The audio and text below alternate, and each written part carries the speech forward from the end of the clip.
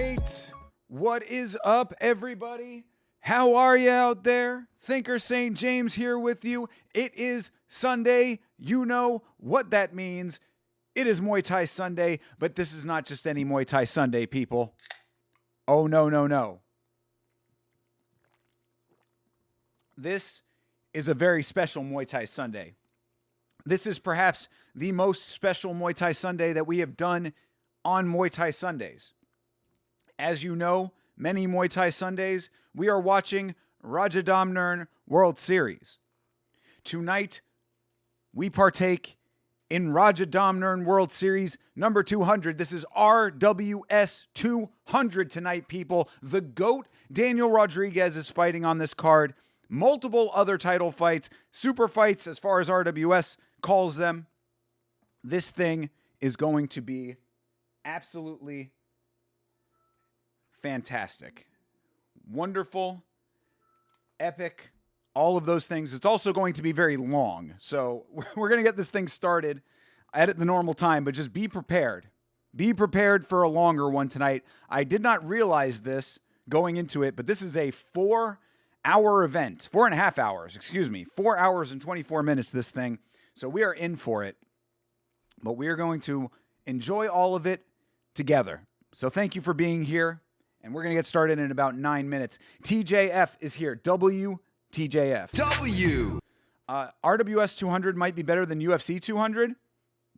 You know, I'd have to go over the UFC 200 card to remember all of the fights on it, but there is potential for that. I don't know how the hell they're stretching this out to 4.5 hours when there's only 7 fights on it, but we'll find out together. There might be a lot of history of RWS on this thing. You know, it might be one of those kinds of events, which I always like. So I'm looking forward to this. I've really been looking forward to this. I'm upset we didn't get to do it live. Of course, this was airing during the UFC card, but it is here. It is for us, available on YouTube. If you want to watch along with me, of course, the link is in the description. Get yourself queued up to 000, and in about 8 minutes, we are going to get this thing started. And then we are letting it roll. We are learning some RWS history and hopefully seeing some really good fights. Daniel Rodriguez, D-Rod. Not the D-Rod from the UFC, but D-Rod nonetheless. In fact, some would say the better D-Rod out of the two.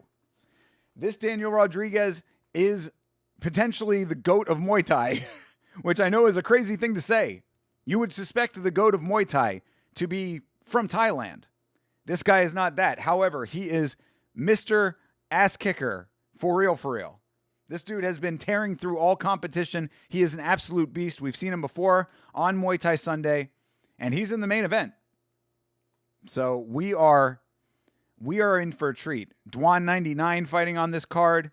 We've got the crossover fight with Rise Up or something. I forgot what the other organization is, but it's Koki Osaki from outside of RWS. There's a crossover event here in that one fight at least. So yeah, who is that? Koki Osaki versus Chai Tone. Of course, Jigsaw is fighting as well. He's fighting Dwan 99. Angel Bauza versus Daniel Rodriguez. We've got a Ghazali on the card. Mickey Ghazali is fighting. This is just a stacked card. 100%. Muay Thai terms, this is about as stacked as it gets. So hyped for RWS 200. Bleeding Edge, good to see you, brother. Chase, I see you as well, bro. I've been napping on and off through Zuffa 8. I'm ready for some real fights. Let's fucking go, bro. Absolutely. No need to burden yourself with trying to sit through a Zuffa boxing event. We've got the greatest martial art of them all, Muay Thai, in its purest form, in the place where Muay Thai originated, Thailand, in the venue, which is the oldest Muay Thai specific venue on the planet, Rajadamnern Stadium. It does not get better than this. This is about as good as it gets when it comes to the pureness of what we do when it comes to combat sports. It's a beautiful thing. I am coming off of a very lovely evening myself. Had a lovely birthday dinner for Big Mike. Gave him some Yama merch. He was very happy with that. Everybody really loves the Yama polo shirt, the Yama collared shirt. And he wears a lot of those, so he was very happy with that. He also got the Yama tumbler glass. Just loving life. Wonderful dinner. And, yeah, just looking forward to this. Got a lot of the rewatching done for today as well, so the podcast is going to be lit tomorrow. And looking forward to these fights. We're going to get started in about 5 minutes. Make sure that you are queued up. Get yourself clicked over to the link. Start it up, or don't start it up. Get it queued up to 000. Do not start it. I will let you know when to start. If you are at the link, you should see the number 425 on RWS's countdown. That will be the indicator that you are in the right spot. 4 minutes, 25 seconds from the start of this thing. That'll count down, and then we will be off to the races. Hope that you guys had a good weekend. Hope you enjoyed the fights yesterday. Let me know what you did after the fights. You had a whole evening if you're in the United States. What did you do with yourself? I thought I was going to go out. I had plans. I said, I'm going to eat lunch, eat a late lunch, make myself a little sandwich, and then I'm going DVD shopping, going over to the thrift store. I made the sandwich. I sat down for a second, fell asleep, did not wake back up. Just slept for about 5 hours, completely slept through the shopping I was going to be doing. So, obviously, it was necessary. Jeremy is here. What is up, brother? Yes, RWS 200 is going to start in about 3 minutes. W to you. W to John Dong in the chat. W. Would you rather have seen Prime Tony versus Khabib or Prime Benny versus Islam? Oh, come on, dude. That's easy, dude. Definitely Tony versus Khabib.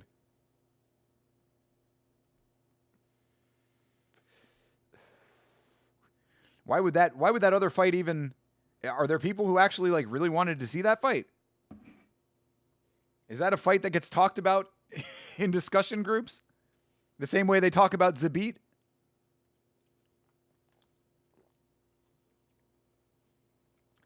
I watched some movies, ate some snacks, enjoyed a nice evening with no one home. Brother, you are getting yourself prepared for married life. Because that is how a married man enjoys time away from the family. Fucking hanging out, doing nothing alone. This is one of those things. Sometimes I think to myself, man, yeah, it'd be nice to have a chick, whatever, It'd be nice to have something a little bit more stable with a woman than what I generally end up with. And then I remember, I love silence. I love my dark, alone time, YouTube videos, video games, whatever I'm doing, movies, walking on the treadmill. I love the peace. And I think that you lose a good part of that when you end up with people around you at all times, most especially a relationship. So cherish those moments, brother. Benny versus Islam was supposed to be a fight, but I think Benny got injured and pulled out. Yeah. I mean, compared to Tony versus Khabib, that fight does not compare. Would have been more interested in that than Khabib versus Tony. Okay, hey, fair enough. Fair enough. I mean, we're talking about Beneil Dariush, right? That's the Benny we're talking about here? I mean, I just don't think that Beneil, yeah, he had some good wins, but I think that it would have been as one-sided as we probably could surmise Khabib versus Tony would have been.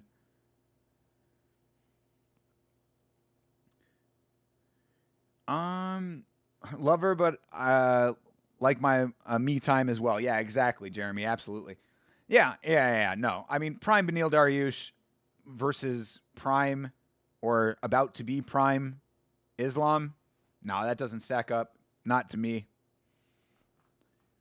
I mean, and also, had it been way before, which, I mean, of course it would have been way before Tony's backslide, that could have been a more competitive fight, potentially. But I think really knowing where both of them ended up, I think it all worked out, sadly. Definitely worked out for Tony, because I think he would have lost that fight, sadly. All right. It is 10 past, and this is a long card, so we will continue the discussion after this thing gets started. If you are watching RWS 200, make sure that you click that link. Make sure you are at 000. You should see the number 425 on your screen right now. That is the RWS countdown that we're going to be counting down until this thing starts. So click the link, get yourself ready, get yourself set, because we are getting this thing underway right here and right now. RWS 200, the big 2-0. 0 starts in 3. It starts in 2. It starts in 1. It starts right now. There you go. Boom. Muay Thai. Let's go. And there's your timer. We are underway. So this thing will get counted down. Headphones will be going on in a minute. I didn't think about this before, but Benny was good. Yeah, I mean, he was good, but not Islam good. Gamrot gave Armin issues in the grappling, and Benny decisively beat Gamrot. Dude, MMA math. How many times do we have to MMA math? Or how many times do you have to see MMA math proved wrong before you realize that it's not valid? I even put that in the most recent Yama episode. I put that little graphic up of it was, I guess, Ilya, Charles, and whoever else. I mean, I forget what the makeup of it all was, but it was Ilya. Oh, Charles and no, not Volk. Charles and Max. Yeah, right? Yeah, Charles and Max. Yeah, exactly. So it was Ilya, Charles, and Max, and then Justin at the bottom, and it was like, they beat him, he beat them, then Justin beat Ilya, wrapping back around. So, point is that obviously Ilya beat two guys who beat Justin, and Justin beat Ilya. So, MMA math does not math. It is a fool's metric. And I'm not saying that I am not a person who does the same thing. I mean, in certain applications, it's like, yeah, I mean, it'll make more sense than others. But in a general sense, MMA math should never be a metric that is used in any real decision making. It should be a secondary metric. How about that? I think that's a better way to put it. MMA math works as a secondary metric when you have much stronger core points. And I mean, I'm talking more in general terms. I'm not trying to dog you terribly right now, John Dog. I'm not trying to dog your wanting to see Beneil Dariush versus Islam Makhachev. This is a general statement. I'm trying not to use MMA math. I'm just saying that Beneil was an extremely good grappler. Yeah, no, you're right about that. You're right. He definitely was well above average. But sadly, in this MMA sport of ours, that only goes so far. It certainly can go very far. But actually, I would say if you really break it down, if you really think about it, I think Beneil Dariush might have gone just about as far as you could potentially go in MMA when you have grappling as your strongest suit, but not much besides that. You know what I mean? Because I wouldn't say that he had zero striking, because he did have very minimal striking. But if the bar, if the video game stats bar is grappling is like this and striking is like this, then you have a ceiling there. And then also your chin is down somewhere in there too. You know what I mean? When it comes to Dariush. So yeah, in a real sense, I think that he took his grappling as far as any person in MMA could possibly take it in the modern era, when that is pretty much the main and generally best thing you do. When the other stats don't add up to it in a significant way or don't factor in a significant way. I mean, and I'm sure you'll tell me, Beneil Dariush has knockouts on the record. Yeah, okay, but who is he? What elite fighter was he knocking out? Benny is definitely a fighter of a bygone era. And that's the sad part too, is that a guy of his skill set probably would have done really, really well in the mid 2000s, late 2000s, early 2010s kind of thing. Had he been, at UFC 5, he would have fucking annihilated. All right, we got 30 seconds left on the RWS countdown clock here. Headphones are on. Oh my God, I'm excited for RWS 200, people. This is exciting shit. Thank you all for hanging out with me for this. As I said, hope you had a good weekend.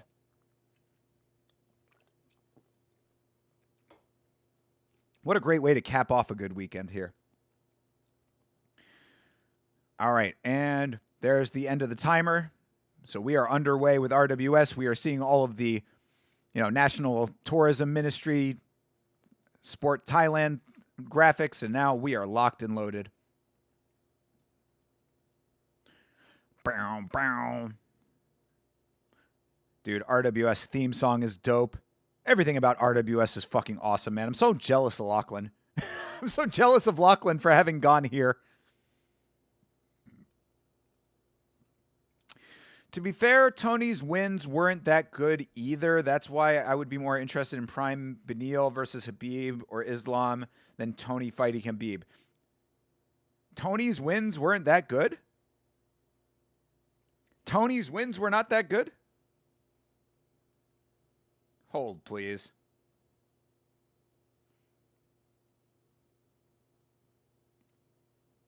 I mean, what are we what metric are we talking about when we're talking about Tony's wins being good or bad? Let's see. So I'm going to go to around. All right, let's see. So I'll go past the Michael Johnson loss. Oh, we've got guest commentator for this. Antoine Pinto is on the comment. We got a 3-person commentary team. They're all wearing suits. It's RWS 200. Abel Trujillo, good win. Gleason Tebow, the only guy to win a round off of Khabib, good win. Edson Barbosa was a fucking beast well into his later years. Not so much as more now, but good win. Rafael Dos Anjos, come on, bro. Kevin Lee, okay. Anthony Pettis, fucking champion of other organizations. Did Pettis ever make gold in the UFC? I'm struggling to remember now. Cowboy Cerrone? Yeah, I mean, all right, negligible, I guess. And then, of course, the losing streak after that. I'd say that those are all quality wins, the ones that I read off, bro.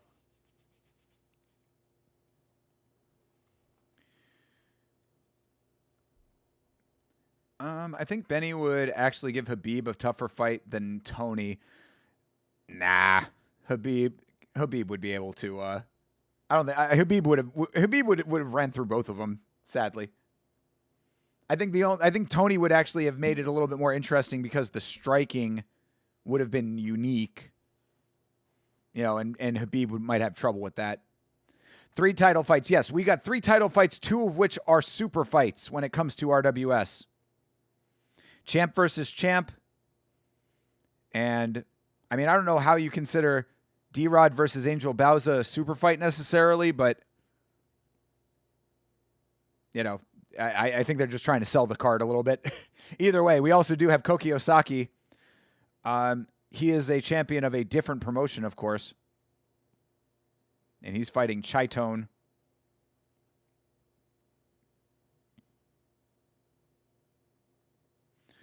Oh, this is a rematch. Jigsaw versus Dwan 99 is a rematch of the fight of the year from last year. Hopefully we get another one of those. D-Rod is so fun to watch. D-Rod is the fucking man, bro. D-Rod is the... I said it before you got here, Jeremy. I mean, D-Rod is making a case for possibly being one of the GOATs of Muay Thai in the modern era. And it is very wild to say that about someone who is not from Thailand. But when you watch this guy fight, you know that that's true. You know that tracks. The only thing that could make this card any better would be Kane Sack and Tim Schlottbach. The fact that we are not getting Tim Schlottbach on 200 does upset me a little bit. But I'm sure that they know what they're doing at RWS. 200! You think they practice saying those things in unison? Bro, how cool would it be to be at this event right now? I bet you tickets were about the same price too. You pay a fucking, 100 extra baht. Starting up the treadmill, going to see how many miles I can get in before the White Claws catch up. Let's go, Bleeding Edge. I appreciate that you do what I do with movies. You just do it with combat sports. That's the exact right thing to do, bro. This is a pro tip for anybody who is trying to get their steps in. Set up something that you enjoy watching and just walk at your own pace. At least to start off. If you want to start getting a little bit more brisk with your pace as you get a little bit more acclimated to walking, then you do so later on. But if you are just starting off and, you've been out of shape, you're like, ah, man, I really need to get back into shape. And you want to like slow roll your way into it. Start that treadmill off at 2.5. Put something on TV that you want to watch and just start with that. Because, 2.5 is like literally, next to nothing. You're just kind of moseying along. All right, out of Quito, Ecuador, Oscar Fonseca. I believe we have seen Oscar Fonseca before. The name sounds familiar. I think we might have seen this dude before. Although I probably would remember that very large chest piece that he has.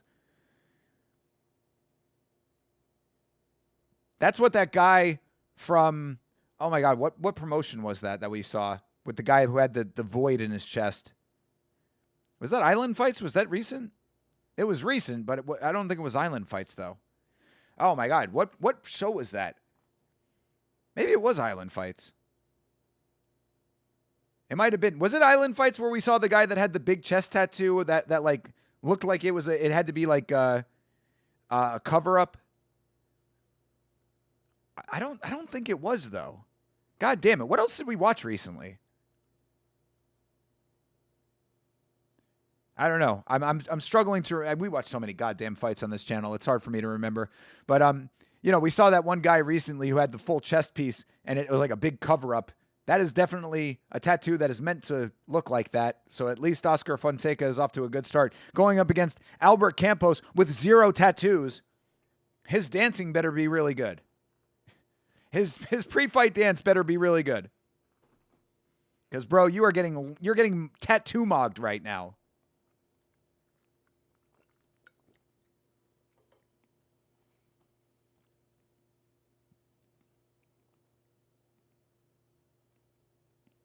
Hard to tell what the tattoo actually is. I think it's a bird.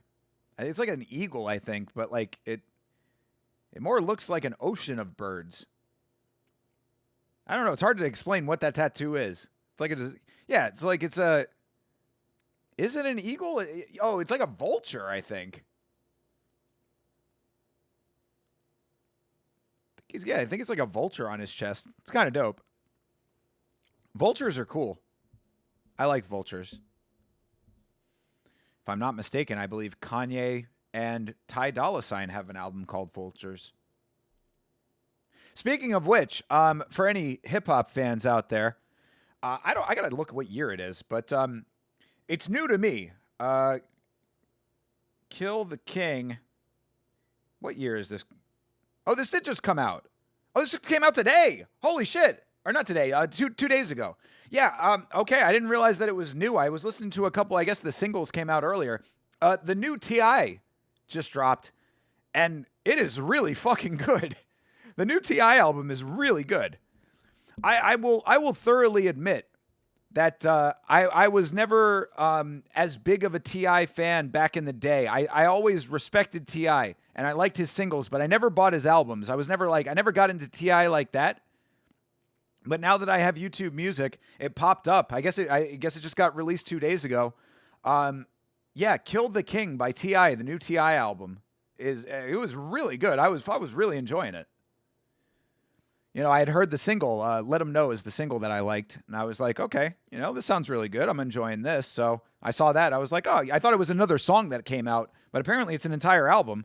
And man, I got to say, I'm going to listen to the rest of it. I only listened to about half of it. His Mong Kong has blinders? True, brother. I always like when they have little ornaments on it, but I always do find them kind of impractical.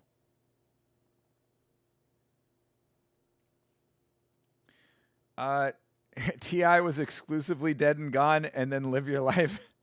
Hey.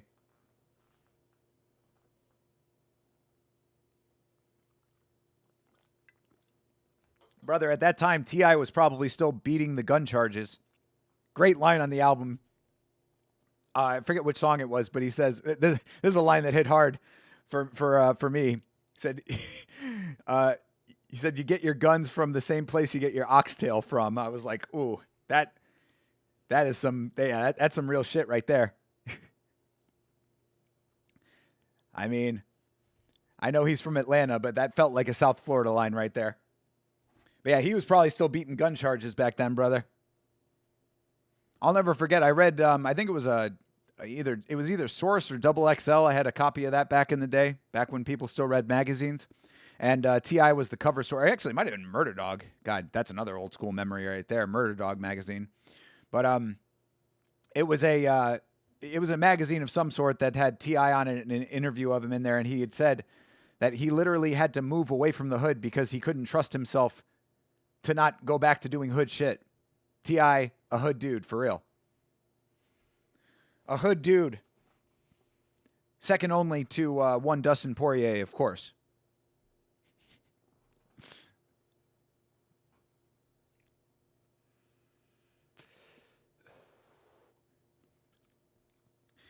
Yeah. The Dustin Poirier memes do not stop, by the way. I've been seeing them all over the discussion groups. Some better than others, but some pretty funny. CTE, what is up, brother? W. What is good, my guy? Timestamp is correct up here, brother. RWS 200 is about to begin. You came just in time for the first fight, bro. You are right on time, bro.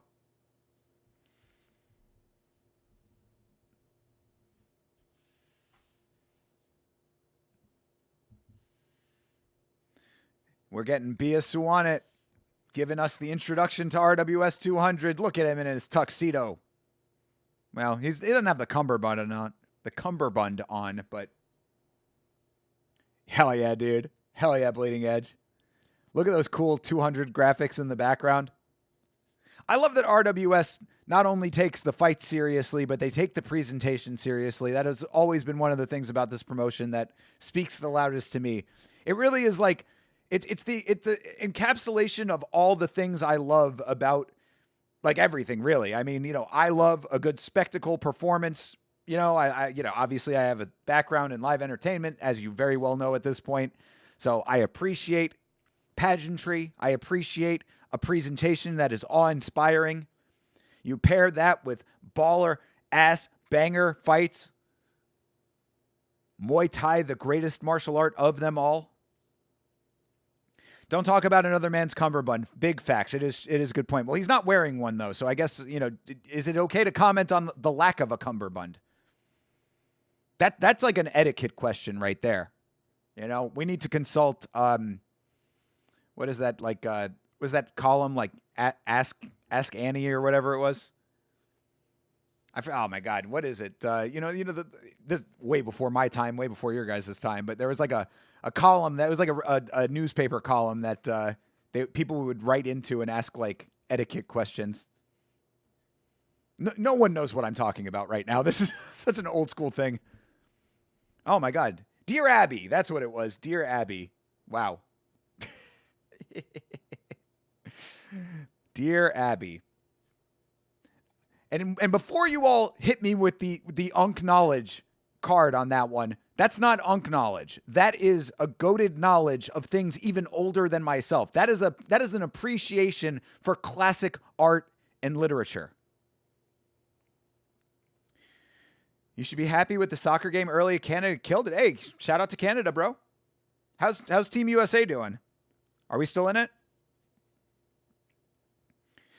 You know nothing about soccer, but you half watched it at work. True. Ask Jeeves, also old school. This is way, way even older than that, but similar. Similar. Bringing the cup home, not if Team USA has anything to say about it. Not if the Stars and Stripes have anything to say about it. Why does this card have so much atmosphere? I mean, bro, it's RWS 200. It has to. It has to have it. USA is still in it. Next game is Wednesday. All right. Awesome. Go Team USA until they get knocked out, and then go Team Canada until they get knocked out, and then go any team that has not won it already. I think that's fair. Meat Rocket. What's up? W. There's your W. Am I showing the fights? L. There's your L. Link is in the description, of course, for you and anyone else who is just joining us. And the first fight has just started. Albert Campos. He is fighting Oscar Fonseca. Teep for Oscar. Nice low kick for Albert Campos. Campos from Spain. Did we say he was from Ecuador, or did we say he was from Venezuela? I think he's Ecuador, right? For Oscar Fonseca. Ooh, uh-oh. Knockdown early. Oh, you're not calling that a knockdown? He literally punched him and he fell down. Why did you not count that? Bro, RWS sometimes, man. Now, let's see this over here. Yeah. I mean, okay. He was kind of a slip. All right, never mind. Never mind. Ooh, uh-oh. Another tag from Albert now. Oh, body shot's hurting. Body shot is hurting Oscar. Oh, come on, Campos. Oh, another nice teep to the body. Oh, we might get an early beanbag. Oh! Oscar! Fight back, Oscar! Albert Campos! Yo, Oscar Fonseca has a crazy chin. Oh, another beautiful body shot from Campos. Bro, how is this dude still on his feet? He is wobbling all over the place. Yo, the fact that Oscar Fonseca is still keeping his wits about him right now is pretty amazing. Oh, another beautiful knee to the body from Campos. Bro. Oh, tomahawk elbow. Dude, Albert Campos is throwing the kitchen sink at this guy. He's going to gas out. Oh, bro. Latin chin on display in this fight. Oh, this is a great way to start this. Oh. Oscar Fonseca trying to come back. How could he possibly? Oh, we are seeing pure grit and determination from Oscar Fonseca. Oh, reverse elbow, but he falls over. Bro, dude, Oscar Fonseca is a fucking soldier right now, bro. Bro is still throwing with heat while wobbled. He literally threw the spinning elbow and fell. Oh, jeez. Big shots from Campos. Bro, that body shot, that hook to the body from Campos is so deadly. Oh, my God. Oh, did you see that switch knee? Holy shit. This could be a main event fight, and it's the first fight of the night. Oh, down goes Fonseca. Referee says, get up, not giving him a standing count? Bro, what are you talking about right now? What is this ref doing? I cannot believe this ref did not give him the standing count off of that. Oh my God, the head kick. This is a crazy performance for Oscar. Wow. Or excuse me, Albert. And Oscar. I mean, Oscar with the chin. Jesus Christ. That might be one of the best rounds we have seen in RWS. Jesus Christ. Yeah, if you guys are not for anybody who is lurking in the background, if you are not watching these fights, link is in the description. Catch up with your boys right now. You must watch RWS 200. Wow. Gonna catch my breath off of that first round. I don't even think Scotland made it past the group stage. I need a new backup team. Oh, yeah, no. I heard about the Scotland versus Brazil soccer match because a friend of mine was trying to bang a Scottish chick, and they went to watch it. Apparently, Scotland has never scored a goal on Brazil ever, period, end of story, ever. Nor did they do it in this World Cup. Viva España is right. The fact that this man, Oscar Fonseca, is still alive right now, what tremendous grit. Iron jaw for real. Ecuador got a soft bread basket. Soft bread basket, but a fucking a chin of iron and a heart 3 times bigger than the average man. Bro, is the Grinch after he gives back Christmas in there. Yeah, that flying dude, the switch knee was insanely good. Like I said, he's throwing the kitchen sink at him. Yeah, still round 1, bro. I know. Halfway through round 1, my jaw was already on the floor. RWS does not appoint, dude. Disappoint, bro. I mean, I'm so glad. I'm so glad we do Muay Thai Sundays. I was talking to a business associate of mine today, and I was telling him, I'm like, bro, I hope that you understand that I am going to grow this channel so that all I can do is, or that all I have to do is watch fights, because I never want to have to ever miss fights of this quality. Even bad fights, I want to watch. Oh my God. All right, round 2 has started, and of course, Albert Campos is right back to business here. This is why I love Muay Thai Sundays, dude. It's the best. And it's RWS 200. This is the first fight of the night. All right, front kick from Fonseca. Oh, punch to the spine there. Yeah, I don't know. That looked a little questionable from Campos, but inadvertent, I'm sure.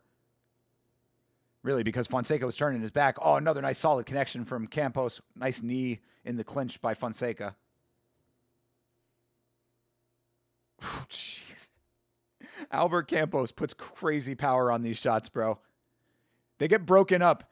Referee did that little gesture to the ear. I don't know really what he was even referencing there, but you just see Campos just throwing shots through Fonseca's face. Beautiful step in elbow. Holy shit. Dude, Fonseca is he cut off of it? No, I think that's his hair. Yeah, I think it was just his hair I was seeing. But that step in elbow would definitely cut somebody. Johnny the God, what's up, brother? If you are not watching RWS, start watching RWS immediately.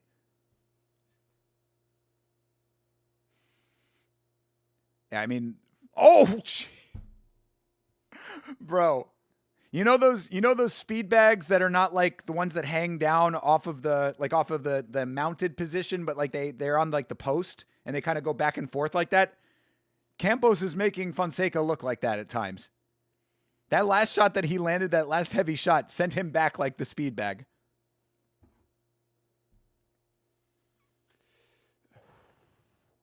Oh, Fonseca spills Campos back, but that is not going to do it, my guy. You got to turn up. Dude, Fonseca needs to start throwing some shots here. Live scoring, my beloved RWS. Oh, how I've missed you. Let's go. Oof. Yeah, I mean, Fonseca is going to get a moral victory by making it to the final bell here. I mean, we still have round 3, but you know what I'm saying. If he makes it to the end of this fight, it's going to definitely be a victory in and of itself. Because Albert Campos is walking away with this fight at this point. Great cardio on Campos too. Still putting great power on his shots.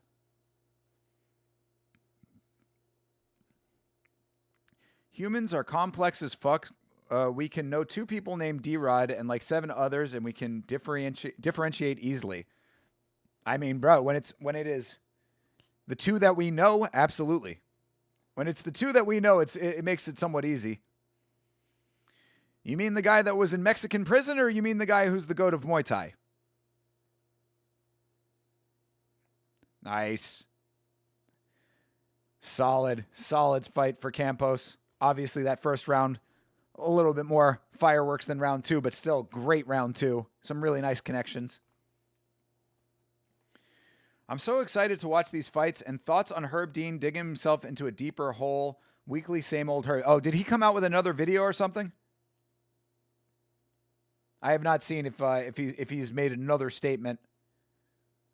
Or unless you just mean him not calling the hair grabs in the Shara Bullet fight.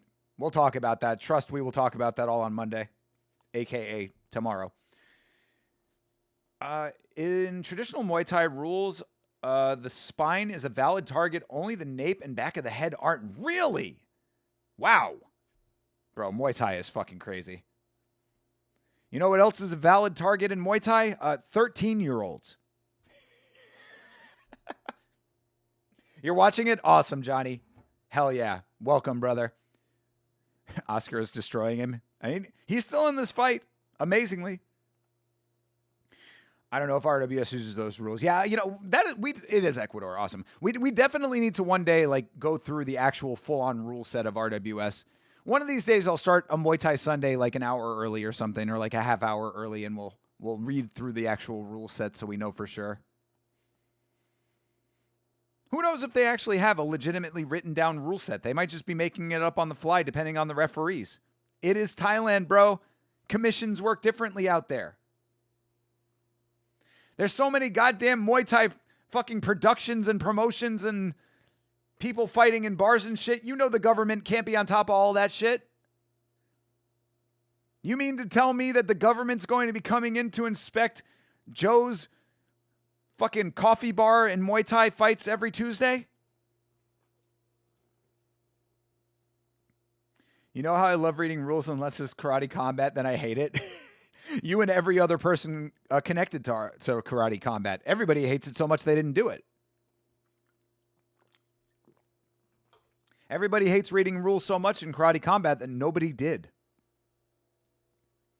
Karate combat's rule set is like the terms and conditions when you download iTunes. People just scroll through it really quickly. There could legitimately be a line in the karate combat rule set that just says, ha ha, I can't believe you're actually reading this shit, and no one would know. Oof. I mean, even the little shots from Campos are like nicely placed, well timed.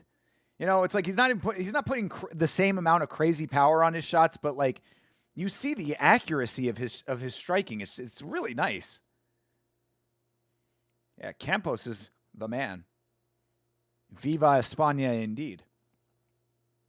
You love karate coin? To the moon, brother. To the moon. Any day now. Any day now, your karate coin investment is going to pay off in tens of millions of spades. Oof. Not going to lie, I kind of regret watching UFC yesterday because the fights wasn't that exciting except some main cards and the Turkish Mr. Beast brutal finish. I wouldn't agree with that. I thought the fights were really good yesterday. There were like two of them there was one that was very weird. Obviously, the first fight was a very bizarre one. First fight of the night was dumb and bizarre. Then there was the featured prelim fight that really sucked. And then the Shara Bullet fight was just okay, but everything else besides that I think was all finishes. Bro, we got to finish out a Khan Offley. Do you know what it takes to make that happen? They had to send Khan Offley all the way to fucking Azerbaijan for a finish.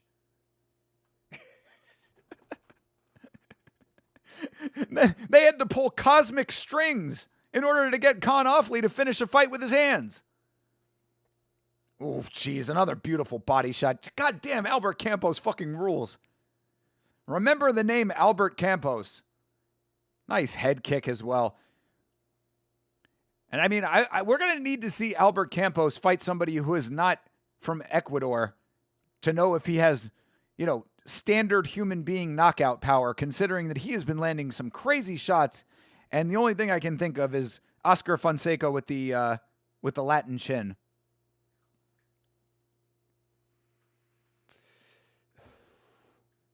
Oh, brother. Did you just see that fucking kick? He just slapped him in the face with a fucking roundhouse kick. How the fuck? Oh, finally a drop. Finally a legitimate drop. Didn't even count it. All right. That was crazy, dude. How did he eat that? Bro, I am amazed. This dude, Oscar Fonseca, this fight should be remembered for two reasons. One is the amazing striking of Albert Campos, and the other is the ridiculous chin and grit and determination of Oscar Fonseca. That was ridiculous. That was fucking ridiculous. I need to see the replay of that. That was like when a foot comes out of like the side of the screen. You know what I mean? Like a video game when like a foot comes out of nowhere. Some of those shots, it's like, how the fuck? Yeah, here we go. Should be right now, right? Oh, no, okay, not yet. I mean, there's so many highlights. Here it is. Wha-bam! Oh, come on, dude. Bad version of the highlight. Come on, dude. Stop with this slow up and speed down thing. Oh, the fact that this dude ate all of that fucking onslaught, amazing. Absolutely amazing. I'm just being biased because my boy Torres brought my mood down from getting slimed out. All right, well, then, Johnny, at least you're honest about it, brother. At least you are honest about it. you know? And you can always say this. And this is still my boy! That's what you say to Mr. Torres.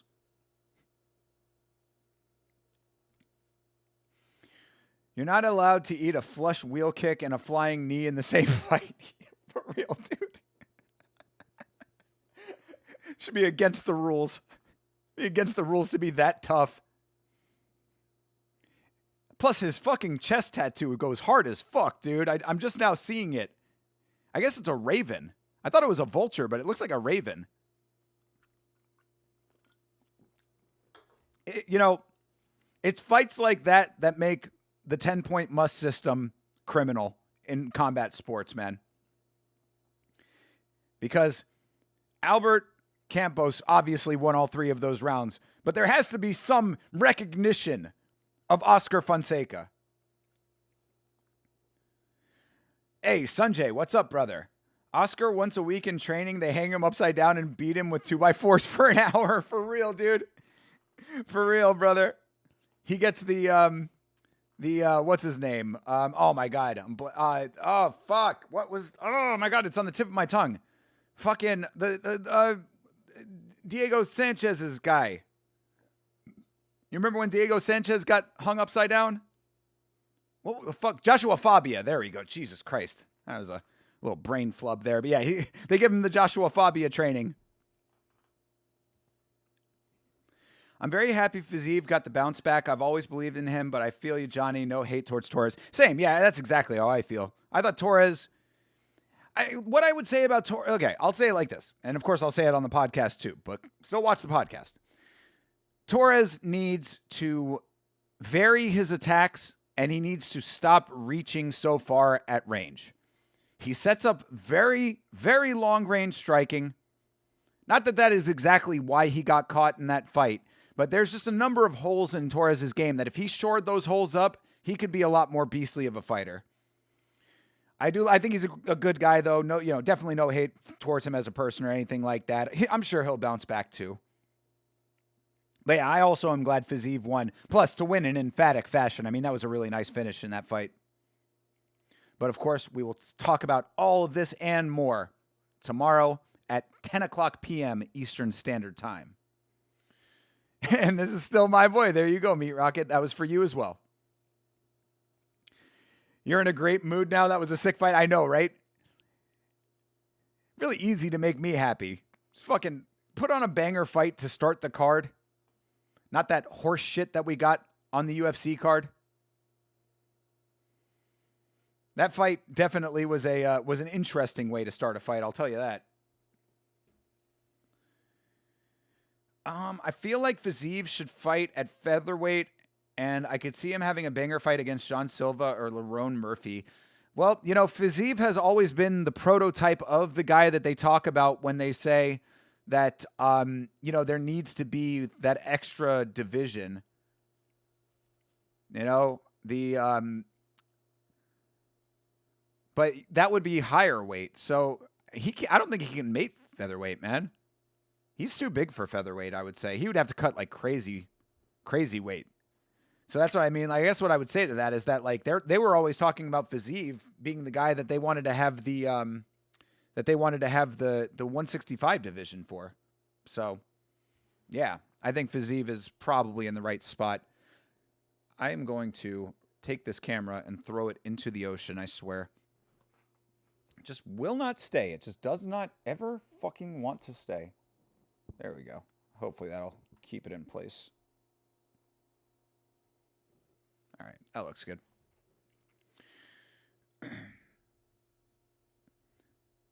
I believe he was told by the PI he couldn't healthily cut to 145. Yeah, I mean, come on, man. He carries way too much muscle mass on his body to be able to cut down that much. Like, where would he cut the weight from, Hey, Quill and Sal killed Stan number 3. What's good, brother? They just killed Torres right here in Baku. It did happen. It did happen. That is a real thing that happened. That was almost as good as Carly Giudice opening the Holloway versus Poirier card. Fuck yeah, bro. When's she fighting again? She booked? Do we know when we're getting another Crispy Carly performance? Maybe they should open 165 division and move welterweight at 175. Well, that would have been the plan. That would have been the plan, is to open up a 165 and then move 170 to 175. But I don't think it's going to happen. Also, I really don't think it's necessary. Just be cool with what you're, you know what I mean? Like it's part of the sport. It might not, I mean, like, cause like, look, man, people have to make concessions all the time. You know what I mean? I'm sure that plenty of fighters would have been happy if there was that division. There is not that division. So just make the weight that you can make, or be comfortable at a weight that's more comfortable for you. It's how the shit goes. Also, I mean, like, do you really want to have to keep track of yet another fucking division? I don't know. If they expanded the roster and added a bunch of new fighters to fill the division out, then maybe.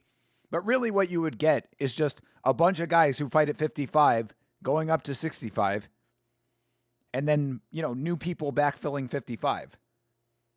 It basically feels like a cheat. In a obviously not that, but you know what I'm trying to say. It's like, it feels like an easy out, I guess is a better way to say it. Award Kazimba is fighting today, people. Our Angolan king. Oh, excuse me, Uganda. My bad. She isn't booked to my knowledge. Oh, Carly. Yeah, true. Yeah, we're still waiting for fight news. This one does not go the distance you think. Award Kazimba going up against Gonzalo Albinagorta.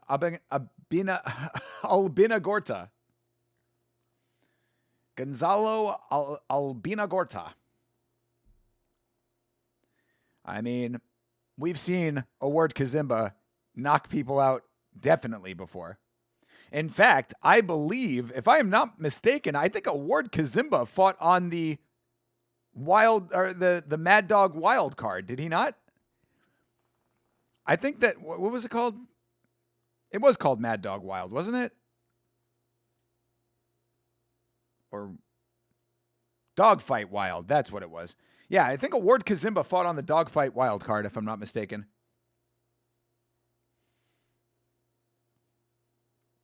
I might be confusing him with somebody else, but he is a beast. We have seen his highlights, definitely. He's one of the people they play his highlights during the highlights package.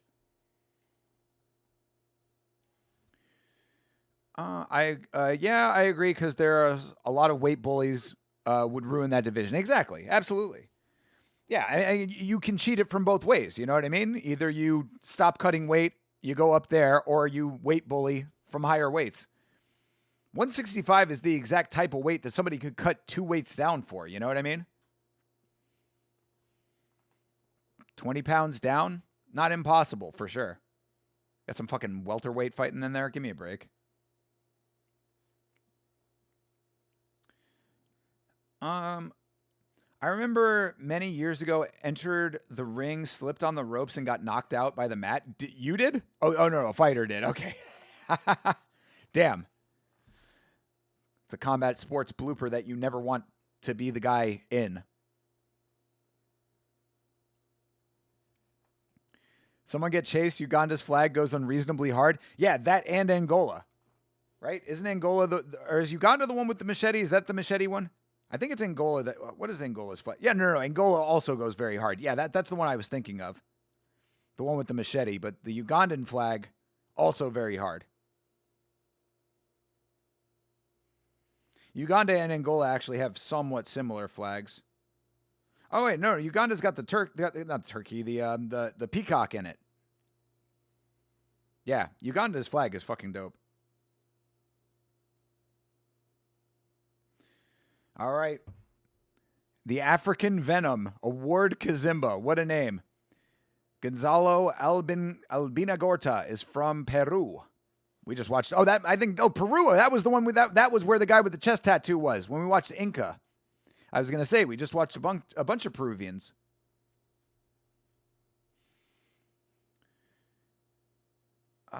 Is this a hydrogen bomb versus coughing baby matchup based on the looks? I don't know. I don't know the answer because I'm not familiar with Kazimba's opponent. I don't think that we have seen Albina Gorta fight before because I would remember the name, but it very well could be because I know that Award Kazimba is an absolute savage in there, bro. This dude is a legitimate beast. No, he's not Iranian. Oh, man. So sad for Iran all the time. They need to stop hurting my Iranian brothers.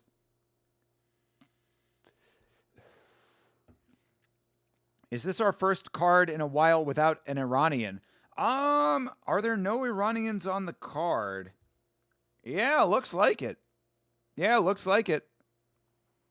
no sacrificial lambs on the RWS 200 card. Did you see BKFC open a new division called Iron Weight, and do you think it's a good idea? Well, I did not see that. What weight is it? Iron Weight? Is that their version of super heavyweight? I got to make sure I don't smoke myself to sleep tonight. I need to watch these fights. Fuck yeah, brother. No, I'll be perfectly honest with you. I was a little tired tonight. I woke up unnecessarily early today for some reason. Cat woke me up as usual. And I was a little bit tired, but I was like, no fucking way am I too tired for RWS.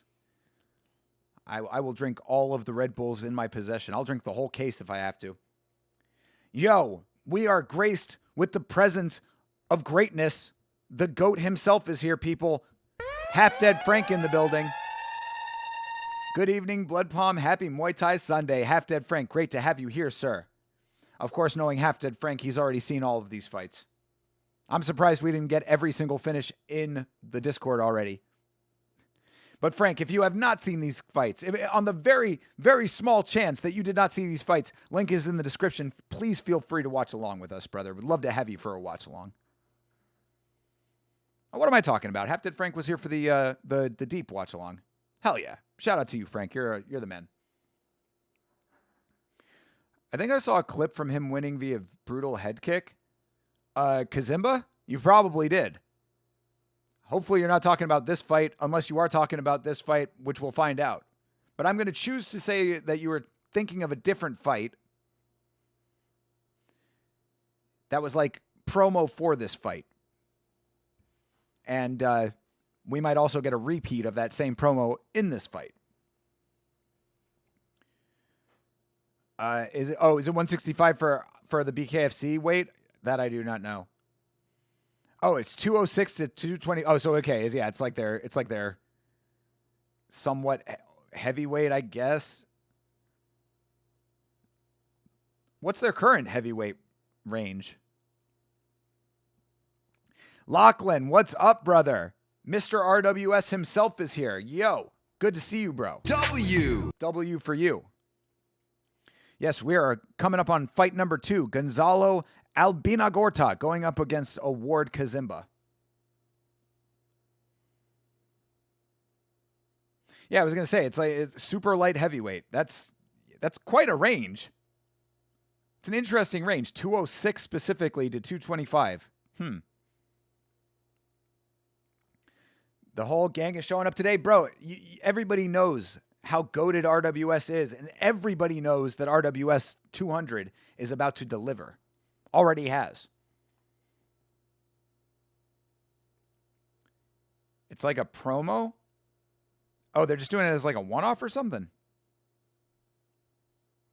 You would never spoil you would never spoil the Muay Thai Sunday results. You are the man, brother. Thank you very much for that. Timu Adesanya gonna fuck him up? Probably. Probably.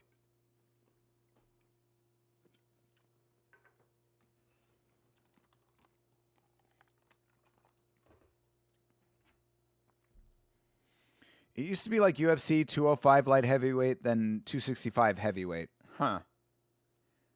So they just decided to turn the rules on their ear. I don't know. Either way, fight is underway.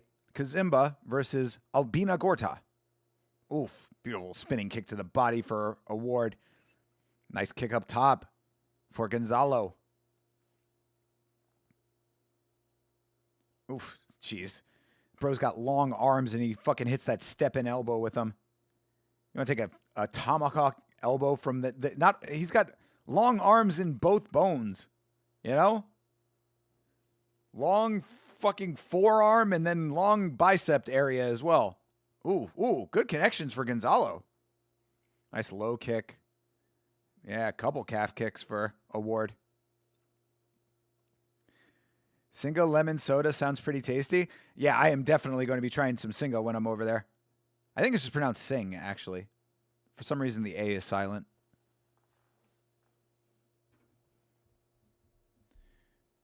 Award Kazimba.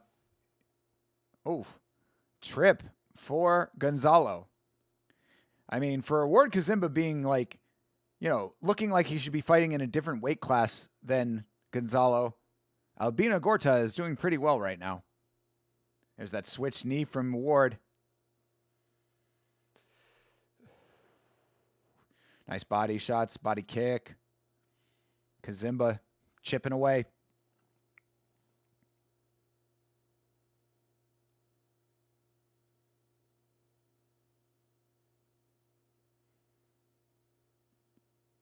I mean, look at Gonzalo backing him into the corner over here. Oof, geez, snapping shot to the body, but nice combination from Gonzalo. Oh, another kick to the body for Award Kazimba. Bro, trading shots in different parts of the body. Whenever I talk about them breakdancing in front of each other, this is what it would look like if they actually engaged. Oop, little push knockdown for Kazimba, who goes down. But, bro, are you kidding me? They called that a knockdown, and then the other fight, they didn't call any of them knockdowns? Where is the consistency? Man, refs all around the world suck.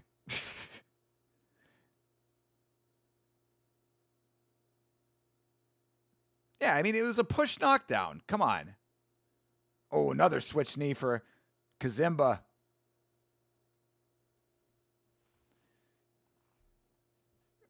Oh. Kazimba's getting touched over here, man. Gonzalo is putting that work on our dude Kazimba. Ooh, big elbow for Gonzalo. Putting the Albina in your Gorta. Heavyweight division made me confused back when I found out about weight limits, because I remember Justin Tafa, the first person to miss heavyweight at the UFC, which made me scratch my head. Yeah, if you're missing weight at heavyweight, there are bigger problems at play. If the A is silent, then I've been saying it wrong at every bar in Thailand. I don't know. That's how I heard it pronounced on a broadcast at some point, but I'm sure that they get it. I don't think that makes you sound like I don't think it probably doesn't make you sound too casual. I'm sure if they look, just by looking at you, they probably can tell that you are not from the area. So I'm sure that they hear that often. They know what you're talking about.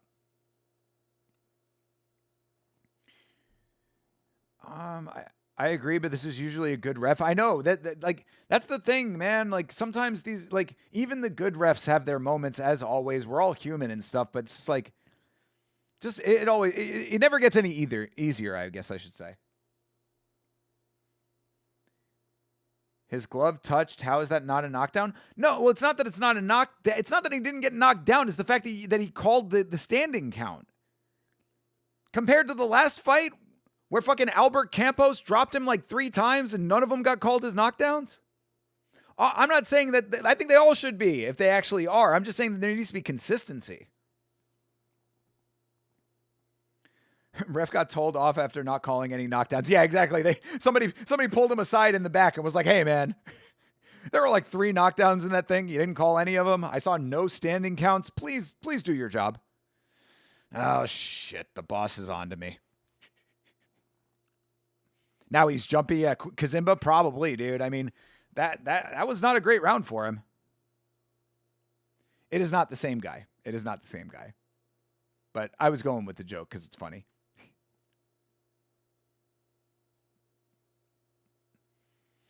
That was a crazy bias, to be honest. You think it was bias? I mean, neither of these guys are from Thailand. Nice body kick to start it off for Kazimba. Oof. Yeah, and a 10-8 round. Jeez. They 10-8'd that round based on the knockdown. Crazy. Yeah, Kazimba needs to fight like a man possessed over here.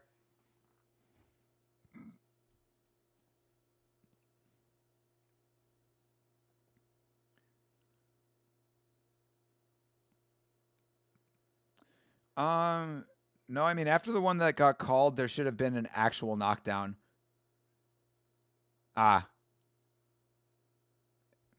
Oof. Another nice connection for Gonzalo. Nice low kicks from Gonzalo as well. Ooh, there's a shot that steps Gonzalo back. Cool, Rare. I can understand. Cool, Rare can understand the corner work, and they're showing it. Huh.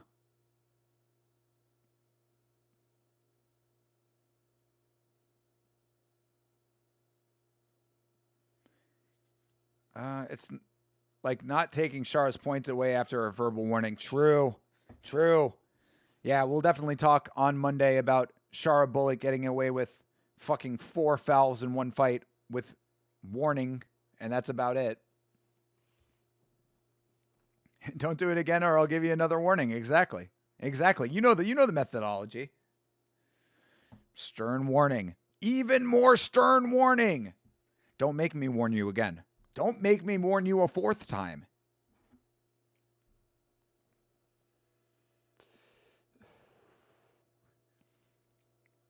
Oof. Spinning body kick. Kazimba goes for the second one, wraps that around. Jeez, look at Albina Gorta just tossing Kazimba to the ground like he's a tiny child. I mean, it felt like it was going to be a foregone conclusion that Kazimba was going to win this thing based on the size, but man, Gonzalo is crushing this fight. Oof. Jeez. Oh, they are trading now. 33 seconds left. Last 30 seconds now. Johnny the God with the 10 jewels. Thank you, brother. Thank you for that thumbs up. I'm so glad that we can now see them in the chat. That is very cool. For some reason, we can see the images in the chat, but we can still not see the emotes. I don't get it. I do not get it, but Restream assures me that they are aware of the problem. They've been fixing it for about 25 years. Ooh, very nice double connection there. Johnny the God again with the 10 jewels. Thank you for the gold coin, brother. Very kind of you. Thank you, sir. But yeah, I mean, I don't know, man. I think that it might be 1-1. I don't know. Hard to say. I don't know if Kazimba landed enough. He landed the more impactful shots, I thought, but I don't know if his volume was there. I do have to say, Ward is not using his long-range weapons effectively. I agree. I certainly agree. Especially for the fact that he went for the spinning kick. It's like, bro, you went for the spinning kick. You landed one. You went for the same kick again. Just vary that and keep yourself at range if this dude is coming in, closing distance and landing these crazy shots on you. Look at that front kick. Double front kick. Almost went for the triple front kick. It's like, bro, why are you not doing more of that? Gonzalo with a nasty bait to counter. Hell yeah, dude. Gonzalo has been... He's been enacting a very technically proficient fight paired with some decent power. He'll empty all your 28 jewels. All right, I appreciate it, brother. Thank you for the consideration using them on your boy. And I appreciate that I get to see them in the chat now. It's kind of neat. All right, so interesting scorecards here now. 17-20 on one judge's scorecard, 18-19 on the other two. So Kazimba needs to get himself a finish in the third here.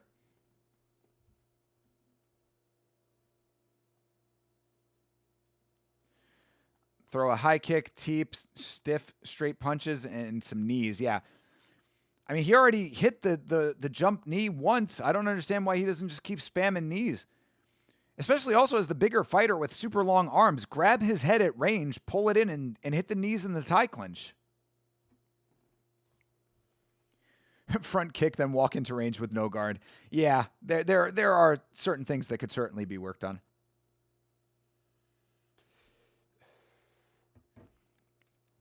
Did you see that apparently Nascimento's opponent bit his ear? I have been seeing all of the discussion around the potential ear bite. I have looked at the footage. Chase posted just recently footage where you can hear Nascimento cry out. All I'm going to say is to play devil's advocate. It's hard to see anything from the angle that we're at. Oh! Kazimba needed the knockout. He is very close to it now. Oh! Gonzalo trying to stay in this fight. That head kick was ridiculous. Oh! Big jump knee to start another big kick up top. Kazimba trying to finish. Oh, Kazimba trying to rock over here. Thank you very much for the bits. Oh, Kazimba. Kazimba trying to finish. Does he have it in him? He is using a lot of effort here against a very tough Albina Gorta. Bro.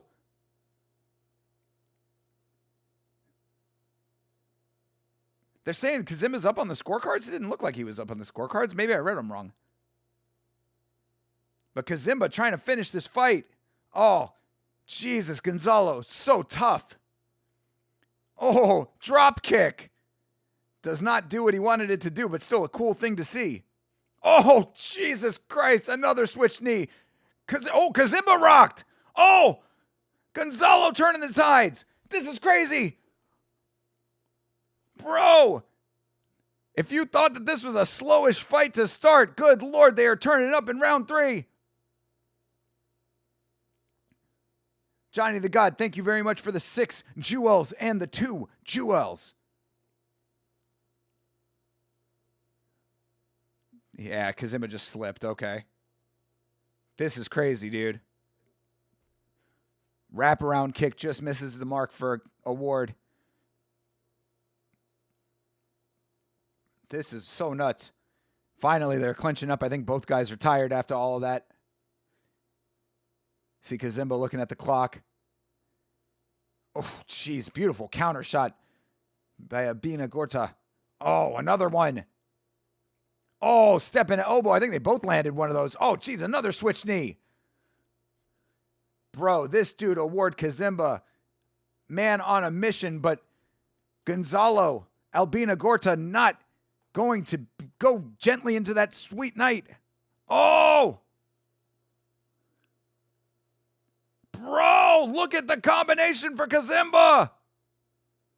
Oh, uppercut just misses. Oh, crazy high kick just misses. Nice kick to the body lands for Kazimba. Another switch knee. This dude is a switch knee machine. Say that 3 times fast. Oh. Kazimba is throwing so much with his legs that he can barely stand on them at this point. Oh. Gonzalo goes down, and that is going to do it for this fight. Talk about a 3rd round. Holy shit. Jesus Christ. Never take your eyes off of RWS at any moment. It can turn into a goddamn firefight. They're all empty now. Well, thank you very much for the chili and the star. The silver star, brother. I appreciate it. Yeah, what a crazy fight indeed, dude. Fight number 2 delivers as well. So far, RWS is 2 for 2, but amazingly, and I mean very amazingly right now, still no beanbags. Still no beanbags yet. What fight will be the first beanbag of the night, people? You know we're getting a knockout tonight. There's no way. There is no way that all of these fights go the distance. How do you score it? Oh, yeah, good fucking luck, dude. Fucking flip a coin on that last round at least.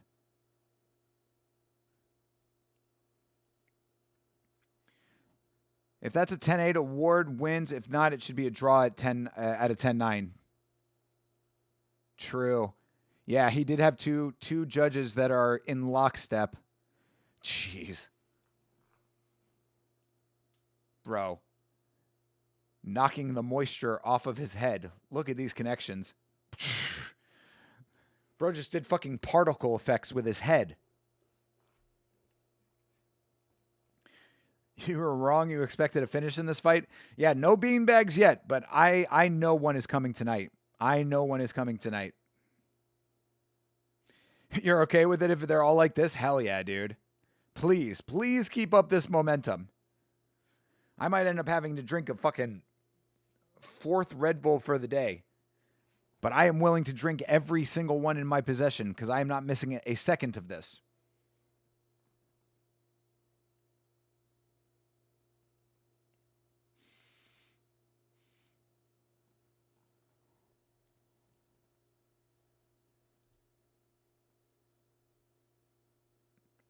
(28-27), judge number 1.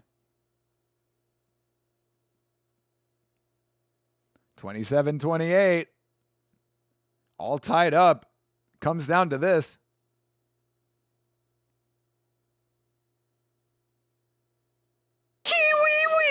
Hey, CTE with the $6.99 Canadian Super Chat. Thank you so much. Have the Red Bull King. Appreciate you, bro.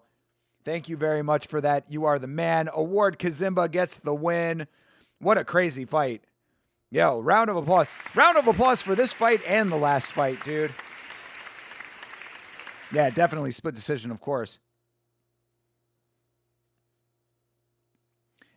Elbow counter to the body shot. That was, oh, dude. So many amazing techniques in that fight. And to be throwing with that much power and still have the accuracy. I mean, they whiffed a couple here and there, but to have the accuracy at range striking and that long distance running and everything, just tremendous. Yeah, for real. Round of applause is absolutely correct.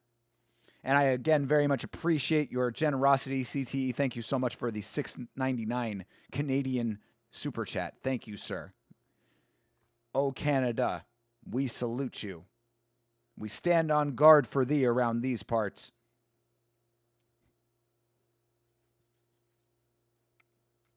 But the Red Bulls are still chilling. They're still getting properly cooled. You know how I feel about my ice-cold Red Bull. Jeepers Creepers, Wild Spaghetti Monster arm technique for the win. I mean, he does have super long limbs. It does track. Wacky inflatable tube man, Kazimba.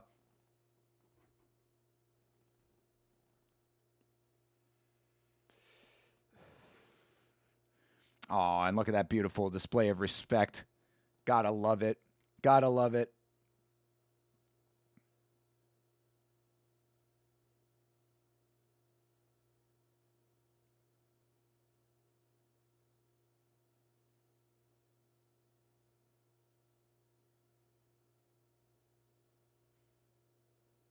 Oh.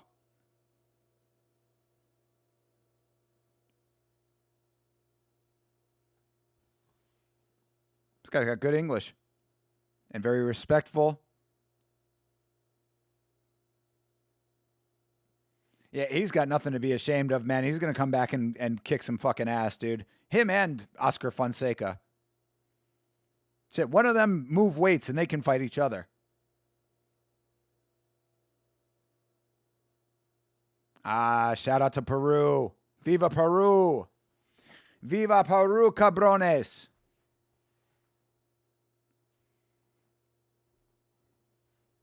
You know, add that to the list of why you love RWS, man. Just, you know, on top of amazing fights, an amazing atmosphere, and actual respectful combat sports. None of the bullshit.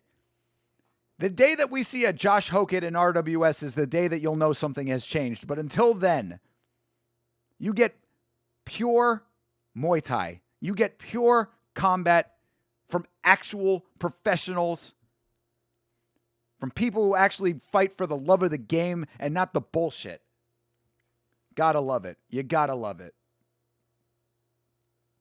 Oh, Bia Swanit's here. That was absolute. Oh, we getting bonuses?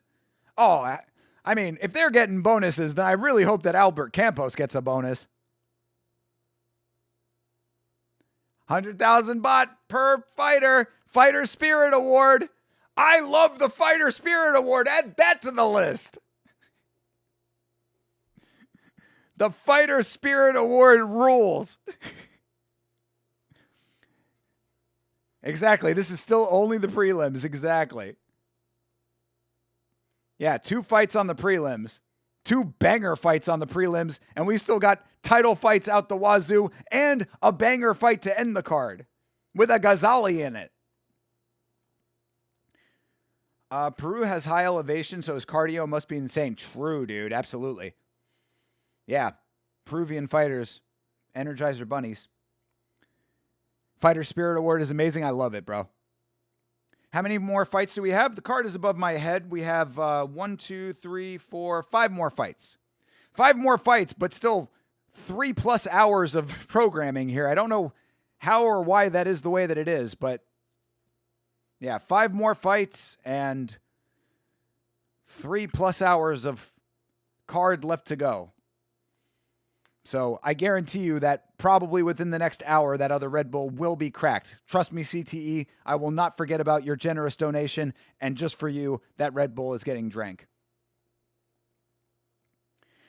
The lads would have spent that 100K within minutes in Soi 5 Nana Plaza, 3rd floor.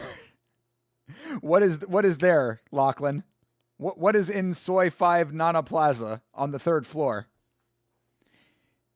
And what kind of reputation would it give you if you go there? Classic Russian name, Dmitry. Yes, true. Yeah, what's his last name? Dmitry Menshikov. Yeah, that doesn't get much more Russian than that, does it? I wonder if he chews the cocaine leaves. True. That is something they do out in there. I do know that to be true. I remember, I think it was a Vice documentary I was watching where I don't think it was Peru. I think it was Colombia, but it was a documentary about, I think it was a documentary about crocodile. I don't know if you know about that crocodile. It's some crazy ass designer drug or something, but it was a documentary about some like alternative drug that apparently is very bad for you.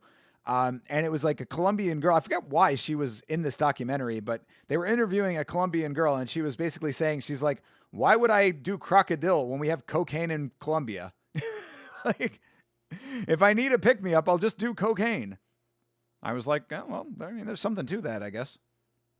Don't do cocaine.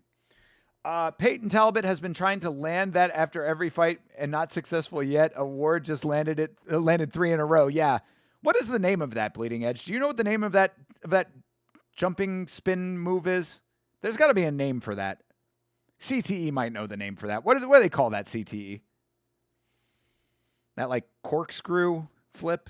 Maybe that's what it's called, like a corkscrew flip? Is there a correlation between Aussies and being casino hounds? The correlation is the fact that fucking gambling has been legal there for a very long time. And, I think that's probably just ingrained in the culture at this point. That would be my guess anyway. But yeah, I guess Lachlan could.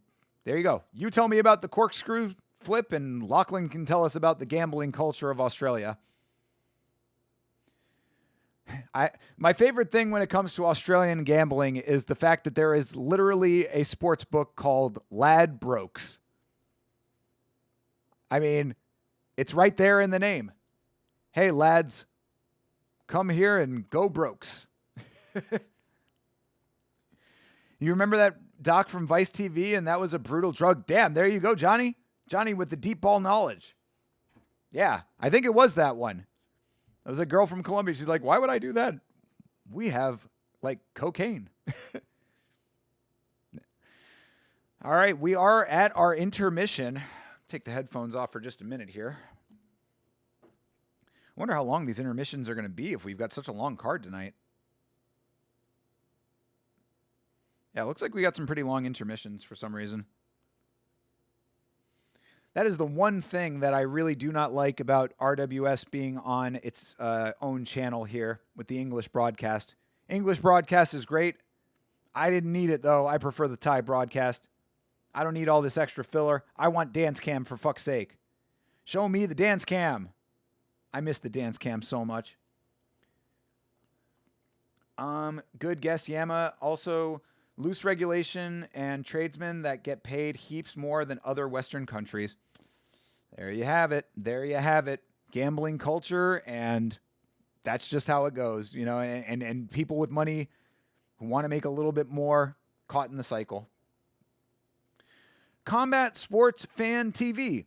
First of all, welcome. Thank you for being here. How do you watch RWS, brother? The link is in the description of this live stream with my face on it. Go down to the description. The link is there for you. This timestamp right here over my head here to the side is correct. So click that link, sync it up to this time that's on the screen right now, and you will be watching where we are watching. And if you are so inclined, we do Muay Thai watch-alongs pretty much every Sunday. Or as many Sundays as I can make happen without other life stuff getting in the way. I have no clue. We weren't taught that one in dance. I guess I'd call it a flipping butterfly jump or a corkscrew butterfly jump. I don't know what a butterfly jump is. I guess I'd have to see that to know what it is. Disco vibes. Oh, my hair. Yeah. No, we are. This is what I call either the baby fro stage, or if I flatten the sides out, this is the Beavis and Butthead stage. Yeah, if I flatten out the sides, I bear a striking resemblance to Butthead from Beavis and Butthead. There you go. That's my Butthead impression. All you got to do is bring the lips up right here. Okay. But yeah, you flatten the sides out, it's the Butthead. If you fluff out the sides, it's the baby fro. This is about the point of hair growth where I would start using some product. I just didn't use any today. You're already sub to it? All right, well, there you go, brother. This is a rewatch. I guess I should have made that clear. Yeah, this is a rewatch. This event aired during the UFC card, so we did not watch it live. I love 1FC Thai with those small gloves. Yeah, I know. I prefer small gloves for Muay Thai myself, but RWS, if that is the most criticism that you can have of RWS, then, I mean, it's so inconsequential. It's like, who even gives the slightest fuck? Because we still get knockouts here. Isn't Australia standing upside down? What?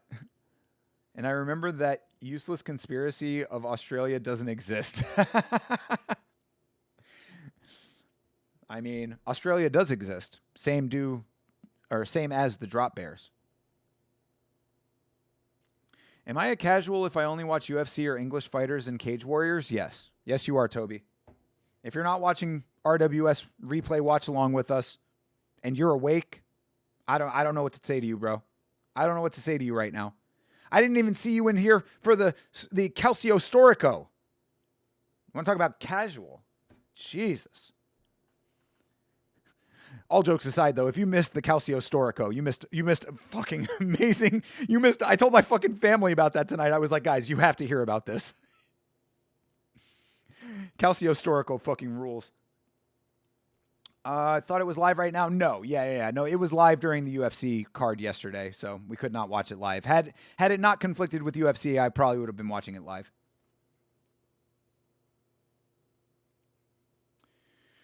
The bagpipe sound kills me too. Yeah, I mean it's like the traditional Thai instruments to keep the tempo and keep the tension. Will Curry was good then. Will Curry was good then. The second I hype him, he died. Rip. When was the Cage Warriors card? It was today?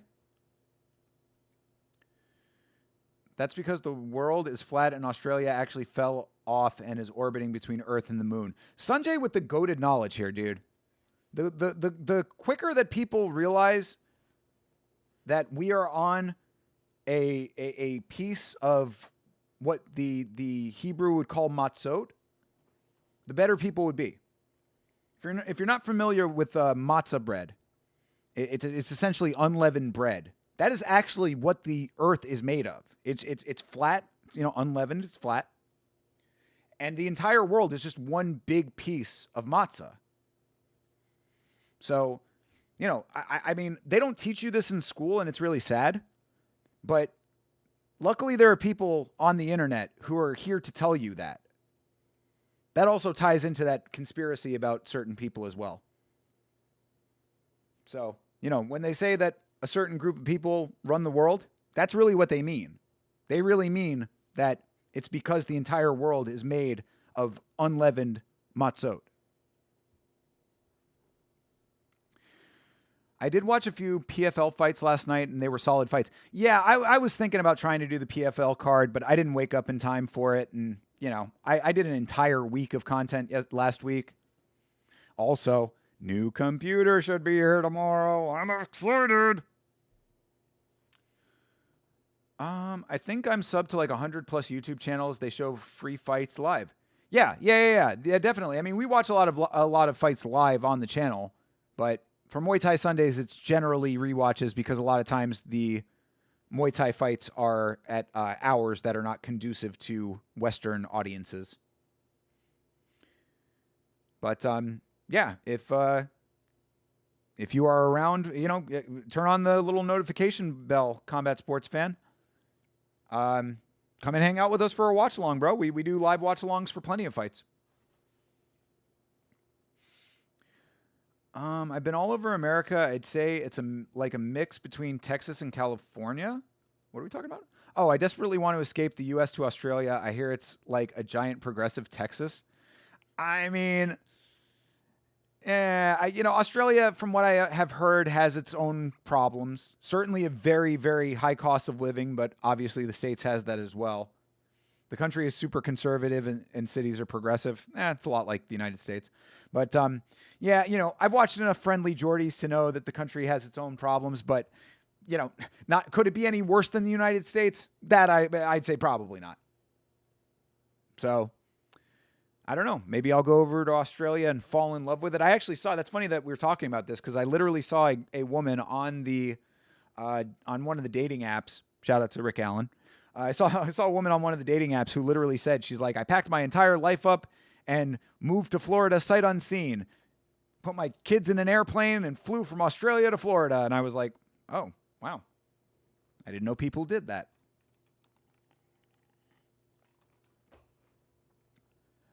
In fact, this YouTube channel is dedicated to that. Have you seen Kun Kummer? No, I've not seen that channel. I don't watch other people's watch-along channels. I have my own watch-along channel. This channel is dedicated to that in part. You just want to escape California? It's certainly possible, Sanjay.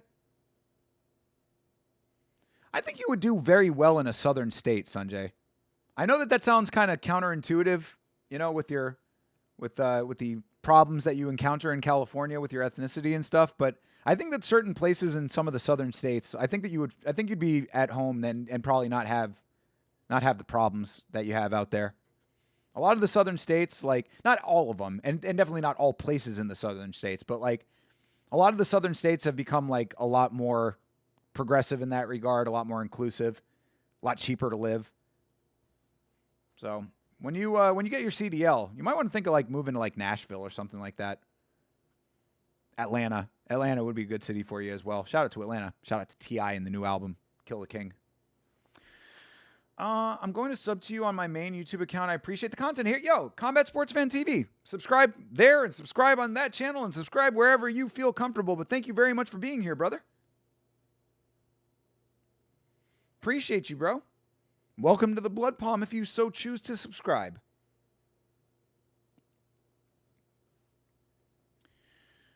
The last woman to give me a sec was, was Aussie.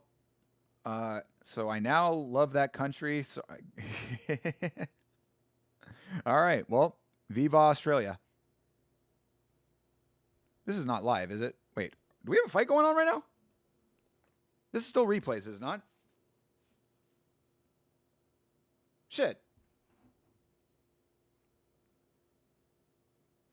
Yo, shit, my bad, people. I completely missed the start of the... Oh. Is this not still replays? Damn it, my bad, dude. No, this is still replay, right? Yeah, this is still replay.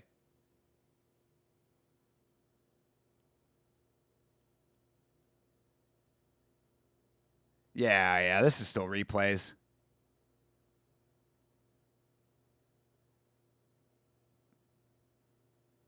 Yeah, okay. Yeah, I was looking at the ring and stuff. Yeah, this is still replays. Okay. Sorry, I thought that we had came back. Yeah, that's Joe Comerford. No, not Joe Comerford, but yeah. Yeah, all right, good. I just wanted to make sure. I was like, wait a second, I'm seeing a full fight right now. You seem to be confused. There's Comer channels that show free fights here on YouTube. It's basically Cambodia Muay Thai. Well, I apologize there, Combat Sports fan. Bro, join the Discord. Join the Discord and link us to that. And if it is Muay Thai, we might do that next week on Muay Thai Sunday.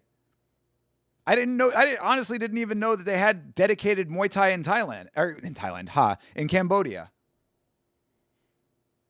But yeah, Combat Sports fan, please join the Discord, and post the link.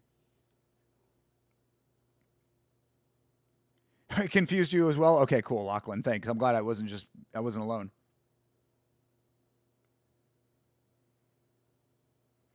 Can't believe you guys didn't recognize Michelle Watterson in 420p. I mean, to be fair, A, it was 420p, and B, she definitely looked a lot different. Plus, you couldn't really see her body and stuff. Plus, her hair was pulled back. She looked a lot different. But yeah, I was like, like Chase said, that would not have been my guess.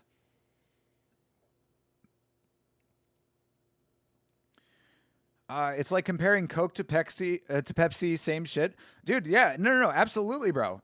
Like I said, if there are free to watch fights and it is Muay Thai related, then we might have something to watch next week. We usually watch RWS, but like every once in a while I like to switch it up.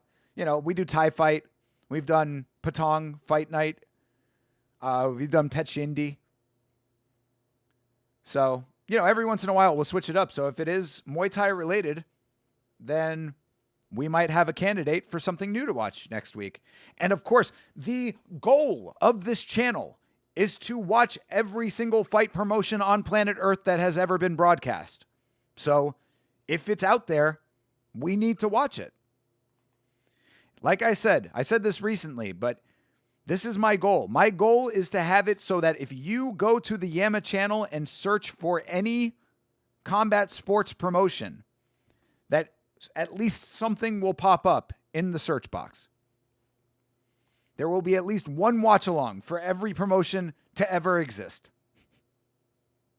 I'm sure that this is an entirely achievable goal. I actually found out I owe $6,000 in past hospital bills, so going to be longer before I can get my CDL. Damn, dude. I mean, you don't have to pay your hospital. It depends on. I think it depends on what type of hospital bills. If it's actually for medical care, I don't think you have to pay those back. Like, to be perfectly honest, I know that you should pay them back, and you're going to be you're going to be having debt collectors calling you forever. But in the United States, I don't think that they can, it doesn't affect your credit score. So there really is no penalty for not paying those debts back. I mean, don't not pay your debts back. You should pay your debts as a man, but still, just saying, if you wanted to get your CDL and then pay them back, you could probably do that. I know that I still have outstanding medical debt from when I was in the hospital. Is all MMA free over there now after the Paramount deal? Not all MMA. Certain promotions are on pay television, but I guess what I should say is that all of it is subscription based at the very least, and regional MMA still does pay-per-views. But for the most part, the major promotions, yeah, most of it is subscription based with no pay-per-view anymore. We can get one in UFC on 2 different subscriptions, but Cage Warriors is hard to find. How the fuck is Cage Warriors hard to find in England? That is ridiculous.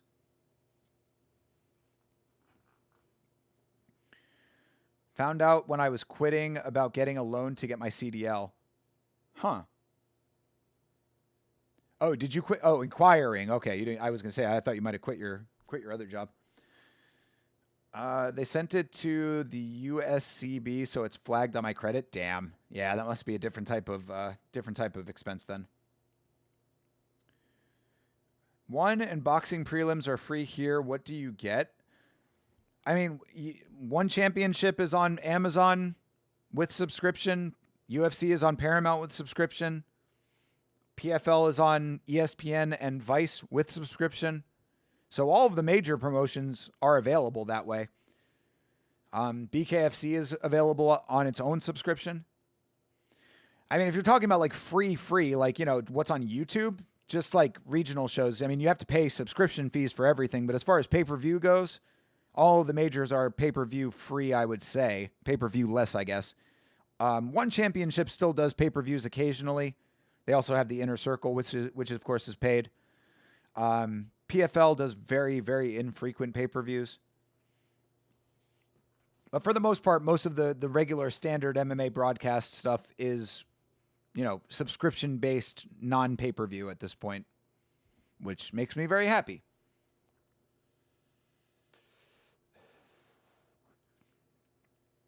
Unfortunately and extremely ironically, I too have outstanding medical debt. Brother, I don't know if you're a true American unless you have a little bit of medical debt at this point. You know? I mean, fuck, who can afford it? Who can afford it? Even with insurance, who can afford it? That's the craziest thing to me. I was extremely, extremely lucky that when I got sick, I was on my old job's medical plan. So I had insurance, and I still paid through the nose. Obviously, I was very happy to pay that money as opposed to the consequences on the other side of it, but still, certainly makes the life after being sick a little bit harder. Hell no, not quitting, past probation, and they are union, so I get a lot more protections now, but CDL is still the goal. Okay. So you're not getting the cooking job then. Do you think pay-per-view does better than subscription views because I'm more likely to pay for one good pay-per-view than I am for months of BS? I think that the people who are actually paying for pay-per-views are the same people who are going to be paying for the months of BS for the most part. You know the difference, brother. You know the difference between, you know, hardcores and casuals of the sport. Casuals probably aren't even paying for pay-per-views anyway. They might do decent numbers off of bar sales, which is a higher pay-per-view rate. But as far as like the average person is not paying for pay-per-views. They'll go to the bar if you're a casual. Like the people that are watching Conor McGregor fight are not generally not buying the pay-per-view, and if they are, it's like one person buying the card for like a party full of people. It's very rare at this point, I think, that you have a lot of hardcores that are paying for pay-per-views. I think that it's multiple things. I think it's the fact that a lot of the pay-per-view model has gone away. It's the fact that piracy is so very rampant. I mean, you know, look, we know that there are a lot of link beggars in this chat. You know, all it takes is a little bit of brain power to figure out, you know, that you generally can find what you're looking for. And then on the other side of it, you know, like knowing that most people are, you know, if you are a hardcore, you're paying for it. And if you're a casual, you're not. I think that the more flies with honey approach, I think makes more sense, because for a smaller price over a longer period of time, I think in the long term, you make more money. But, you know, I'm certainly not a statistician. I have not done the statistical analysis of this. I would be dead, so I guess $6,000 well spent. Yeah, exactly. That's literally the same boat that I am in. Thankfully, not the same amount, but, you know, close enough. And yeah, you know, it's like, okay, you know, it sucks, but I could very well be dead. Oh, damn, they're garnishing you? Jesus, bro. They're being aggressive with that shit. I think I got away a little bit easier because I did pay down a lot of my debt. I still have a very little bit outstanding, but I paid down most of it, so I think they were like, all right, he's good. Also, you can like just renegotiate your debt. That's really what you should do, Sanjay. Like, find out who holds your debt right now, because they might have sold your debt off to a debt collection agency. But find out who holds your debt, and then call them up and be like, yo, I can't pay this. What can you do for me? And just see what they say. Because a lot of times they'll just literally be like, how much can you pay? And you'll be like, I can pay, 50% of that. And they'll be like, all right. Because they'd rather just take the money in hand as opposed to waiting for you to pay the whole thing. I do mostly agree, but a subscription service probably deters people away when they want to watch one Conor fight, for example. Yeah, but I think that their thought processes with the casuals is that they're probably not even going to do that. Like, I think that they think that like they're probably going to get the money off of the casuals for the one pay-per-view anyway. Or I guess I should say it like this: the casual would rather sign up. The casual would rather sign up for a month of a subscription service to watch Conor and then cancel the subscription, as opposed to paying the one-time pay-per-view and then there's no chance that they get any recurring value out of them. Think about it like that. I am a casual fan of the sport. I know Conor is fighting. I sign up for Paramount Plus, and then I forget to cancel the subscription. Depending on how long I forget about it, you could be having me on the payroll for fucking years. Like there's that Rocket Money or whatever the fuck it's called. That's a whole service dedicated to reminding you about recurring debts that you're accruing off of shit you don't care about anymore because you just forgot you're paying for it. So, again, I think it's a more long-term strategy when it comes to the subscription model, but I think in the end it ultimately is more successful. I remember at a bar I worked at, the rate for pay-per-view would be the max occupancy limit and how many times how many TVs exactly. Yeah. Bars pay through the nose for pay-per-views. Yo, Hydra, what's good, brother? W. Good to see you, my man. Stream is going great, dude. It's RWS 200, brother. RWS 200 has been delivering, and we just finished the prelims.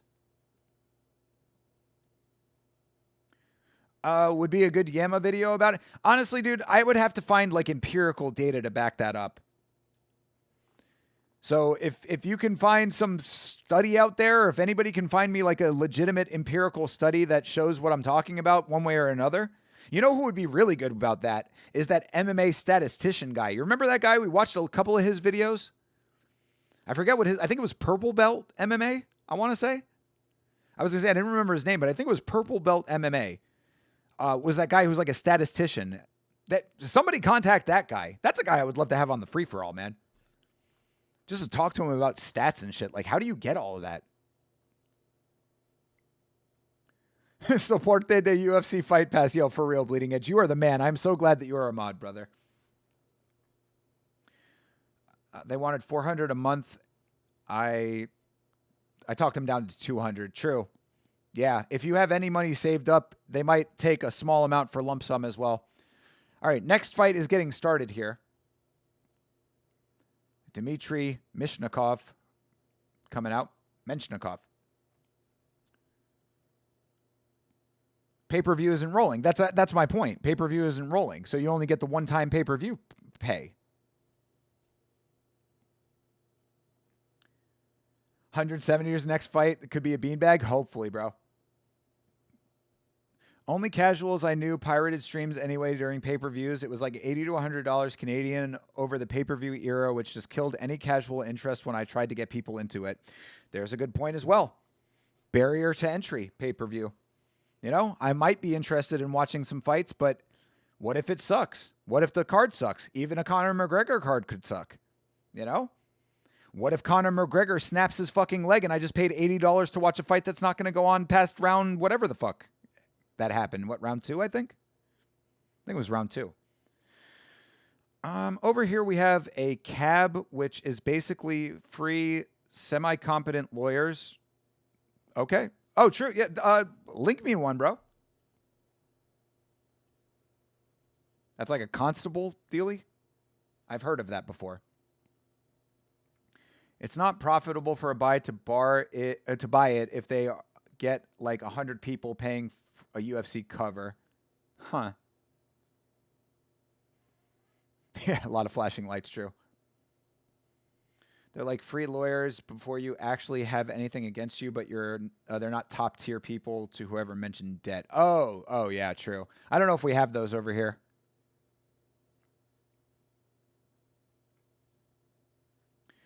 Yeah, I remember back in the day, some bars used to do the cover charge thing, but a lot of them didn't. A lot of them didn't do the cover charge thing. I think they were just hoping for enough people to make it worth off of food sales and beer and stuff.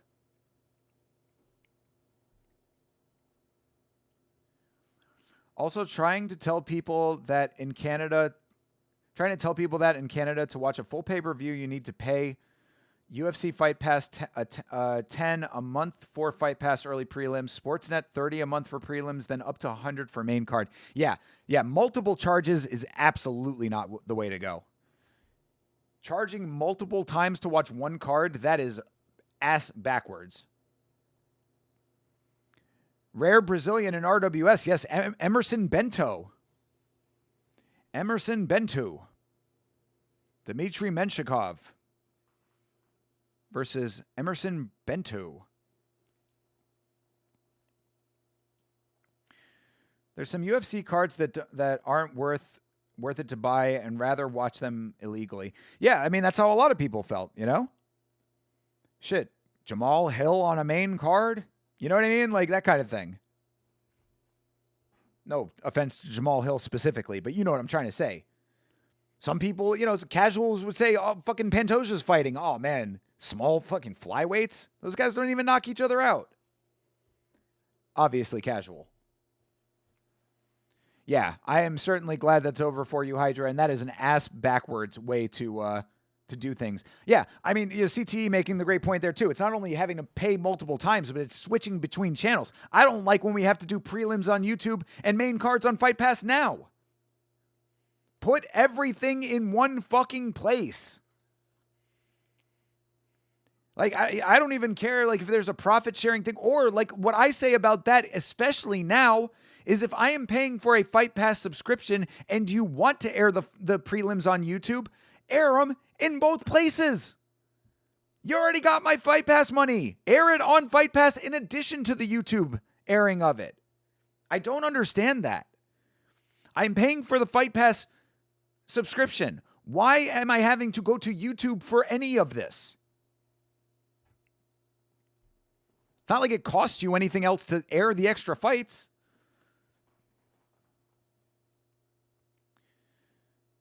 I could try my company's resources for living now that I think about. Oh, yeah, for the debt stuff, you should talk to your company about that.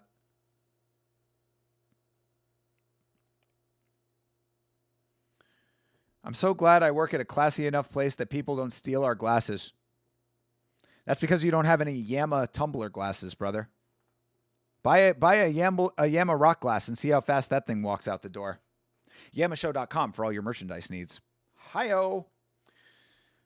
Have you guys seen the Jamal Hill sparring bag work footage? He genuinely looks like an Mpreg fanfic. I have seen that image. He looked so big, I thought it was that old picture of him when he was still injured with the Achilles injury from back in the day. Back when he was still champ. Remember that? Remember when he gained all that weight and was looking tubby as shit? He's on that Adrian Bronner cycle, bro. Or he's just out here puffing up like crazy between fights. Talk about Paddy Pimblett ballooning up. Jesus Christ, that guy was huge. You are not wrong. Mpreg is not too far off. Stealing glasses is so fun. That's why I tip. But is it right, Hydra? But is it right? Is it moral? Ain't you got any scruples? That's Mission Hill. What a goated reference. All right, next fight is coming up. Bia Suwanit, goated ring announcer from RWS Muay Thai, is going to announce this fight, and we have the first fight of our main card about to start.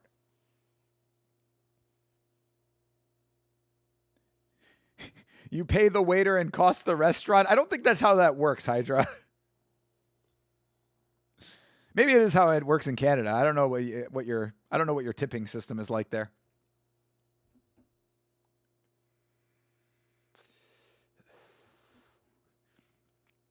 Before Paramount, I relied on watch-alongs and their commentary for like over a year for pay-per-view. God damn, Sanjay.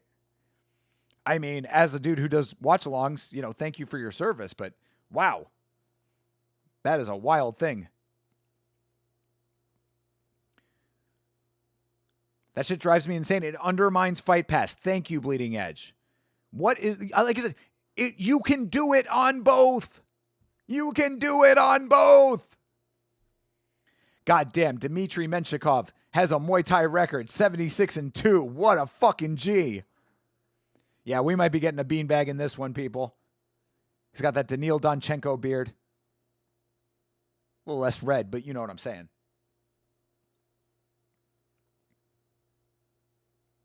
He's going to heavyweight? True. That's not how you do it, though. He's going to heavyweight? Bro, he's already at heavyweight. He has surpassed heavyweight. He's been hitting the beer room. The champagne room, where there is no sex allowed. The only thing I stole from a restaurant was 4 of the ceramic sauce cups they put ketchup in. I was like, fuck it, I need these. I found, I think those are called ramekins, if I'm not mistaken. But, yeah, I have very little small ones of those for soy sauce when I get sushi. But I found those at a dollar store. So, come on, guys. No thievery. We don't like thievery around here. What's mine is mine, and what's yours is yours, and never the twain shall meet unless we come to an agreement under consensual terms. Free of coercion. Just because you're going to heavyweight doesn't mean you have to blob out, Jamal. You were supposed to destroy the dark side, not join them. Let's go, brother. All right, fight is underway. Oh, uh-oh. Oh, we counting that as a drop? Oh, my God, Bento already getting touched up. Oh, our dude Menshikov trying to make this a quick one. Oh, face plant. Is that it? Are we done? Oh, he's getting the count, but Bento is already wobbly. He face planted, but somehow he is still up. Why would you stand up? Stay down, brother. Beanbag! We got a beanbag! Oh, that boy got a beanbag! Ooh, that's a beanbag. That is a Russian beanbag in Thailand. You've heard of an American werewolf in London? Brother, that is a Russian beanbag in Thailand. Why did Bento stand up, bro? Why did he stand up? He didn't need to do it. He face planted the first time, bro. You should have stayed down. Oh my goodness. 76-2 for a reason. 77 now, I suppose. Jeez Louise. Brutal knockout is right. I cannot wait to see those replays. Trying to be the Turkish Mr. Beast over here. Yeah.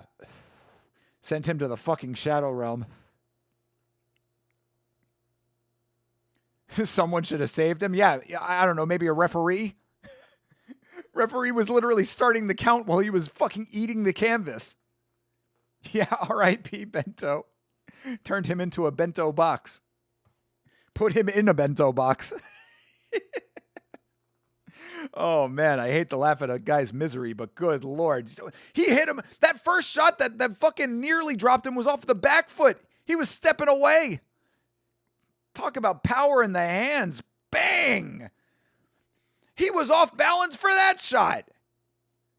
Jesus Christ. And then when he finally had his feet underneath him, that's when he landed the knockout shot. Good Lord, this dude crushing off balance.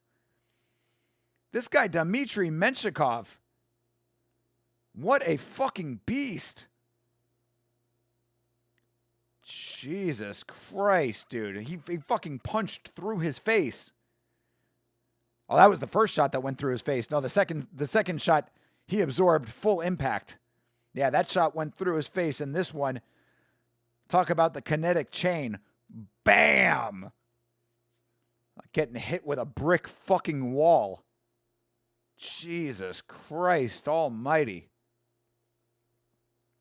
Ref maybe should have waved it off after the face plant. I would say so.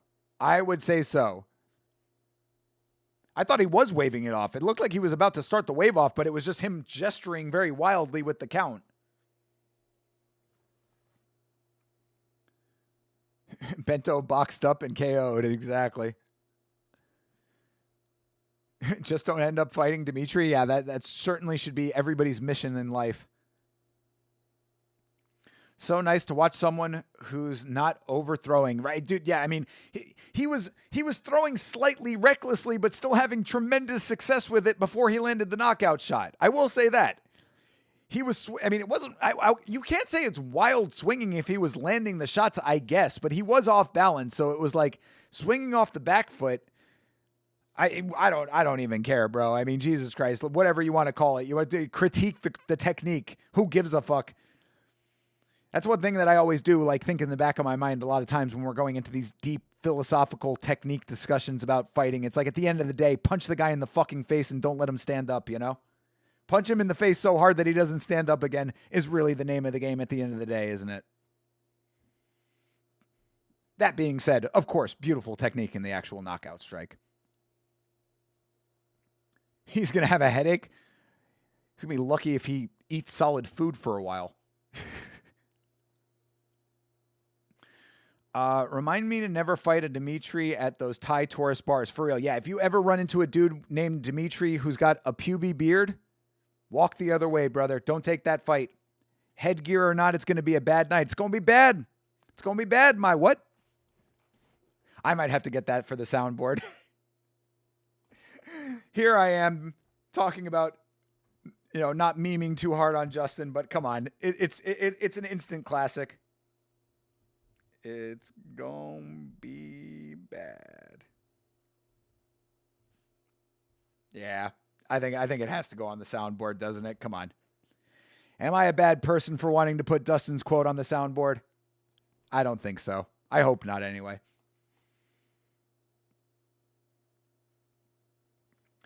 Do you think they will ever have flavored mats for situations like that? Flavored mats. Let's go. You know who would have flavored mats? Fucking Dogfight Wild Tournament. That's who would have flavored mats. Dogfight Wild Tournament would have flavored mats. Hell yeah, 250K bot. Yeah, I saw that too. Fucking knockout bonus. I guess they're doing knockout bonuses for all of main card for 200. Handing out bonuses tonight. Surprised the first fight did not get one. I am too. I mean, yeah, I think that Albert Campos definitely deserved a bonus. Maybe they'll end up giving one to him after the fact.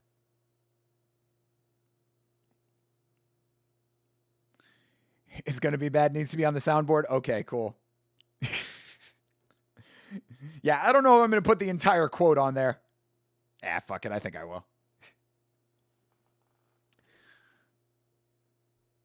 I don't know. Jeremy Hall, are you still in the chat? You tell me. Does Yama get the pass to put the entire Dustin Poirier quote on the soundboard? Do I have to edit the clip before he gets to that little end point? Put it on the board? Okay, cool. We need another dogfights again from Spain. And more freaks. We have to go back and rewatch all of the Dogfight Wild, dude. I think, what did we watch? Number 4? Was it 4 or 5? We either watched number 4 or number 5. But yeah, we definitely have to. We definitely have to go back and watch the whole thing of those. Do you have all dressed chips in America? We don't have them in regular stores most of the time, but I have seen them in certain stores, and we do have specialty stores that have them, and I have had them before, and they are fucking delicious. I love all dressed. I have had them before personally. Whole quote or no quote? Yeah, I mean, I'm kind of half joking. The whole quote's going on there. We also need more Calcio Storico in our life. Brother, we are absolutely watching Calcio Storico from now on. Me and Arturo are similar if you think about it. No girls, no aura, lost our UFC belt. When did you have one, Toby? How about Connor saying a black man can't drink? I don't remember Connor saying that. Did he say that? Oh, we do, Jeremy? Okay. Well, if Jeremy Hall says so, then we're in the clear, people. We're in the clear. I mean, come on, guys. You know I'm kidding anyway. Like I said it in the fucking video. I said it in the Dustin Poirier video. I think that people who give that word all of the reverence and like treat it like the fucking boogeyman at this point, or like giving it undue power so that people who want to be assholes with it can be assholes about it. Like the fact that people make it a thing is why it's still a thing, you know? That whole fucking piece of shit Chud the Builder situation kind of brought that to light, you know, to an extent. Like, I feel like a lot of the people that he was antagonizing who were like, fuck you, and that's all they did, were like, yeah, bro, fuck you. You like, it makes him look like a bigger idiot and a bigger asshole if you respond to it rationally, as opposed to giving him what he wants, you know? So I think that really in a broad way, of course, I think that Chud the Builder is one of the biggest fucking idiots on the planet. But in a broad way, I think it kind of highlights how far we have progressed in life. You know what I mean? In our timeline here. You don't get butthurt about that kind of stuff? Of course. Yeah, you certainly shouldn't. If you couldn't tell, my girl is super white. Yes. Well, yeah, I mean, right. But, there's no need to use that kind of language. I mean, like, let me be clear. I don't think that people should be saying that.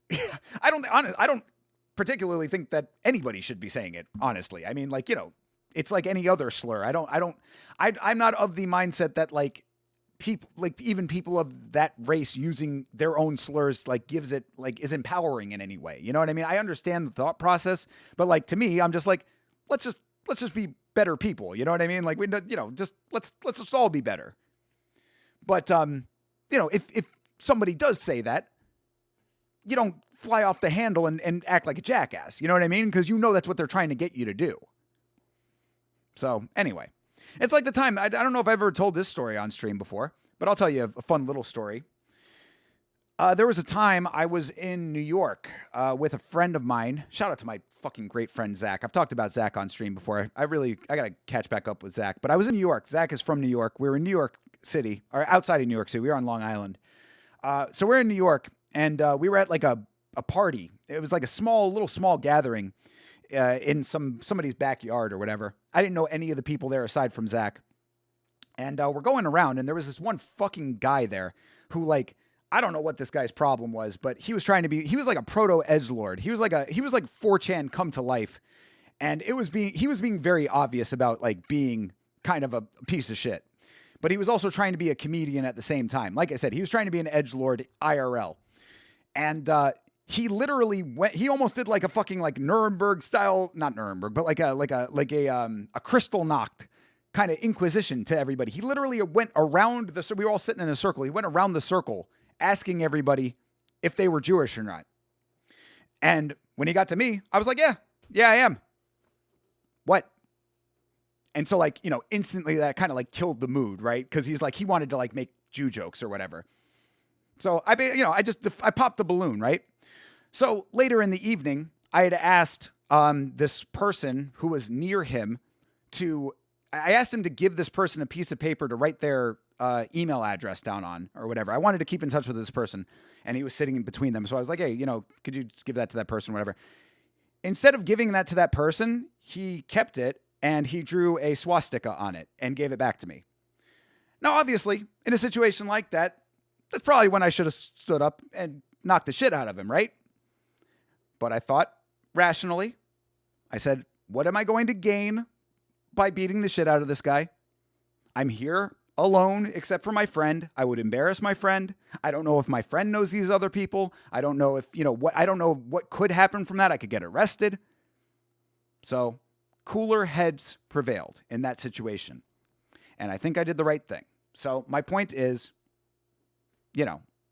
just don't give them that power. Because that's the other thing too. It would have been like, that's exactly what he wanted. Obviously he was trying to get a rise out of me. So I didn't give him what he wanted. And there you go. Yama trying to convince us Goyam to call their bot. What? I don't think that I think I said the exact opposite, Lachlan. I don't know. Jesus Christ. Don't do that. I will be wearing flannel, playing hockey, eating poutine, all dressed chips, butter tarts, and sugar pie all week because the World Cup is finally coming to Canada. Yes, I have heard. Shout out to Canada. I wish you luck. I agree. I don't use at all any version of that. Yeah, exactly. I mean, look, I am a rapper. I come from rap. I am certainly familiar with people using it very, very loosely and liberally. To each their own. I'm not the language police over here, but personally, I'd just be like, let's just move past that. Streamer behavior before streamers. I mean, I think that his behavior would probably get you kicked off of most streams at this point. Maybe not kick. Maybe kick streamer behavior. Thinker, what are you going to do next weekend on Independence Day? I don't know. We'll have to see what fights are on. I don't have any 4th of July plans aside from watching Team America World Police, which I do every 4th of July. I'm all for offensive jokes, but that's not even a joke. That's just bullying. Yeah, no, that's what I mean. Yeah, he wasn't trying to. No, I don't know if that came through. He was trying to make jokes prior to finding out that I was Jewish. That's what he was trying to do. And honestly, had he been doing that about any other religion, I probably still would have done it because he was being a fucking asshole outwardly before that. He was a fucking piece of shit. So he wanted to be more of an asshole, and then I kind of sucked the air out of the room. I sucked the life out of the room by telling him that I was Jewish. So he was trying to be an asshole. He wasn't trying to joke with me.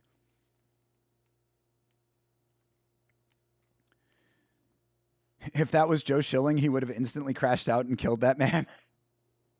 I mean, look, man, like, I'm not going to lie. I certainly considered getting up right then and there and fucking, hitting him with a chair. I literally, the reason that sounds ultra specific is because that is the exact thought that I had. I literally saw the piece of paper and I was sitting in this, like, one of those like metal folding chairs. And I was like, I could literally turn around, pick this chair up and slam it over his head right now. That is the immediate thought that I had. One of those like thoughts that's really like a flash thought. It's almost like so fast that you don't hear the thought. You just feel the thought. But like, I remember I saw the piece of paper. I looked down at the chair. That's literally what it was, bro. I was on the paper and I looked down at the chair, and in my mind, it was that flash of thought. I was like, I could pick this chair up and just hit him right now. And then I didn't do that. I did the right thing.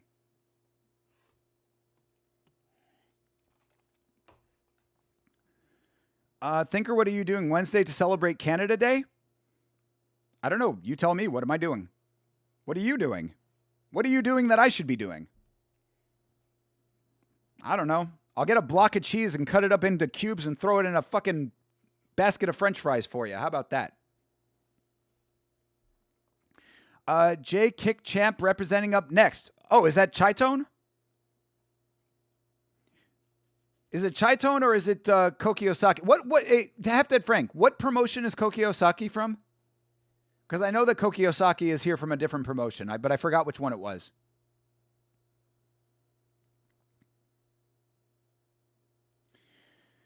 This promo made me think the guy's brother died. He just lost a fight. Oh, no.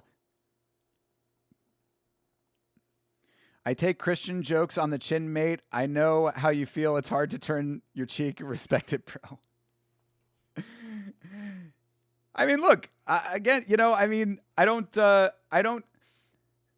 I try to practice what I preach.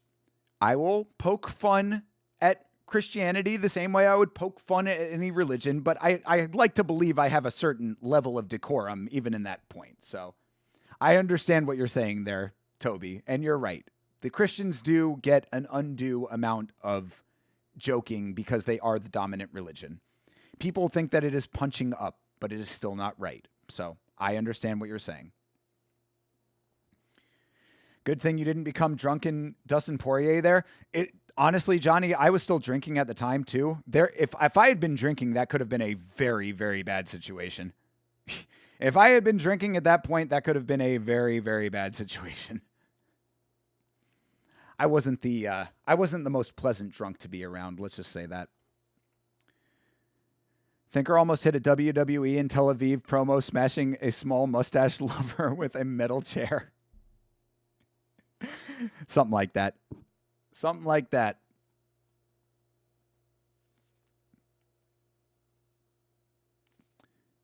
Yeah, it was the other guy. Gotcha. Don't desecrate poutine on Canada Day. Well, we don't have it here. I would at least be trying to pay tribute in it as American a way I could have. What I would actually do if I was going to do it is I would do it the way that I think in my mind it should be. Actual hearty brown gravy with cheese whiz cheese. Well, not necessarily cheese whiz, but like melted curds as opposed to the fucking big blocky curds that you guys use. Poutine is so goated in theory. In practice, I feel it lacks. At least the ones that I have, I know I have not had the good poutine. I don't need to hear it again. I want to have the good poutine. That's what you should do for Canada Day CTE. Send me some good poutine. Order me up some Gold Belly for fuck's sake. You're supposed to drink beer / smoke weed and light fireworks off near a lake. Well, you know I don't do the first of those things. I could get down with the second, and I hate fireworks. So I will not be lighting off. I will watch people light off fireworks, but I do not like fireworks. I find them unnecessarily dangerous in uncontrolled environments, and I have known people who have lost fingers. He's the Rise Up champ? Okay, there you go. The Rise champ. Yeah, that's what I got wrong before. I thought he was the Rise In champ, but no, he is a Rise champ. Okay, so there you have it. Koki Osaki from the Rise promotion here in the Super Fight crossover. The first of our Super Fights of the evening. If you were drinking, would you go to the airport and tell the security guy it's going to be bad for you? No, dude. What I said to Chase in the Discord, brother, I have been 10 times as drunk as Dustin Poirier inside of airports. I have been so obliterated in airports, bro. I have blacked out for entire fucking flights before. That used to be what I did. I used to love drinking at the airport. That was the game. The game of drinking at the airport was just to see just how drunk you could get while still making your flight. Because if you did it right, the way that I would do it, bro, if you did it correctly, you would get obliterated in the terminal and sleep through the entire flight. How the fuck is that a joke? No, he definitely was not joking. He was doing it to be an asshole. Yeah, no. He was trying to start a fight with me is what he was doing. You'd have to get the Wisconsin cheese curd. True. I have had authentic Wisconsin cheese curds before. They are very delicious. Poutine looks good, but never tried it. I'm telling you, Johnny, as an American, I feel it lacks in certain departments. At least the ones that I have. But I do admit I have not had the good stuff. Your cheese does melt. You just need fresh curd. True. Yes. Now, I need to get the good stuff. You're terrified of flying? That's certainly the best way to kill the fear. Because it really serves two purposes, right? On the one hand, it serves the purpose of either you black out or you're so drunk on the flight that you at least, you lose the fear a little bit. Wouldn't you wake up hungover? Yeah, well, that's why you just drink more.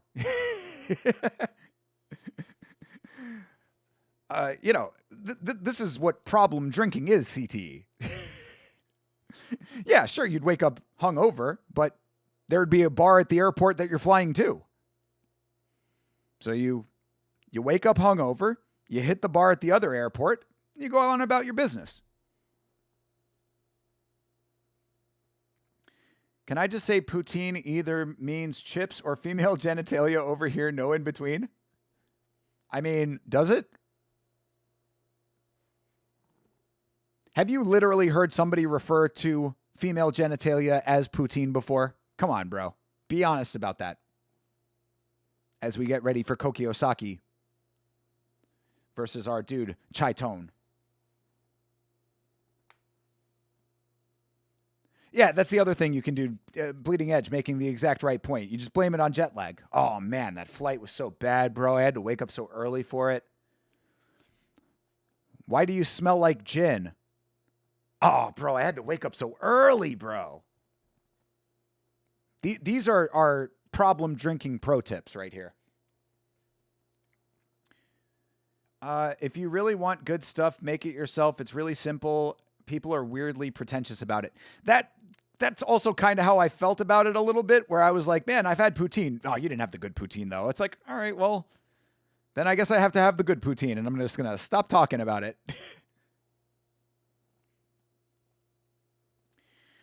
Had to run to the store, decided to get some vodkas. Oh, there you go. Perfect comment for the discussion we're having. As Koki Osaki versus Chaitone starts. Here we go. Super fight number 1. Oh, drop early. Push drop. No count.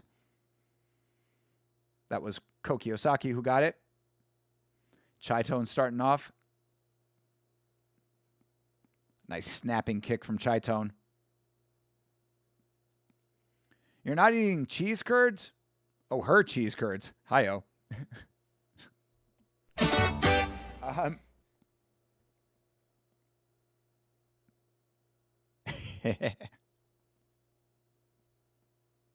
You've heard it twice, but you think they were dyslexic? Good cover.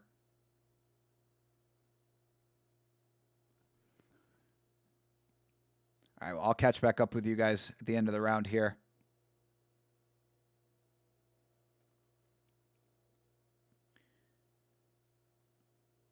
Koki Osaki has never been knocked out cold, they say. Let's see if today is the start of a new era. I mean, right now, Koki Osaki's doing a nice job of putting pressure on. Oof. Chaitone. Nice. Tomahawk elbow jumping in. Forward elbow is when. Oh, and Koki Osaki is cut. He might not have been knocked out, but he is cut. Koki Osaki cut, but he is... That woke him up a little bit. Yeah, Osaki knows that he's bleeding now. Oh, he is bloody. That thing's going to start leaking.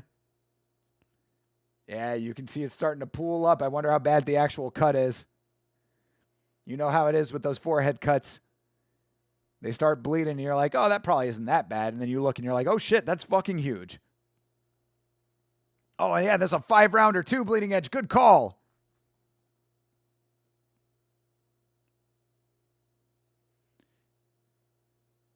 Oof. Yeah, Chaitone with this counterattack strategy is looking pretty good right now.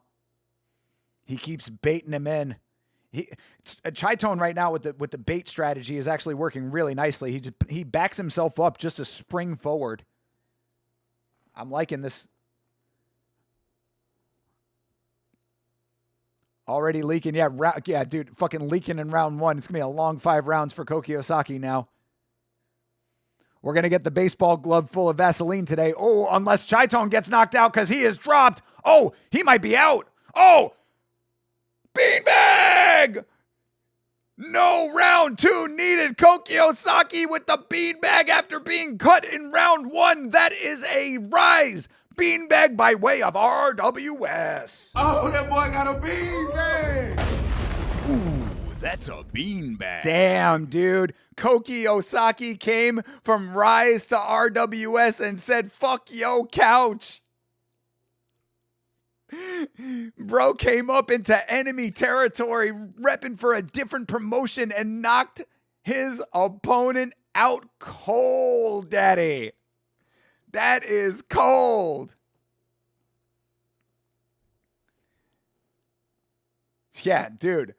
He knew he got... See, it's like they always say, some guys need to get punched in the face before they really wake up. He got cut. He was like, I ain't having this shit. Who the fuck you think you're cutting over here? Who the fuck you think you cutting, Chaitone?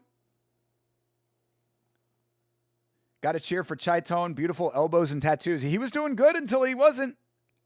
I liked his strategy. Like I said, I appreciated the bait strategy that he was doing there, but it was not to be. It was not to be. Yeah, that was a brutal beanbag to be sure. Yeah, that elbow was nasty. That step-in elbow that did it. And then, bro, counter shots from Koki Osaki. And then, yeah, he just caught him. It's hard to know which shot was the one that actually did it, because it was just a flurry. He was just flurrying. I do have to say, I am not super satisfied with the quality of the replays tonight. You know, they do that speed up, slow down thing on the replays, and whoever's in charge of that tonight, I don't think they're doing a great job. They keep speeding up and slowing it down at like not good times to like fully recognize what's happening. Dude, Koki Osaki, fucking legendary. One momentum swing and it's over, brother. Sometimes that's all it takes. Sometimes that's all it takes in RWS 200. Someone say 5-round looks like a 1-rounder to me. For real, bro. For real. Koki Osaki said, I don't need 5 rounds. 1 is all I need. I'm telling you, he said he really felt. Oh, he got a belt off of that? Bro, Koki Osaki just came into RWS and took a belt back to Rise with him. That is wild, dude. This must be sending shockwaves through the combat sports world over there in Japan. That is, damn, dude. Think about that part too. Koki Osaki, champion of another promotion. Japanese guy in Thailand. Comes into RWS in enemy territory, goes home with a belt. That is wild shit right there, dude.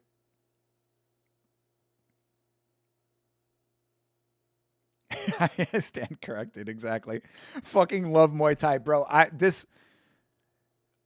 really, you know, this reminds me of a UFC 300 in Muay Thai terms. This has been like the Muay Thai equivalent of a UFC 300 so far. This has been a great year for combat sports, man. Shit. RWS 200 and the White House card in 1 year? And Connor's coming back? Maybe.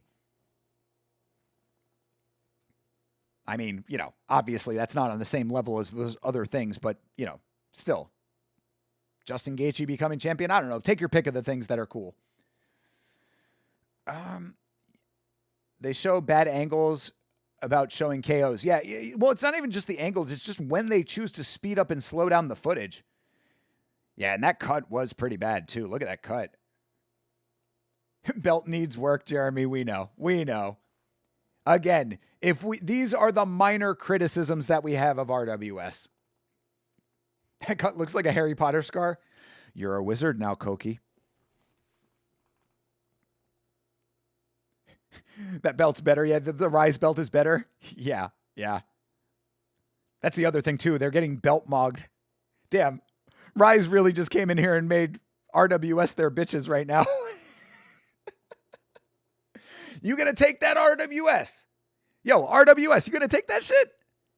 Bro, their champion just came over and knocked out your guy and took a belt home, brother. You gonna take that? How you gonna let him do that, bro?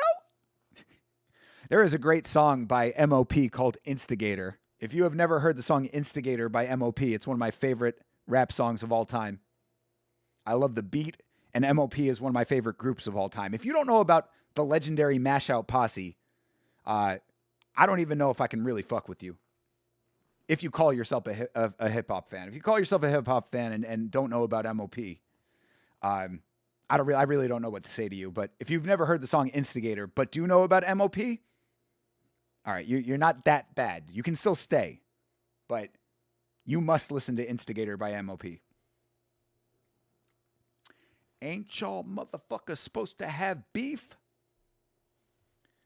He is now the super bantamweight champion of RWS. Shout out to Koki Osaki and his Harry Potter scar.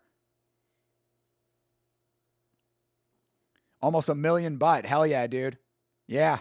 They're giving out real money tonight. Bro said, I stole that shit like that's what I do. Let's go. Shout out to Takashi. What is the conversion of baht to yen? That's an interesting question. I'll have to look that up. I don't know. Yeah, it's a good point. Let's look that up real quick. Baht to yen. 1 Thai baht equals 4.884 Japanese yen. So for every 1 baht you get 4.84 yen. So that is like multi-million. That is like multi-million yen. Now, how much that actually buys, that's a different story. And that one cauliflower ear is insane. Yeah, he only wrestles on one side. He's fuck yo champ. Fuck yo champ. It looks like Gyoza. Bad spot for a scar? On the contrary, brother. Possibly the greatest place for a scar.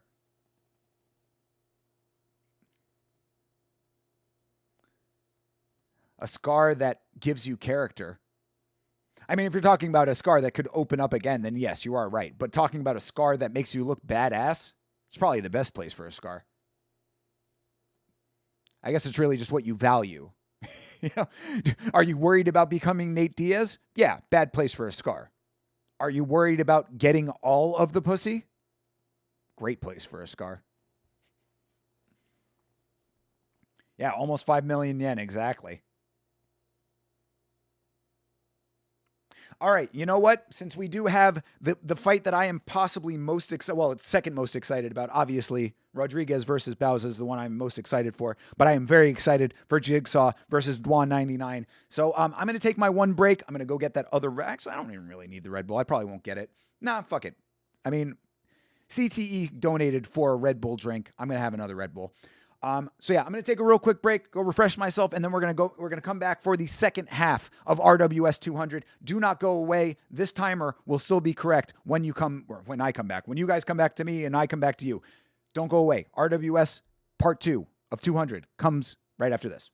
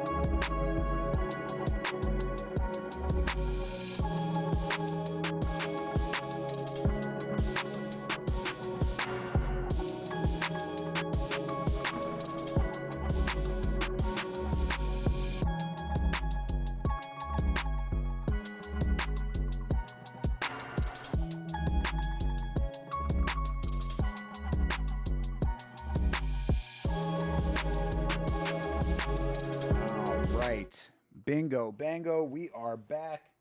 The fresh one is here. Feels cold enough, I should say. My favorite sound. Oh, sweet nectar, I'm telling you. There is nothing as good as a freshly cracked, ice cold Red Bull.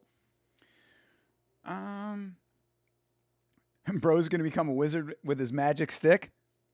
Trust, bro. Every woman in Japan taking a ride on that broomstick. Yuki Yozo looks like he's transitioning to a woman. What? I mean, is he? I've been hyped for this fight since they announced it. Same, bro. Hell yeah. Peer pressure?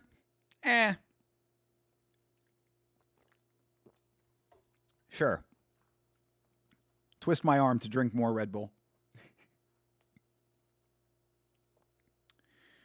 So 5 million yen is a typical salary for the average worker in Japan. Damn, he made a year's salary in one night. Let's fucking go. Well deserved. Dwan has a win over Jigsaw. Yeah, Bleeding Edge. This is a rematch of last year's Fight of the Year. You're still backing Jigsaw? That was my choice. I'm going with Jigsaw too. Cracking a cold one for the boys, brother. Have a drink on me. It is 12:34 in the morning. 12:34 a.m.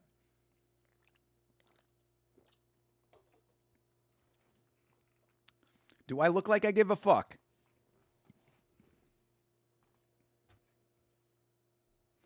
Although I do have to say, Dwan 99 is a name that goes super hard. Dwayne99 sounds like a legit like rapper from like nowadays.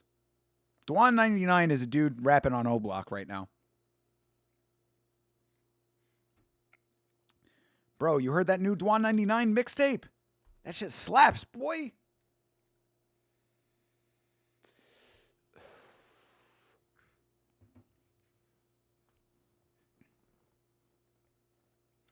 Yeah, I'm looking forward to this one.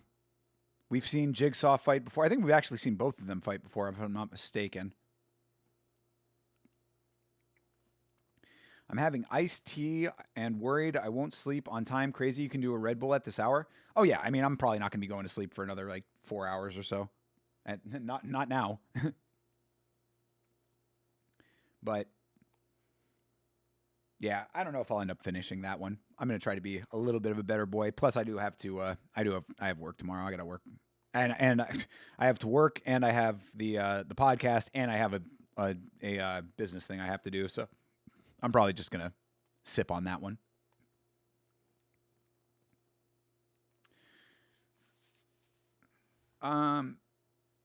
You're on White Claw number 4 and 7 Mile.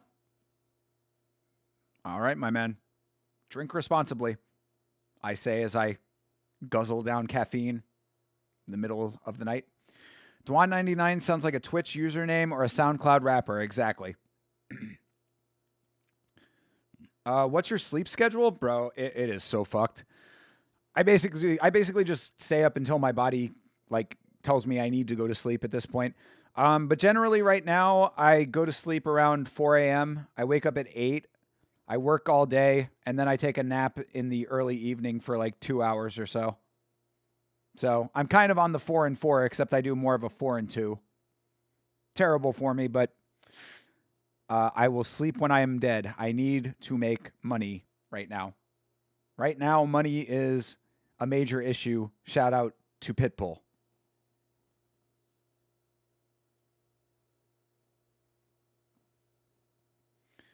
I'm going to bed after this fight. Got to work tomorrow. All right, brother. Suit yourself missing out on fucking Daniel Rodriguez.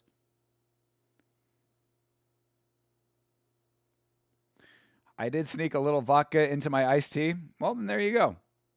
That'll put you to sleep.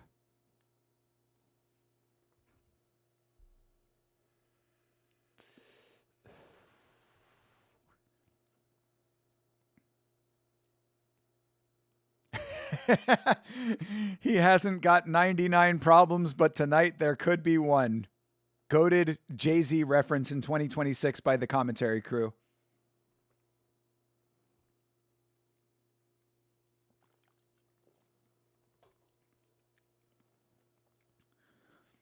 You're lucky you don't have to sleep until 4 a.m. PST, so you got time. Yeah, you got plenty of time.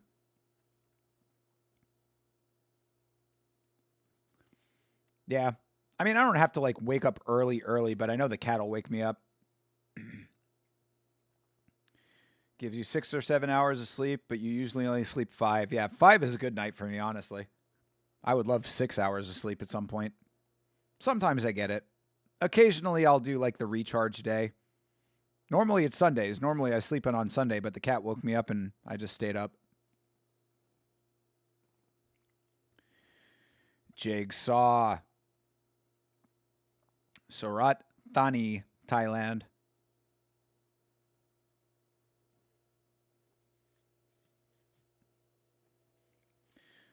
I slept like 6 or 5 and sometimes 7. Yeah, I mean, 7 is a ridiculously good night for me. You get 8. Y'all need to sleep more. You guys are the same people that tell me I need to double dip on streams. You can't have it both ways. And I hate sleep. I do not like sleeping. I like sleeping when I'm doing it. You know what I mean? Like when I'm in it, great, but I hate sleep. I don't like having to sleep. I love being up at night. I love being productive at night.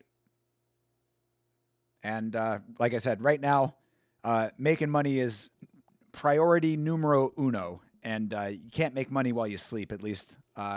I don't know about it if you can. I mean, I'm sure that there's somebody who makes money while they sleep. I'm trying to be that guy at some point, but for right now, I don't know the method. That's a good Chat GPT question. What's a way to make money while sleeping? I think once I get less stress in my life, I'll sleep better. Brother, fucking same. Everyone tells me to take melatonin. I have mixed results with melatonin. Sometimes it works really well for me, and then sometimes it makes me just like kind of groggy, but doesn't like really fully put me to sleep. And then I get like my sleep is very like weird. Like I don't sleep well on it. So I've had mixed results with melatonin. I slept a little just in case there's a Ryzen or morning UFC Asian cards. Let's go, Johnny. That's how hardcores do, bro. That is how you know you are a fucking true fan right there. I sleep a little just in case there are fights that I have to watch. I sleep on the off chance that there might be a couple of people fighting somewhere. Sleep is overrated. Nighttime is the best time. That is certainly my thought process and motto as well. I mean, look, I understand and recognize that your body needs sleep. But right now, if my body wants to have a roof over its head, I need to work. So, I mean, again, this is why I am investing in Yama.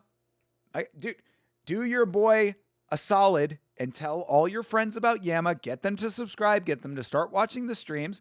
Fucking Bleeding Edge has already done it.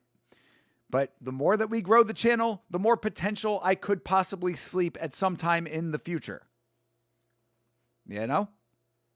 Or at least if I'm going to still be not sleeping, at least I'll be on stream all the time that I'm not sleeping.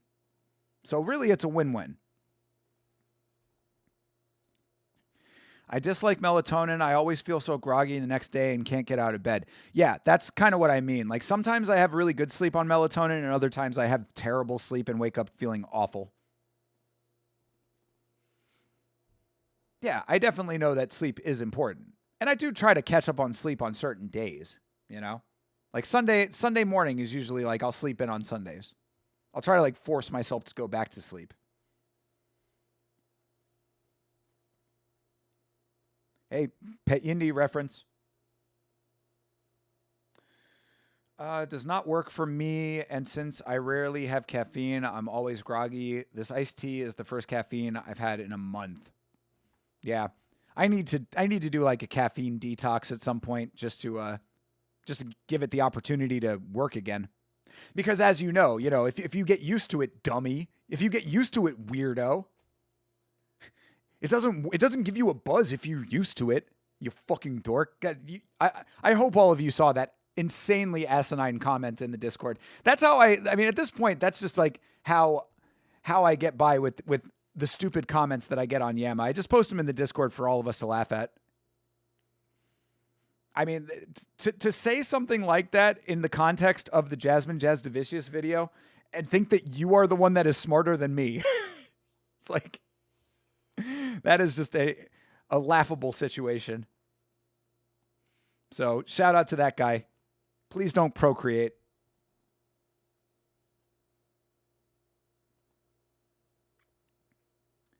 Same goes for 1FC events. True.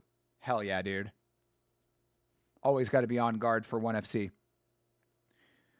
I've got my friends to sub. They asked about it because of the fire merch. Oh, that is music to my ears. Praise. Praise, praise, praise. I love it, dude. That is super goated, CTE. Keep up the great work, brother. Wear the merch with pride. I'm so happy. I'm so happy that you like it. I'm so happy that they, felt strong enough to subscribe. Wonderful. That is literally the grassroots effort that is going to bring us to greatness. Right there. What you just said. In a nutshell. What you said, what Bleeding Edge did. If every person got 2 people to subscribe, we would already be set. We need to have a Yama pyramid scheme. With no fraud. That's the great part about it. There's no fraud. It's literally just giving more people the stuff that we all enjoy. I wouldn't vape every day if I still didn't get a buzz. It's irrelevant to that conversation. Whether or not she actually got an advantage off of it has literally zero to do with the fact that she should not have been doing it in the first place. It is such an absolutely asinine comment for what we were talking about in that video. It's literally I always love when people do that anyway, because really that person is just trying to be a hater. So all they did was they picked out the one thing that they thought that they had a counter argument for so that they could comment on that, completely disregarding the other 19 minutes of the video. So that they could make themselves feel smarter in that one moment, even though they look like an absolute clown. Like that's Dunning-Kruger in fucking full view right there.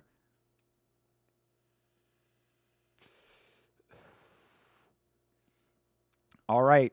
Jigsaw is the flyweight champion, but he has already been beaten by Dwan 99. Can he retain? Well, actually, I don't know. Are they fighting at flyweight?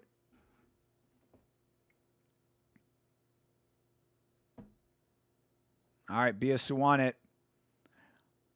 I just like the idea that both belts are on the line.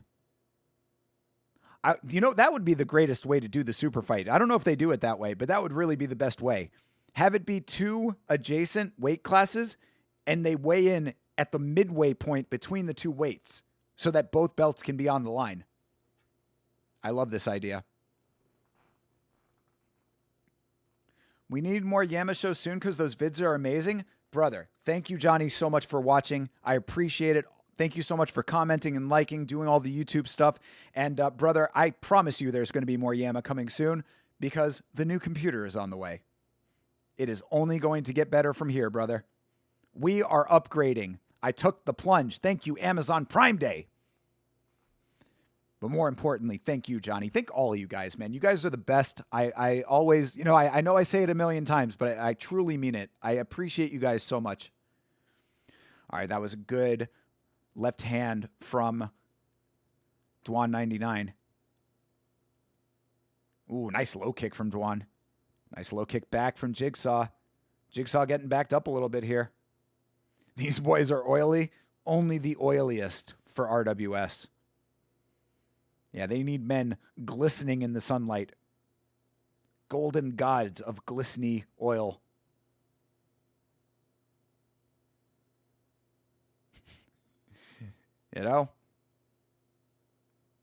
The Diddy bottle oily. For real, bro. Diddy sees this and just thinks, hell yeah. Yeah, commercials do add a damper to things. Hopefully they're at least the picture-in-picture ones. So all you're doing is just getting a little bit of a mild inconvenience. Oh, actually, no, for this they're probably not, right? Because this is a VOD. Yeah, that sucks. For live streams, they do the picture-in-picture ones now. Nice body kick for Jigsaw. Oh, Dwan is pushing forward. Yeah, Jigsaw needs to get a little bit more active here. Oh, nice elbow for Jigsaw. Jigsaw needs to harness the power of his pencil mustache. Oh, they are spamming. Oh, beautiful combination for Jigsaw.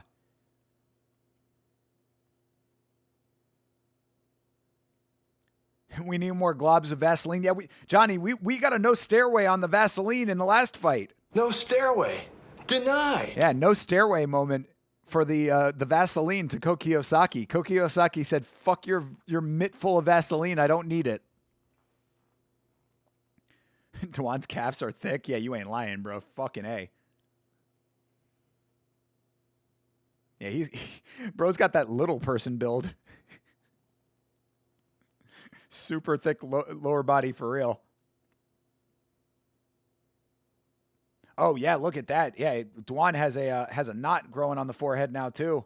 Oh, that was a beautiful evasion plus the knee follow-up from Jigsaw at the end of the round. You see that? He got right out of the way of the shot and followed up with the knee right after. Very nice. Yeah, he got tree trunks for real, bro. Bro touches ground and stomps holes in solid rock. He leaves footprints in solid rock, like Wu-Tang Clan might say. I've been referencing a lot of hip-hop tonight.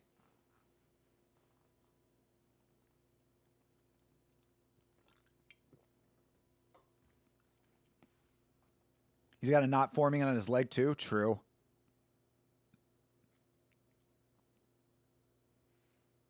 Yeah. I mean, these guys are putting some good power on. Two little small balls of energy over here. Always crazy seeing like a little person who's super jacked.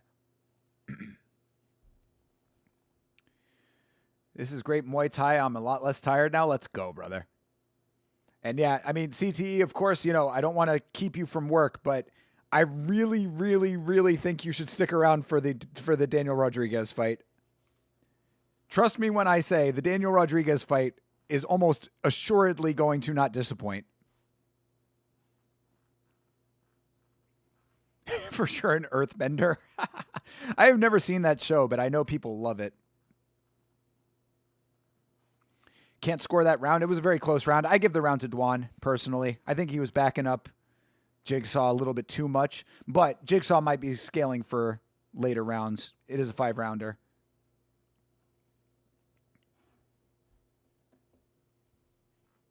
And yeah, now thinking about it, of course the card is going to be longer because he got so many 5-round fights on it.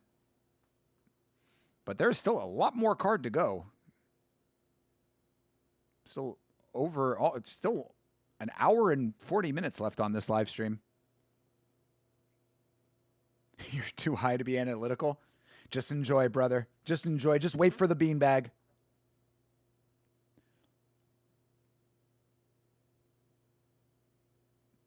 Oof. Nice inside leg kick for Dwan. Did they say who won the round?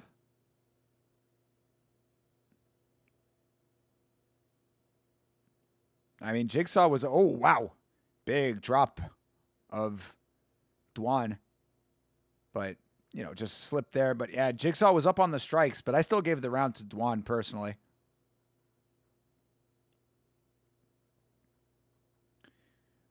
They gave it to Jigsaw, all 3 judges. Okay, fair enough. Fair enough. It was a close round, certainly. I'm not mad at it. Oof.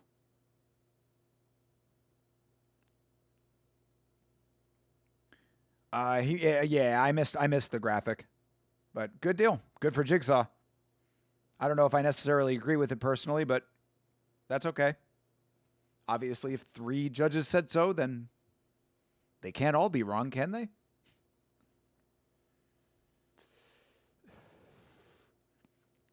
If I'm not mistaken, all 3 judges gave John Masumoto the win yesterday.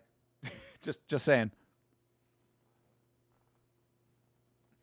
You also got to remember kicks to the arms are scored much heavier than in MMA. True. Yes, definitely true. Yeah, all lands are good lands in Muay Thai for sure. Oh, jeez, both connected right there. These guys are throwing. Come on. Give unto us the beanbag, please. Oof. Jeez, fast hands by Dwan. Or excuse me, that was Jigsaw that landed that. My bad. Yeah, Jigsaw with a really nice quick shot while Dwan was trying to enter. He preemptively countered. Nice. These combos from Jigsaw are fucking rocking right now, dude. Some controversy from the UFC yesterday? Oh, plenty. Yeah, we're going to be talking a lot about that tomorrow. Plenty of controversy on the Baku card.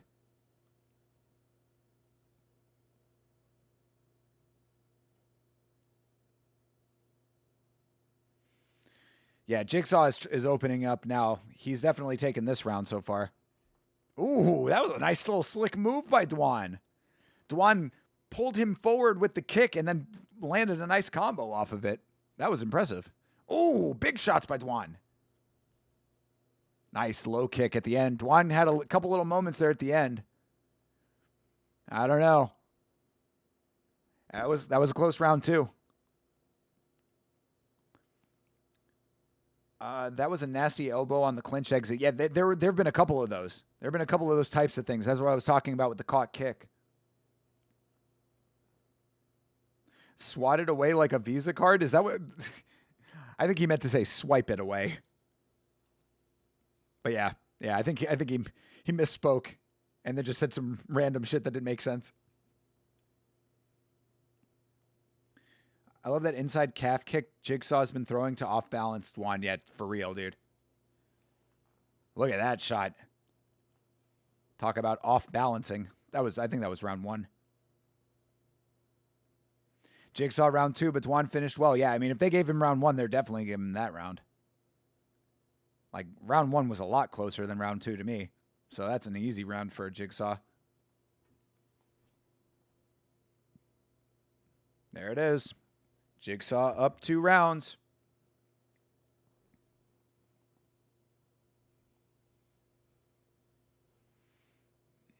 Little Jigsaw bias going on over here, but I'm here for it.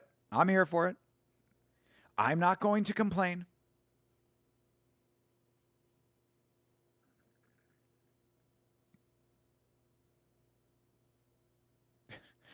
Let's listen to them bark at him, which is basically what they do in the corners during these RWS events. I love the idea of hearing this actually translated in English with the same emphasis. Jab! You have to jab! Kick low! Kick low! Do you hear me when I say you have to kick low? Like, okay, yeah, I got you. I'll kick low. Jesus, stop yelling at me. Remember that first fight on the card of Azerbaijan? Fighter complained to the ref because he's been doing a lot of footwork around the cage and not chasing him. So funny. It would be funny if it didn't bother me so much. Yeah, trust, dude. Tune into the podcast tomorrow. I have a lot to say. Especially after rewatching a couple of those fights. And trust, we are certainly going to be having a discussion about Abdullayev potentially biting Nascimento's ear. That has been going around a ton on Twitter lately. Their coaches 100% have money on the fight. Dude, if there's nobody enforcing any laws, then it is illegal. Probably not. It might not even be on the books illegal in Thailand. Oh, uh-oh. Dwan is open. Something cut him. Damn, Jigsaw is just incrementally picking away at him. Oh, I think it's coming out of the nose. I think his nose is bleeding. Oh, no. That's Dwan whose nose is... Or, excuse me, that's Jigsaw's whose... Oh, yeah, no, Dwan has a cut above the eye. That's what it is, right next to his eyebrow. Yeah, Jigsaw is a tactician in there, bro. He's surgical. Nice low kick.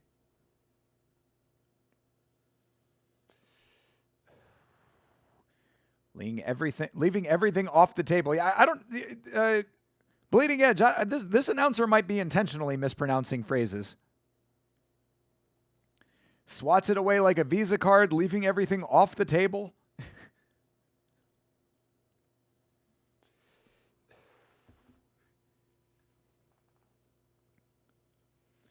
Jigsaw is looking really sharp in this fight.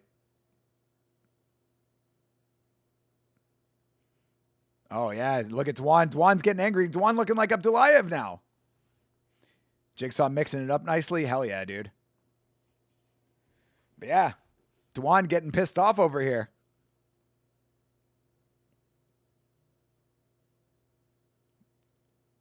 Yeah, Dwan's not happy. He's fighting angry. Oof. Nice heavy low kick for Dwan. Nice body shot for Dwan.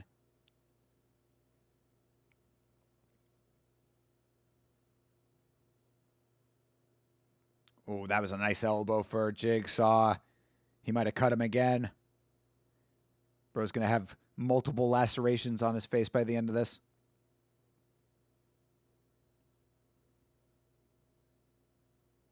Oof.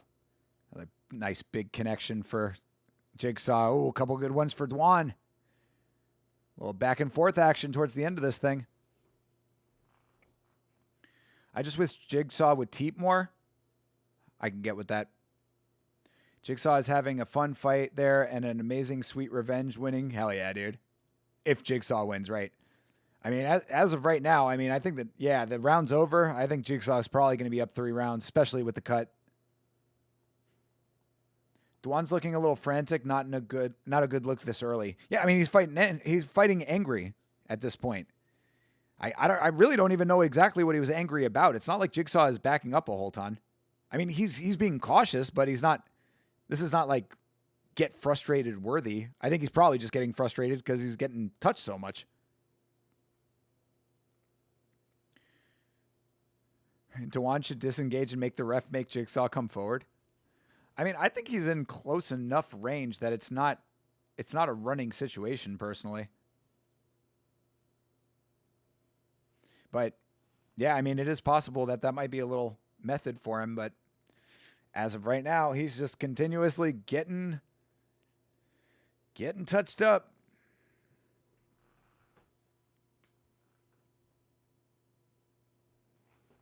Coach needs to do some Yoel barks at him.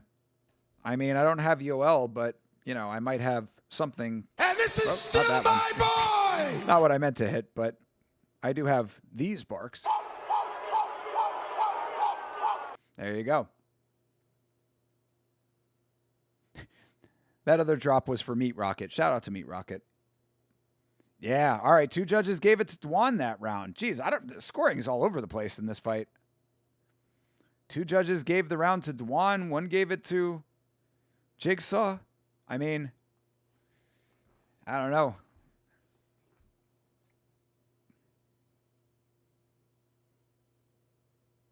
It would be great if we just heard them barking at him right now. Coaches start barking at him. Wow, they really did it.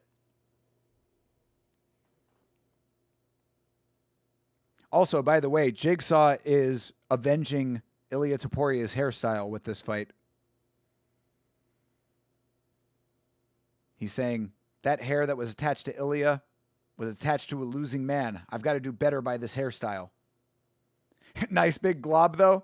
We've seen bigger. Come on. Although I also acknowledge a nice big glob. Ooh, nice connection there for Jigsaw.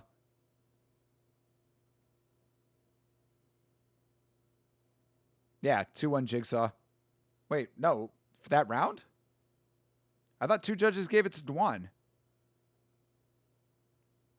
Okay, if that's what it was. No, they had to have given. They had to be two to Dwan because only one. He got 30-27 on only 1 card.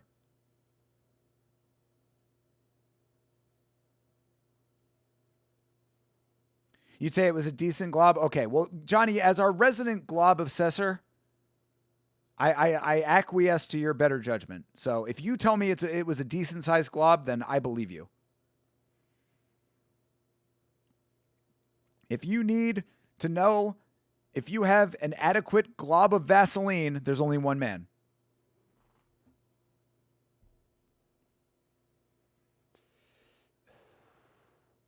Yeah, they'll show it at the end of this round. I might be wrong. It's fine.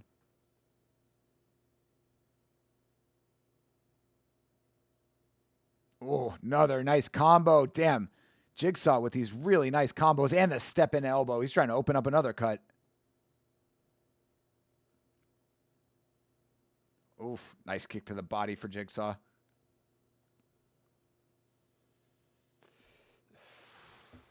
Jigsaw with the double elbow entry.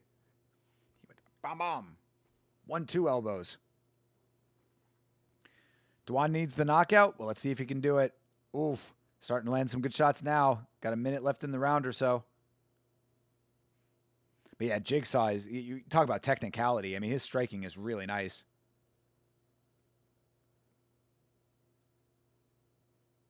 Nice knee to the body by Jigsaw. Oh, there you go. Left hand connection for Jigsaw.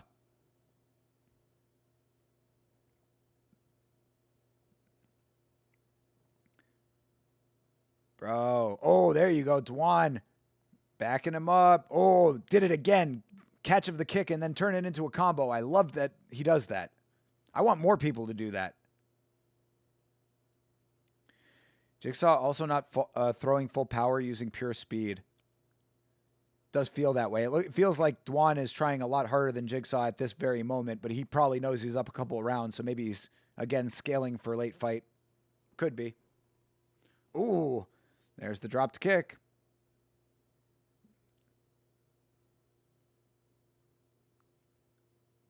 All right, they trade a couple kicks at the end of the round. It's a good fight, very competitive.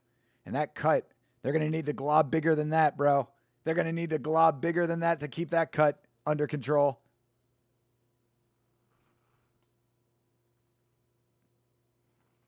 Yeah, dude. He got that John Masumoto cut through the eyebrow.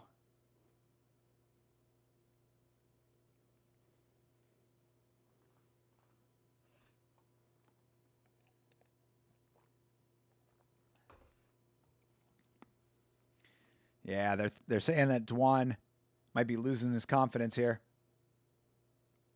Why did Jigsaw's corner just pick him up? We've seen that occasionally in RWS.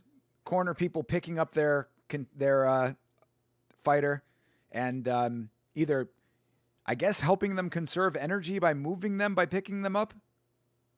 But sometimes I think they just pick them up for, aura farming.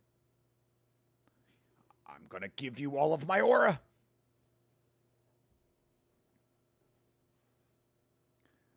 Cornerman just gave Jigsaw uppies. As long as they're not the same kind that Jasmine was using. Oh, okay. Yeah, see, I must have not saw that bottom one. You were right, Sanjay. Good deal.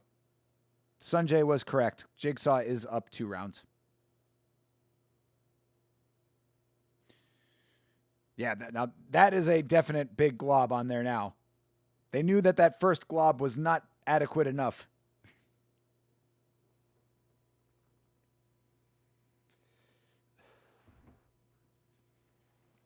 The way Jigsaw is moving, I don't see a KO in the 5th for Dwan, but it is Muay Thai. Yeah, this fight does not feel like it's going to end in a finish, but anything can happen. Looks like it was a chance to shake out the leg similar to the arm shakeout. That's another reason they do it. So, yeah, that certainly tracks as well. Yeah, they'll pick him up to shake him out. They'll pick him up to conserve energy getting to the corner occasionally. I always think that's weird. And then they will also pick people up to celebrate a victory. Rarely, but it does happen. All right, yep. Nice job by Jigsaw to corral our dude Dwan. It's 1 a.m. and we're out here watching Muay Thai and talking about Vaseline globs. This is, some would say we're living our best lives, brother. Oof.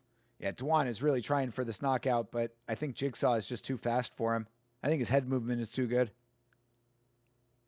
Oof. Jeez, great combination for Jigsaw.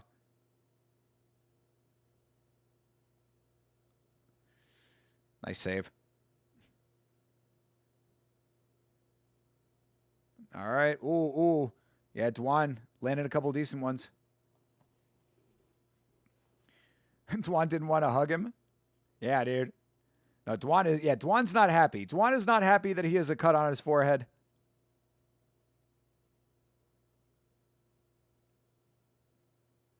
Oof. Jeez, big counter for Jigsaw.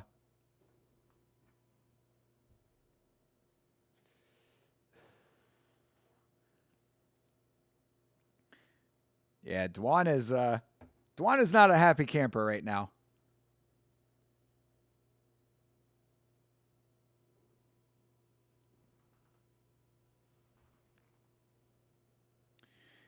Teep him to the face, Jigsaw, please. Yeah, true. You're not lying. He does not use a whole lot of kicks. Maybe a couple low kicks here and there, but in general, he's not a very kick-heavy fighter, you know? I want to see another flying elbow, though. Oh, beautiful combo from Dwan. Yeah, dude, you got to get off the ropes, brother. Oof. Jeez. Wild work going on here.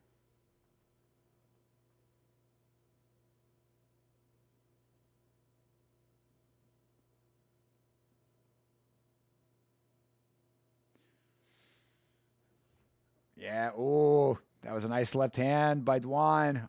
Jigsaw gets out of the way of another one.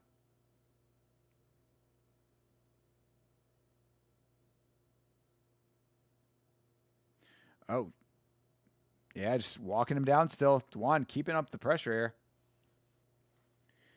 here. You have to use some sort of straight attack to the body in Muay Thai to disrupt your opponent's rhythm. True. Absolutely. Hard to have good footwork when you're recovering from a, set of toes in your stomach. All right, and that will do it for that one. Everybody survives. Competitive fight, I would say. I mean, obviously, Jigsaw is taking it.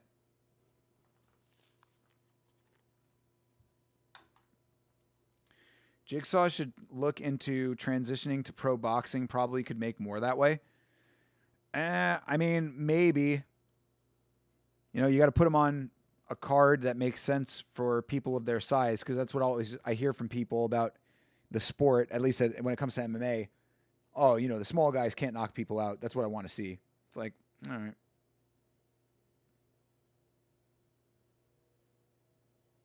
I mean, we see them all the time, but if they feel that way, they feel that way.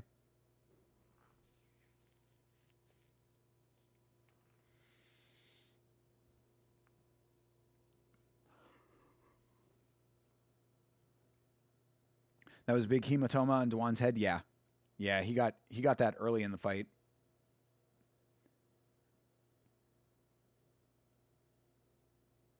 Oof. So in some of these highlights here. Good competitive fight for sure. And now you need to get us to this decision so that we can see our GOAT, Daniel Rodriguez. Load up the next round.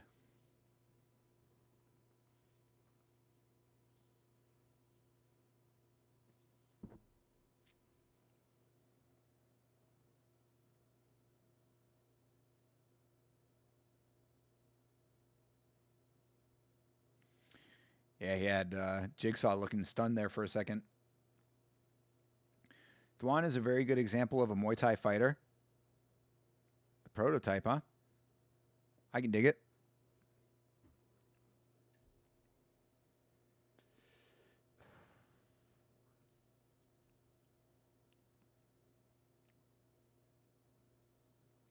I agree, CT. I think Jigsaw should have been called out for constantly retreating.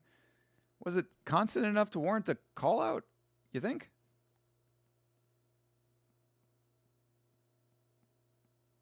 I mean, he was engaging it a good couple of times there, I thought. We getting split decision here? I'm sorry. Oh yeah, of course we got a split decision.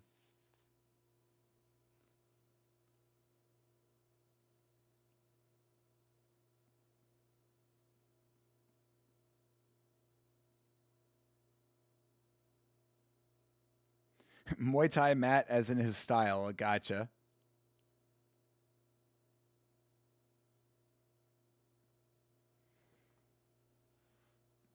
All right. Dwan 99 has been defeated. Jigsaw is the man. 49, 46, 48, 47, 49, 46 are your scores.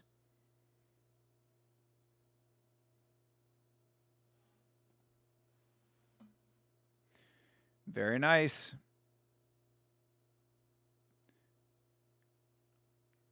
Yeah, Jigsaw is me like, I ain't going nowhere.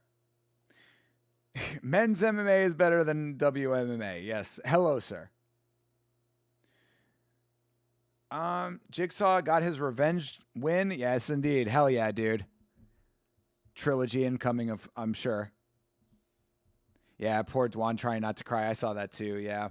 Feel bad for him, but that is the thrill of victory and agony of defeat about this sport. All right, Dwan is going to get his little interview, and then, of course, we're coming up to the people's main event after this.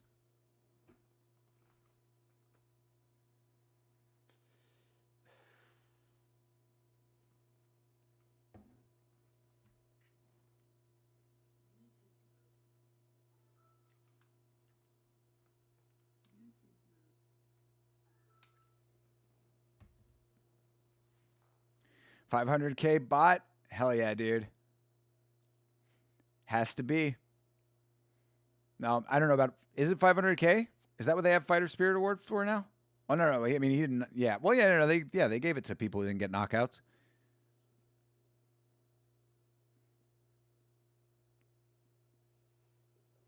He was backing up the entire fight counterboxing. I mean, yeah, but well, I guess you're right. I mean, it is straight Muay Thai, so he should have been a little bit more on the offense as opposed to being evasive.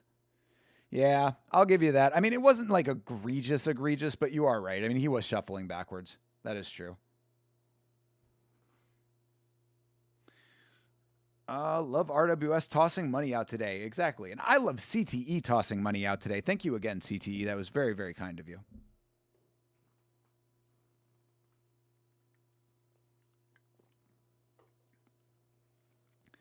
Dwan right now is exemplifying the phrase, you should see the other guy. Got the cut over the eye, got the hematoma on the head. Bro's going to be black and blue for a while. How do you think Aspinall versus Gane 2 will go? I mean, look, based on the fact that Cyril Gane was able to foul his way to a belt, I would assume that it's probably going to go that way again. I assume that Cyril Gane is just going to go in there and cheat his way in like he always does. And either he gets the belt retained or, or he unifies the belt, or he just, fucking gets called on it. Or, I mean, I just like, I don't see any difference in what Cyril Gane is going to be doing, because why would he change any of his ways? Why would he change anything about what he does if no one's going to call him out?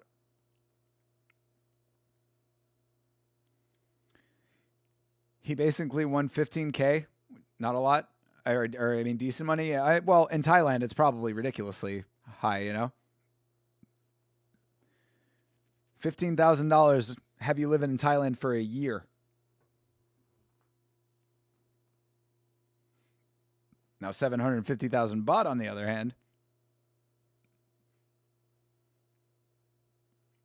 Dwan won 250 Gs. Yeah, yep. Hell yeah. It was a good fight. I enjoyed it. All right, there is our king. There is our King D-Rod.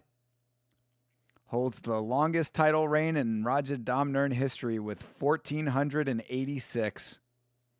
Bro has been champion for 1,486 days. I wanted to say hours, but it's not hours. All right, Angel Bauza representing Argentina.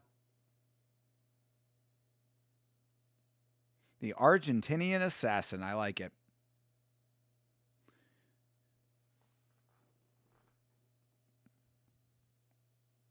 Good deal, man. Card delivering on all levels tonight.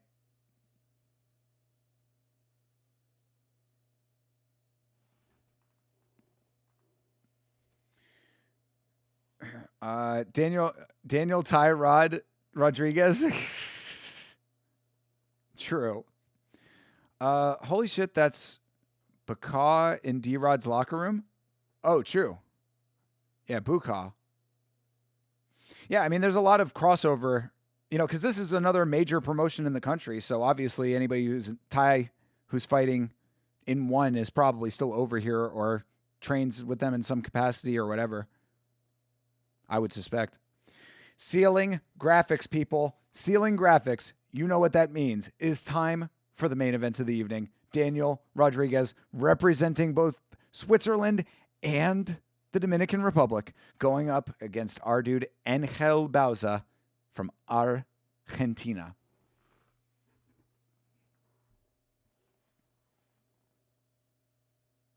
The Chinese Vallejos in English.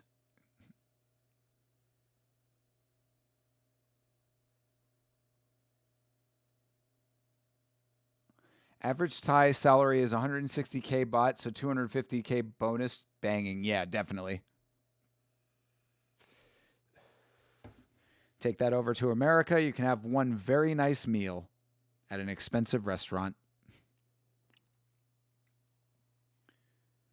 I'm almost certain Bukau used to hold the Rajadamnern Stadium and circuit belts multiple times. That's probably true.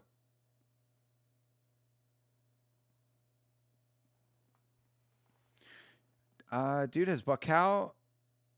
You cannot learn from anyone better. True. Hell yeah, dude.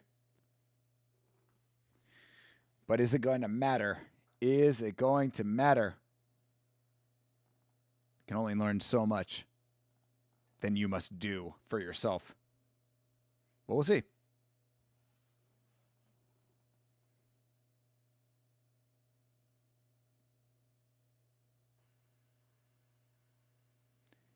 Yeah. How was I pronouncing it? Boa? Yeah, like Boa cow. Yeah. Yeah, Bua cow.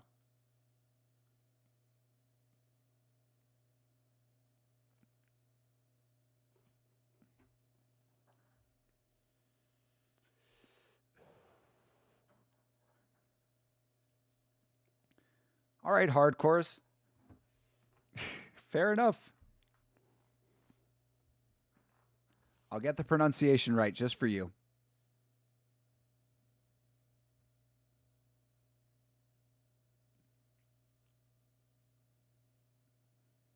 Yes. So if you were here for, I believe it was one of the more recent RWSs. I don't think it was the last one. It might have been the one before that. But Angel Bauza pulled off a major upset in his fight to secure himself this position here, to secure himself this fight. So, yeah, this guy is coming in hot right now.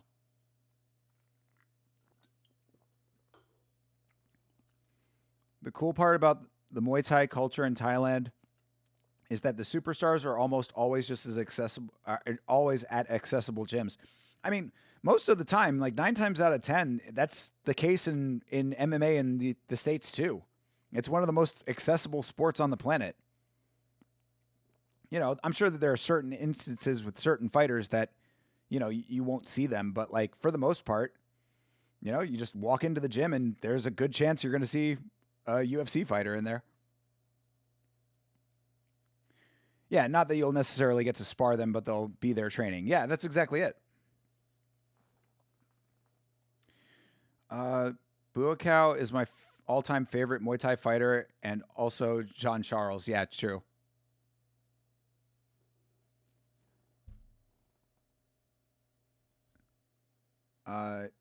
Charles would chain smoke ciggies and be drunk all day and whooped ass.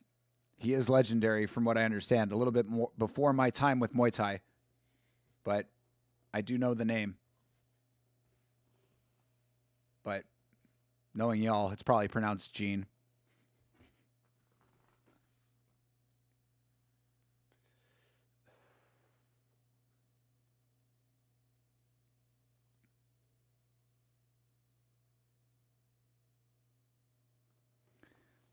Nice. So yeah, these not only they get the belt, but they have to defend the belt. You can't sit on the belt in RWS. I love it. I love it. RWS fixing the mistakes of other organizations. If you have that belt, you better defend that thing.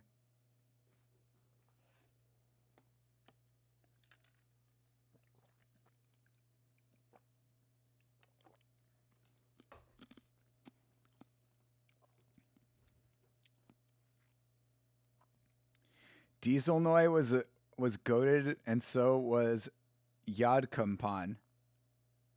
Hell yeah. Yadkampan is a great name. But, you know, time moves on, and now we've got Tim Schlappbach and my king, Kane Sack. Kane Sack is my favorite RWS fighter. It is a shame that he is not on this card.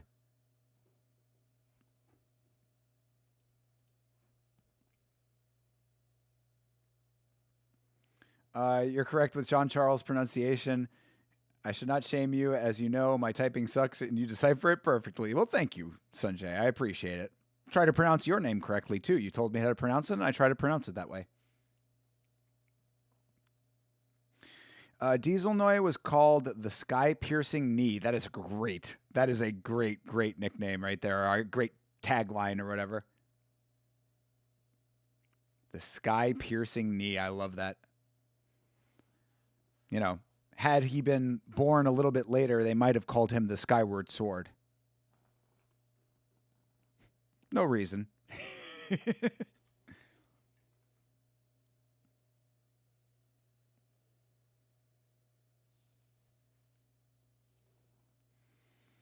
Yeah, you know that RWS 200 is important when you get your third commentator.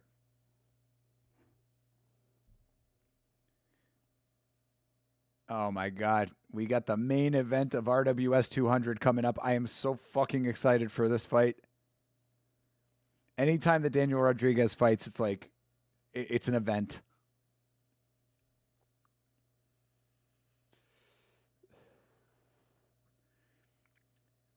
You missed the other hard nickname in my prior chat. What was it? Yad Kampan, the elbow hunter of 100 stitches. Damn, that also goes tremendously hard.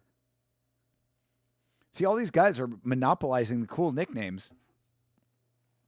The elbow hunter of 100 stitches. That sounds like the title of an old kung fu movie. Secret crane of the 36 chambers of Shaolin. Still over an hour, and this is pre-fight. Curious what they are doing after this fight ends in the second round. Just guessing. Oh, yeah. That's your prediction? Second round knockout? We're going to find out. We're going to find out because, yeah, we do have a good amount of time still left on the broadcast. But, of course, we still have the banger fight after the main event. Little Mickey Ghazali coming out here catching another body, most likely. Yeah, golden era fighters from the 90s. Yeah, like I said, that was a little bit before my time when it comes to Muay Thai specifically.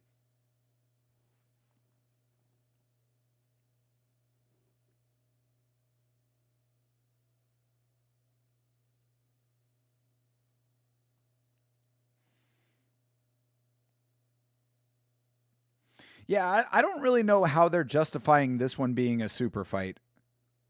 I mean, it's a title fight, but this being a super fight really doesn't make a lot of sense to me because this Rodriguez was supposed to have a different opponent, from if I'm not mistaken. I think he was supposed to have a champion opponent who had to pull out of the fight, I believe.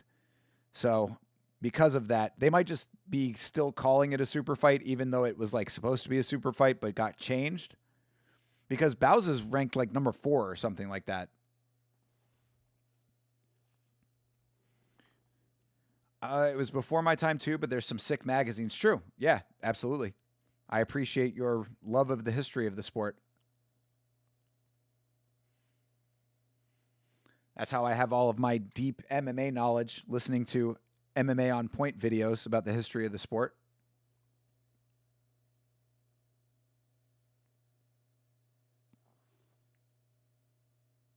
Gotta trim up my shitty mustache after this. The Argentinian Angel Bauza. And of course, Rodriguez repping the Dominican Republic. Certainly goated. Dare I say a better representative of Dominican Republic's combat sports prowess than Waldo Cortez Acosta.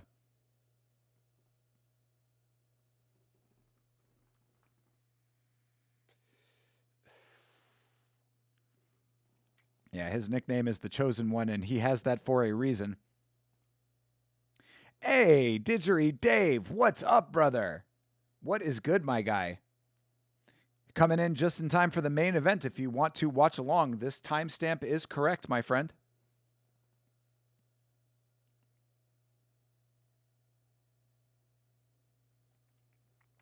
Formerly a super fight doesn't have the same ring. Exactly, Bleeding Edge. You know, if you bill it as such, you got to stay with it. we don't switch up halfway through, bro. We don't change course around here. All right, welcome back, Jeremy. You came back just in time for the God, Daniel Rodriguez. Was that a brief clip of him working out with Chuck Liddell? I didn't see.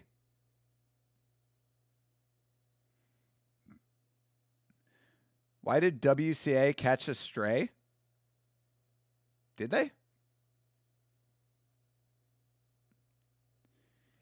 Had to talk to your lady? True.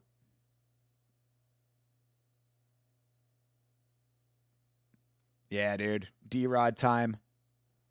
I hope all is well with your lady. I hope that she too is subscribed to Yama. Hopefully that's what you were talking to her about. Babe, it's good to hear from you. Did you subscribe yet? Also, everybody make sure to like the stream, of course. It's the homie thing to do. She's on vacation in California? That's what's up. What's she doing out there? Oh, right. I remember that. Yeah, that was... that's when Sanjay told her to link up with her.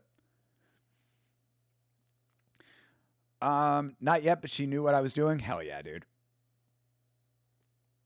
Oh, Waldo. Got you. Yeah. Well, I think it's a valid stray.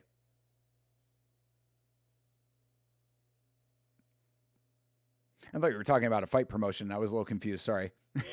I was like, wait, WCA? World Combat Association? She knows the RWS schedule? Damn right. Oh, her best friend is out there. Nice, dude. That's what's up. She's bringing some of that Southern charm out to California. They got cowboys in California. Cowgirls. A lot of farming out in California. You get to the middle of the state.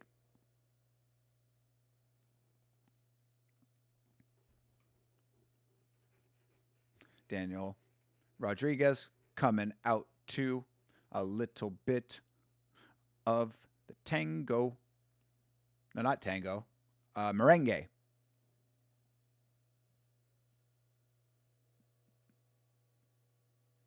She knows Muay Thai Sunday. Let's go, dude. Hell yeah. Sorry, babe. I can't. Gotta watch D-Rod. No, nothing was wrong, Sanjay. Nothing was wrong. I'm just joking. I was just making fun.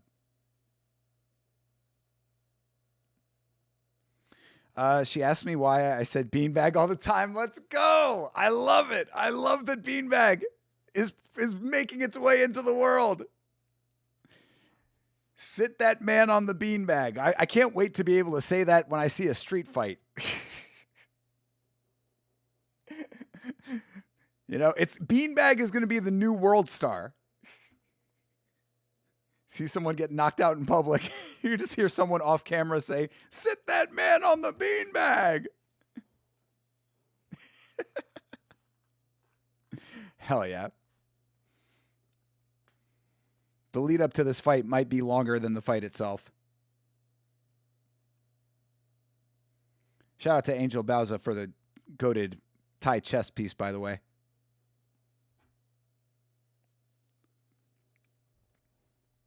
I honestly want to get a beanbag. Bro, I am definitely getting a Yagibo beanbag at some point. That will happen. That will happen. In fact, what I'd really like to do, I'll tell it to you here. I don't know. I might have tried to make it a surprise, but I'll tell you anyway, because it might be a while before it happens. But if I have the ability to, what I would like to do is contact Yagibo and be like, can you custom print me a blood palm beanbag? Can you put the Yam Rana on the beanbag? I'll pay whatever you want me to pay. Exactly, Jeremy. Exactly. I want the Yama logo with the Yam Rana, black, red, on the beanbag. In fact, what would actually be the even more goated version of it is to do the inverted one. Do red beanbag with black logo. That's what I kind of really want. That's what I really want.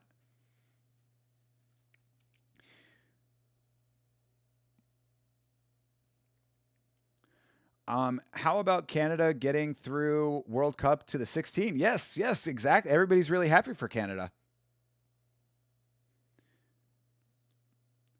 Next victim for D-Rod. Oh, I mean, like, they're running out of people to put up against D-Rod, bro. He is the longest reigning RWS champion of all time. He's held the belt for over 1,400 days. Like, I could see someone live commentary on a street fight and to yell, sit that man on the beanbag soundboard too. Hell yeah, dude. Absolutely. Just have it on their phone, ready and waiting. All of a sudden you see the knockout, just hit the button. It's just me.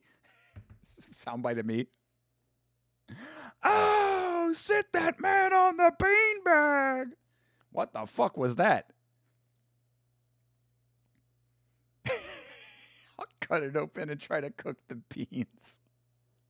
I don't know if there are actual edible beans inside of a beanbag anymore. I don't know if there ever were. Maybe there were. I don't know.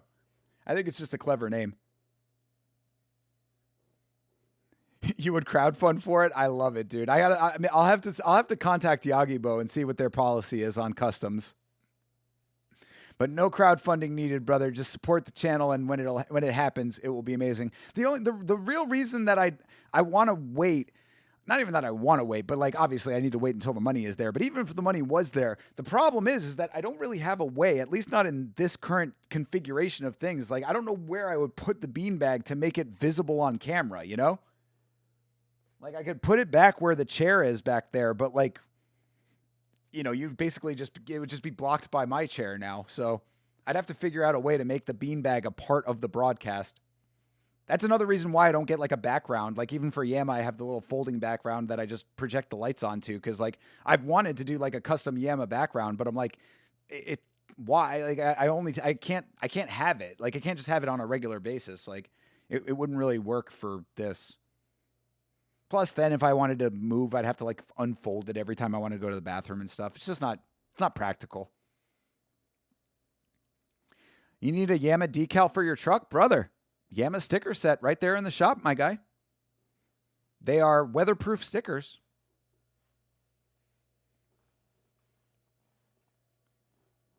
He needs to go over to one. I mean, I think that they know how big of a star he is in RWS. They're not. He's probably got the most like cushy contract that they offer. A bag of beans is too heavy to cart about. Very true. That's a good point, Didgeridoo Dave.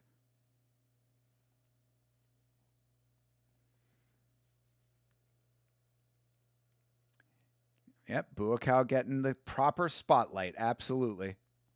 Yeah, RWS Hall of Fame, like entirely.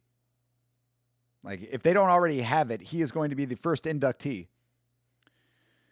I could see that becoming into the merch of sit that man on the beanbag, even as a sticker. Oh, dude, yeah, I would love to do that. Hell yeah, dude. I could make that happen. Just big bold letters, red and black. Sit that man on the beanbag, and the Yamrana in there. I like it. I like that. Get a mini beanbag and hang it in the foreground to look like it's in the background. That's an interesting idea. I do have kind of high ceilings though, so I'd have to figure out a way to hang it effectively, but I don't dislike that idea. Yeah, absolutely, brother. Absolutely. In fact, if you get the mini poster and the stickers, it's the best value of the website. Both of those get mailed right here from my place. I mail those directly. So you will know that your products have been touched by these hands. Something I'm sure everybody values tremendously. If any of y'all haven't seen him, look up Lurdsilla highlights. Nice. See another classic, dude? Yama cat beanbag. Now that's some deep merch right there. If I start doing pet merch. Some Yama cat merch. Yama cat is like such a side character. I feel like he doesn't even appear on screen very often. The only time you ever see Yama cat is when I like hold him to show you him. All right. D-Rod posing. D-Rod is the only person who can emote during his dance, and it's actually valid. Yeah, he's making this. D-Rod milks the dance, but he earns the milking. It's an interesting phrase. Maybe have a guy sitting on a beanbag with the Yamrana about to bite his head off. For the Yamacat one?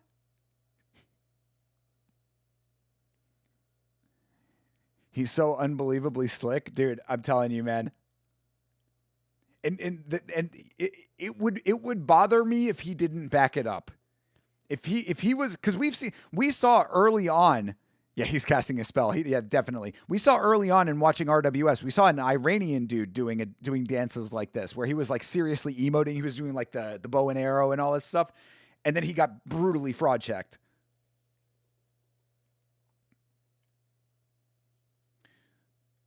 Oh, for the sit him on the beanbag sticker. Okay, I like it.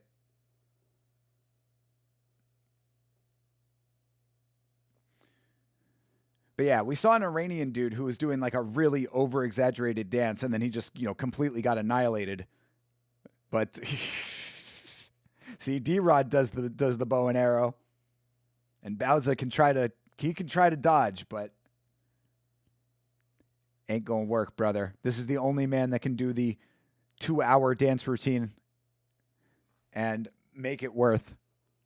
All right, with all of the pageantry out of the way, they touch gloves, and it is time for the main event of the evening of this excellent, excellent RWS 200. I am so glad that we did this.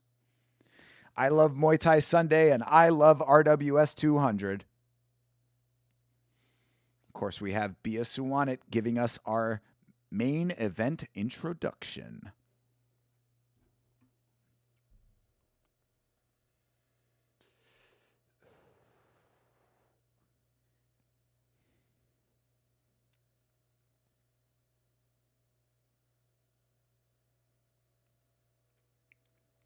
This crowd is so hyped, they usually do not get this loud for a long pre-fight dance. True. This crowd knows what they're witnessing. Also, we have not seen much of the crowd. They've been doing kind of like a little bit more like mysterious, I would say. They haven't really been doing a lot of crowd shots. There you go. There's a crowd shot. They heard me. Said, we need to see the crowd. This is Muay Thai. And this is Rajadamnern. Let's go. Such a goated intro. That was the first time that actually looked intimidating, the dance.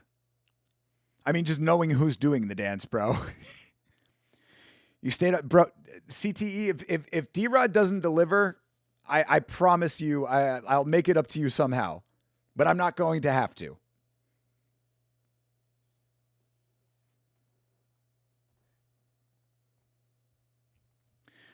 Where do you stack RWS 200 versus the White House card? I mean, apples and oranges, but they are certainly in the same class when it comes to their respective sports, I would say. I'd say that the White House card is a little bit, I think the White House card wins because of the prestige, being in front of the White House, all that part of it. But as far as Muay Thai goes, this is like the White House card of Muay Thai is what it feels like, at least. Or at least UFC 300. That's what I had said earlier. I think that RWS 200 gives me the feeling of UFC 300.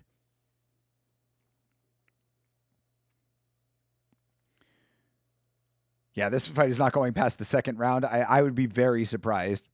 I'd be very surprised. Also, no hookup or dance cams today. Dude, it's too big. It's too important of an event. We can't frill it up with all of the normal trappings of a regular show. No peanuts and Cracker Jacks. Also, if you notice, there has been very little advertising on this one. We still see the Leo, but like the normal advertising does seem to be limited. Bia's going in on it. He certainly did, bro. He recognizes the gravity of this event. I mean, this is like a moment. We're witnessing a moment in Muay Thai history right here.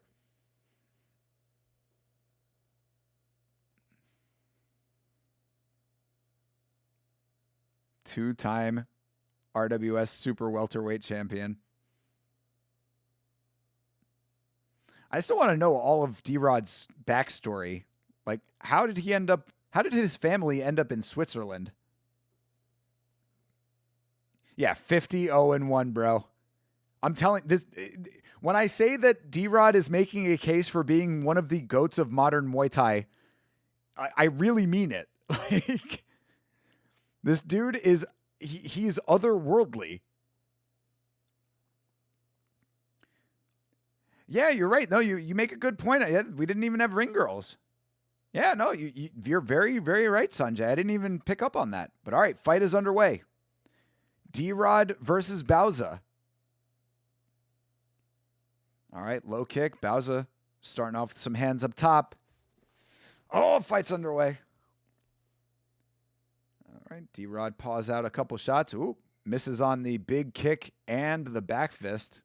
Bauza able to evade. But D-Rod showing some versatility early. All right, couple pawed out jabs here. Nice low kick for Bauza. Ooh, Bauza with a nice sting there.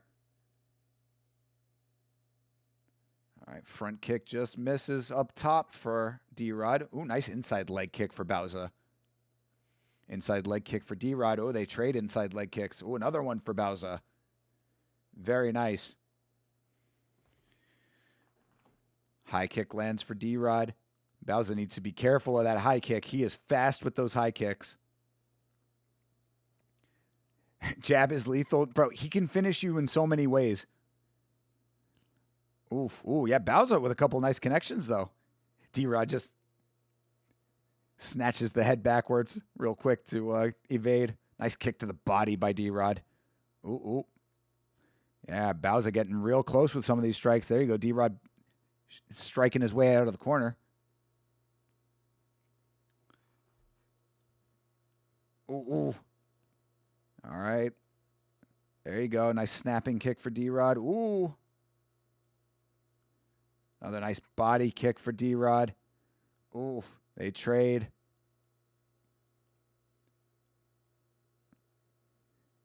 D-Rod just starting to get comfortable. There's tangle up there. Upon D-Rod's entry, he pushes off. He says, no need to break us up. Yeah, I like the lack of fear for Angel too. Exactly. Yeah, very true. I mean, it's the only way that you have any chance of actually winning. You got to go in there and just be like, fuck it, I'm throwing caution to the wind. I got to fight like it's any other fight. But D-Rod very composed himself as well. Jab lands again for D-Rod. Oof, another nice body kick lands for D-Rod. Oh, look at that little sneaky move. Feints the level change, goes in for the strike up top. God, his strikes are so fucking fast, bro. Yeah, he picks you apart and then finishes you off. It's just like, it's systematic. Yep, inside leg kick, Just all these little pepper shots. It's like, oh man, damn, he's really touching you up. And then all of a sudden, it's just some bomb just kills you.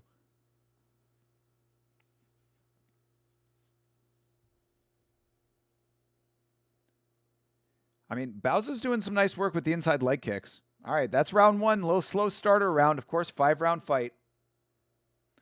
D-Rod is getting a read on Angel's low kick. Yeah, no, exactly, dude. He's downloading information for sure. And again, just it's all those little chipping away shots, It is a slow buildup so that he has every tool at his disposal to figure out how he wants to finish this fight.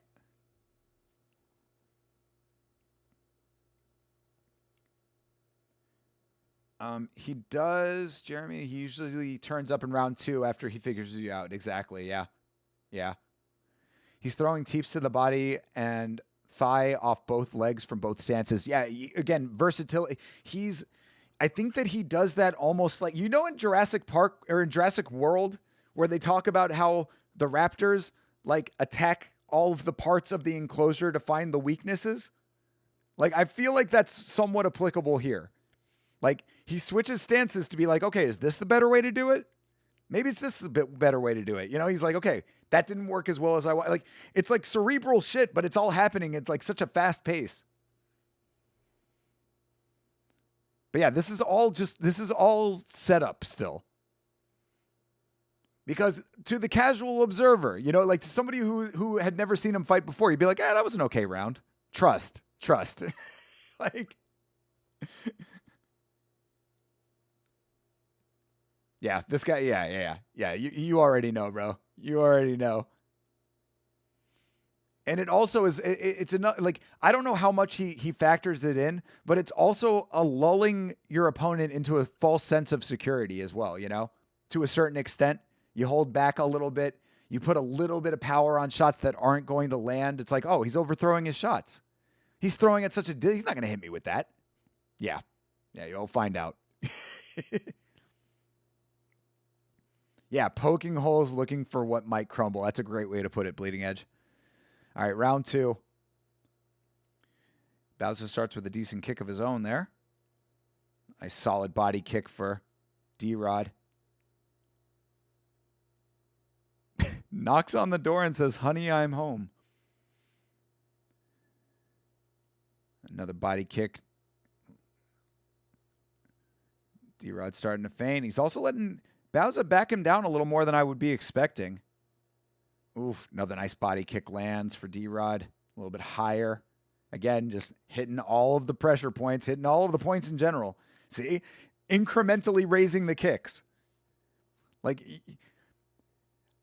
if you go back and rewatch this performance, see, he literally is doing it. He literally went all levels of the kick. Low, mid, high. Goes back to the mids. Doubles up on the mids. Okay, I think the mids are the one I want to go with after assessing all the kick locations. And Bauza trying to tangle up. But see, now he keeps hitting the same kick that he wants to. And you see the redness on Bauza's side there now.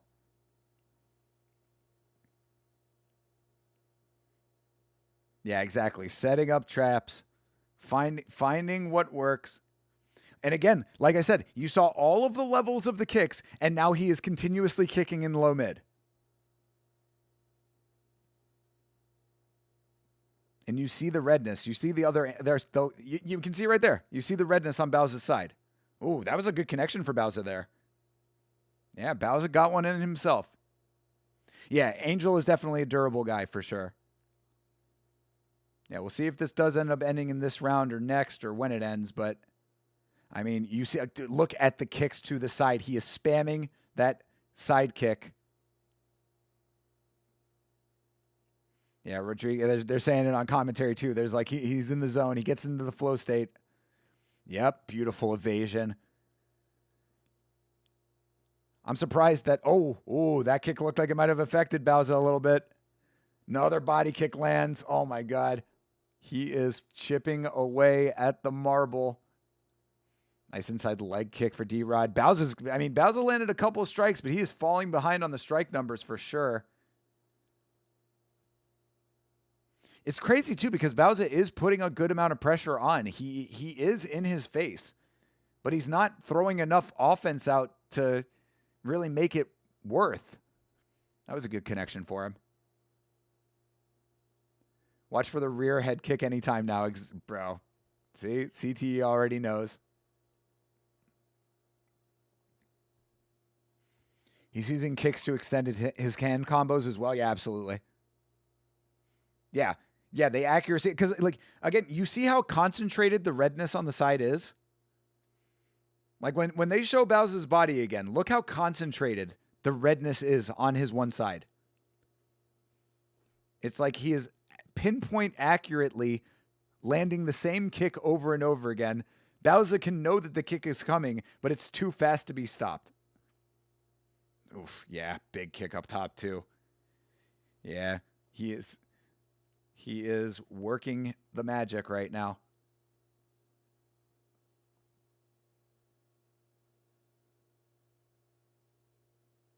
Yep, there you go. Saying that he was in the flow state, just as I had said. He's sneaking that rear body kick under the elbow every time you hear the thud. Exactly, dude. Exactly. This is what I'm talking about.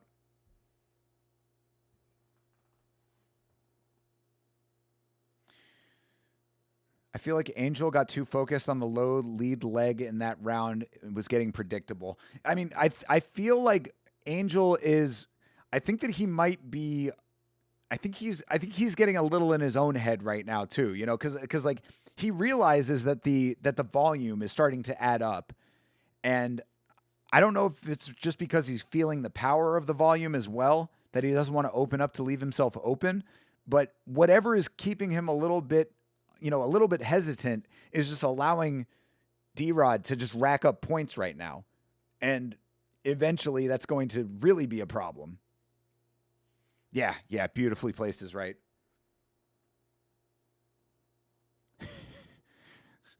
Commercial for a pill called Fatty 15? What the fuck? Take this, you fatty. If you don't want to be a fatty, you better take this pill, fatty. Jesus. All right, round 3. Yeah, definitely he's feeling the body shots. Yeah, you can still see the redness. It looks like a bruise is already forming on that side. Oh, and here we go. D-Rod's starting to put more power on the shots now. Turn it up a little bit more.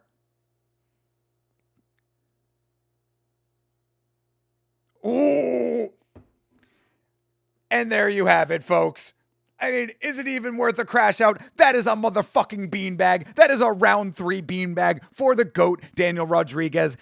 Yeah, I would say it was worth. Oh, that boy got a beanbag. Ooh, that's a beanbag. Good night, Irene. Jeez Louise. You were off by 30 seconds. Yes, Sanjay.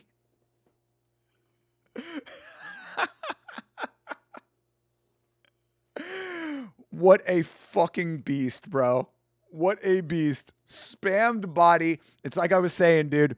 Sanjay said it too, I think, too. Setting up traps, stress testing the body, finding where he wants to place all of those trap shots, working the body over, tenderizing the side, and then just starts round 3 with an annihilator head kick. Yeah, and CTE did call the head kick. Yes, he did. Absolutely. Yeah, CTE, I am glad that you stuck around for that too. You must know of the legend Daniel Rodriguez. It's important. It is important as a Muay Thai fan to know this man. Because this dude, I mean, like, he is Mr. RWS as far as I'm concerned. Yeah, done and dusted, absolutely. You look down at your phone and missed it? Well, brother. There it is right there on the replay. Bro got stiffened up too, dude. You see him go down and he just... Yeah, look at it. Right there. He kind of like props himself back up. He's stiffened, bro. That was that Terry Edom stiffening. Just whipped that kick up there from southpaw. Exactly. I mean, his striking in general is just always so fast, especially his kicks. It's his most deadly weapon. I mean, his hands are nice too, but like, that's what I literally said that. If you go back, you heard me say it in round 1. I had said, Bauza got kicked in the head. You know, it wasn't obviously not a knockout shot, but I said Bauza got kicked in round 1, and I was like, he better watch out for those head kicks because he whips those kicks up high so fast. You won't even see it coming, you know? The bullet with your name on it is never seen.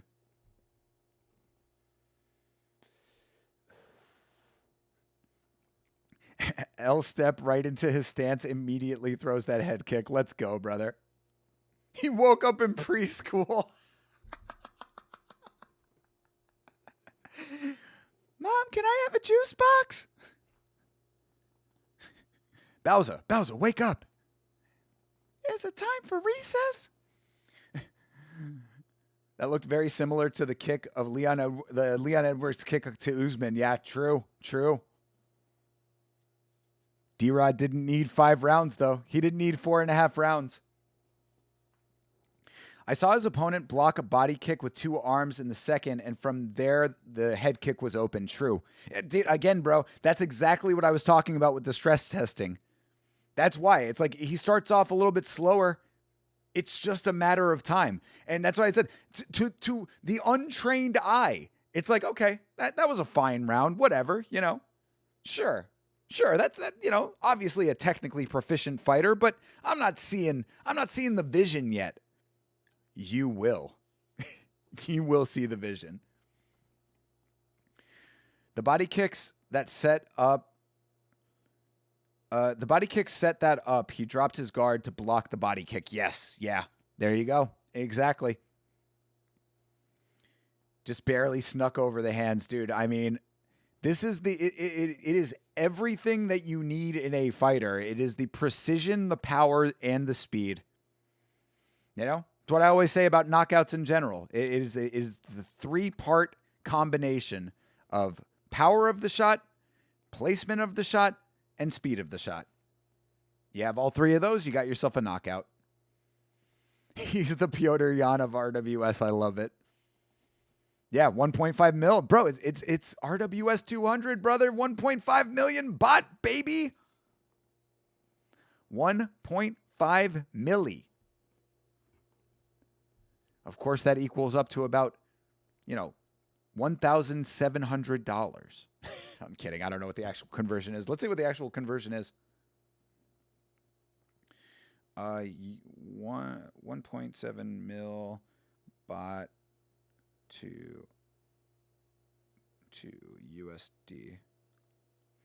That is $51,000 US.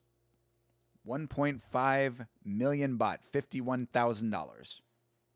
One would never, bro. One would never. One out here giving 50K pocket change to the goated RWS. I mean, yeah, well, technically it's about the same though. Because I mean, one gives away in USD, do they not? I think one championship does. I mean, if you're talking about the one morning fights, yeah, they do in bot. Yeah, you are correct. They do it in bot in the Friday fights. You are right about that. Yeah, he's getting that one main card money. You know what I mean? He's getting that one mainline show money. He's getting one fight night money. And just another big old plate and a smaller plate for the wall. I mean, how many of those fucking things do you think he has at this point? This dude could fucking wallpaper his entire living room with those trophies.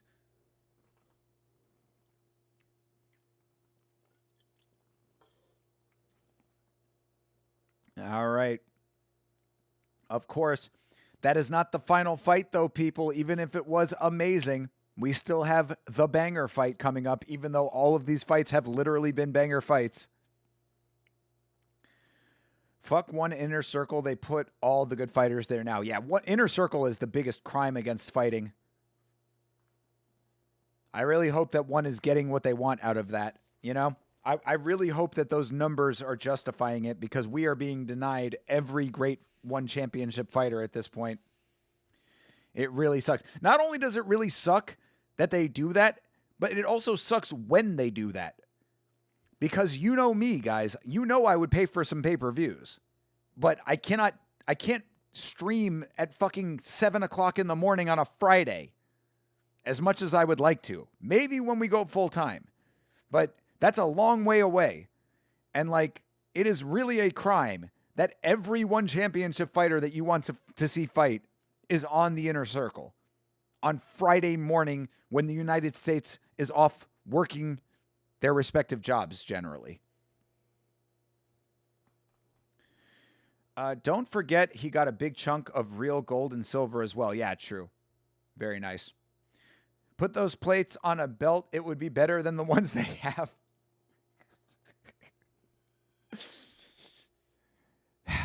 You know, in the same way that I urge kindness to Dustin Poirier, I urge kindness to RWS's belt. They have to know. RWS has to know that their belt is lacking. I guess it's more akin to what I said about Kyle Dawkins, you know. It's not Kyle Dawkins' fault that he was on the White House card. Be kind to Kyle Dawkins. Oh, man. All right. Well, we got a little bit of an intermission here before our banger fight. A lot of bit of intermission. Good Lord. How long does this go on for?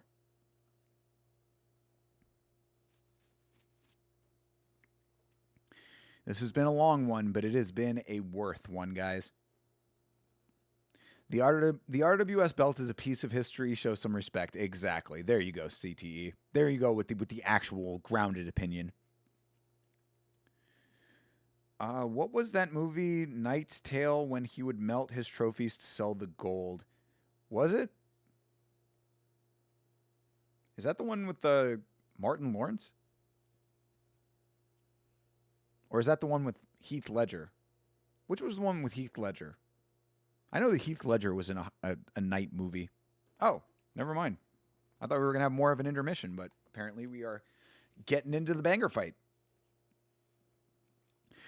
I've got to head to bed. This has been a goated stream. Blood Palm, have a great night. CTE, brother. W. Appreciate you, bro. You have a great rest of your night, my man. We will catch up again soon. I am very glad you got to see Daniel Rodriguez. Have a great day tomorrow. Appreciate you always, brother. Oh, the one with Heath Ledger? I don't know if I ever saw that movie. I know that he was in it, but I don't know if I ever actually saw the movie. All right. James Caustic is built like a V8 engine, I just heard on commentary. Let's see if he lives up to that. But he is going up against the Phenom, one of the many Ghazalis. This is Mickey Ghazali, the youngest Ghazali. Potentially the most lethal Ghazali.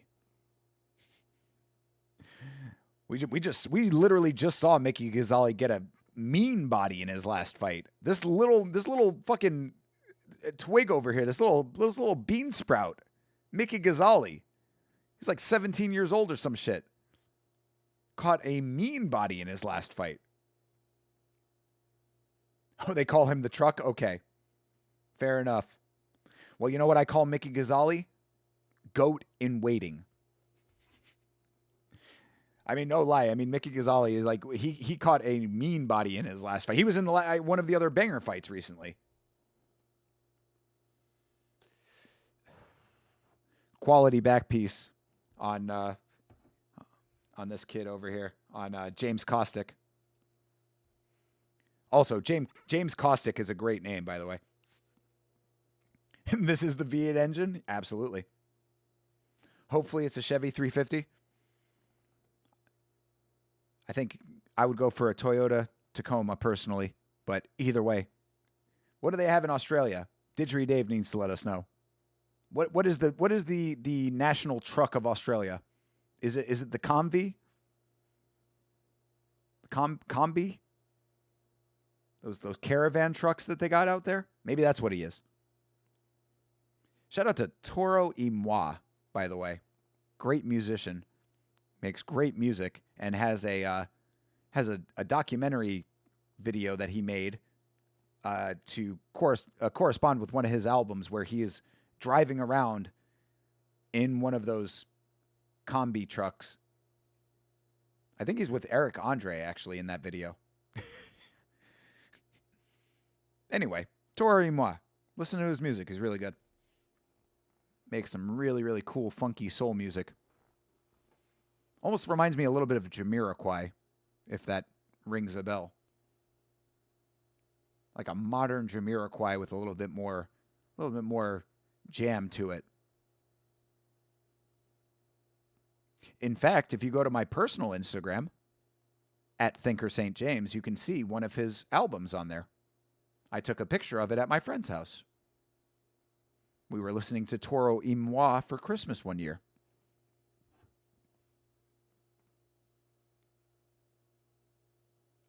Shout out to my homie Nate. You'll occasionally see the big dog Nate Bolin in the chat every once in a while. Nate was the one who turned me on to Toro y Moi. Shout out to Nate. He is a great guy. As we watch the dancing to lead up to our banger fight of the evening. Mickey Ghazali can barely grow a mustache. He's still trying. He might not be able to grow a mustache, but he can knock you the fuck out, though.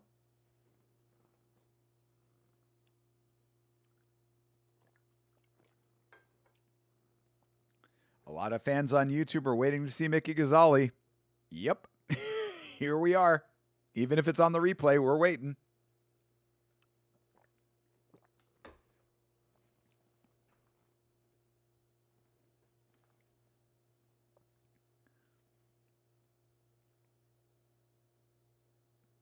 Yeah, they're going over the card that we've seen thus far, and man, what a card it has been. RWS 200 delivered in a major way. A major, major way.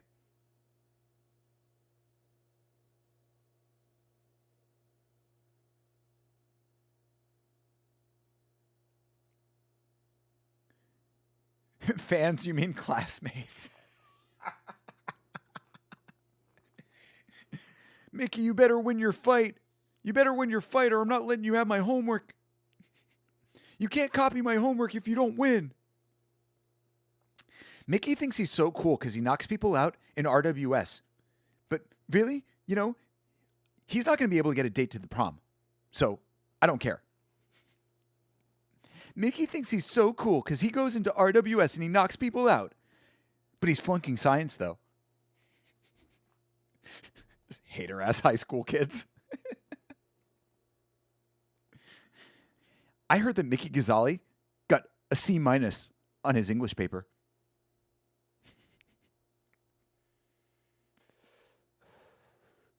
Shit. If Mickey Ghazali's fucking classmates knew what was good for them, they would never talk shit in their fucking lives. Mickey Ghazali's classmates better keep their fucking mouth shut. You just see Mickey Ghazali walk out onto the recess court and they just part the C for him. Shh, Mickey's coming. Mickey's coming. Hi, Mickey. Yeah, good to see you. I'll trade you my apple for your turkey sandwich. Exactly. And Mickey Ghazali just rolls up and people just give him food. Thanks, but I'm cutting weight.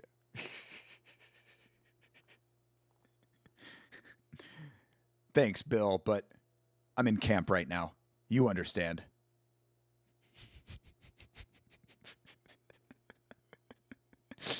I just love the idea that like the teachers can't fuck with him either. Mrs. Applebaum, I see the grade on this test looks like a C. That's not going to work for me.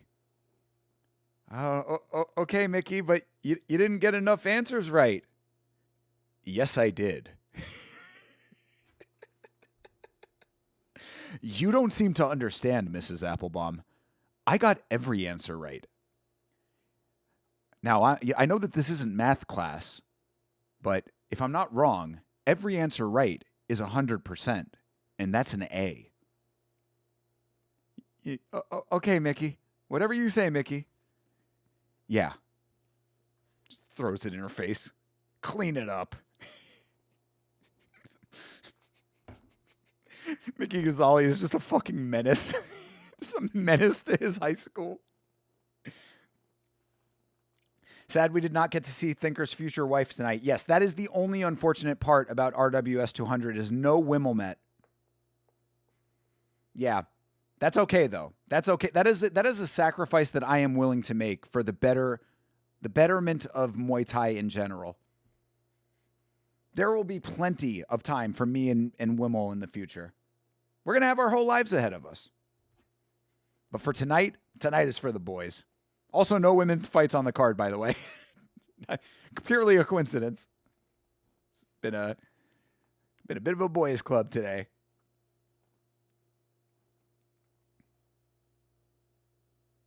He is from Malaysia. Mickey Ghazali got all of Malaysia on his back, fighting for the pride of fucking, Malaysia Central High School. Yeah, no women on the card at all. Unfortunate that Marie Rumet was not on the card, but of course, they had other cards they need to fill. They got a card every week. All right, fight's underway. Let's see if Mickey Ghazali can beanbag his way to victory here. He's getting backed up right now by Caustic. Maybe Caustic pulls the upset. Time will tell. Oh, nice fast kicks from Caustic. Ghazali a little bit slower. See if Caustic can keep it up. Ooh, nice connections there for Caustic. Caustic looking good so far. Nice outside leg kick for Mickey.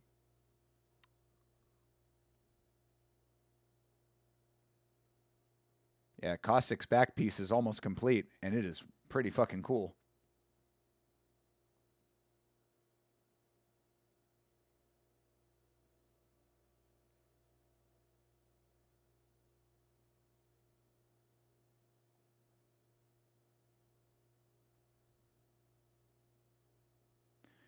Nice front kick there. A little teep from Mickey. 25-10 at 17 years old. I know, dude. It's fucking wild. Each fight has its own graphics package. Yes. Another awesome thing about this card. Yeah, ref very aggressive calling for action because this is the banger fight. I do feel like the ref in this fight specifically gets a little bit extra. Oh, nice elbows going both ways there. That was a good connection with the elbow for Caustic. Mickey's getting backed up a little bit here. You know, he has been on the back foot for a lot of this, going corner to corner. This one is the Magic Forest. We have seen the Magic Forest on other broadcasts before, but still beautiful and makes me very happy to see. Of course, the banger fight takes place in the Magic Forest. Obviously. Have you not heard this story before? It takes place in the Magic Forest right underneath the Butterscotch Waterfall.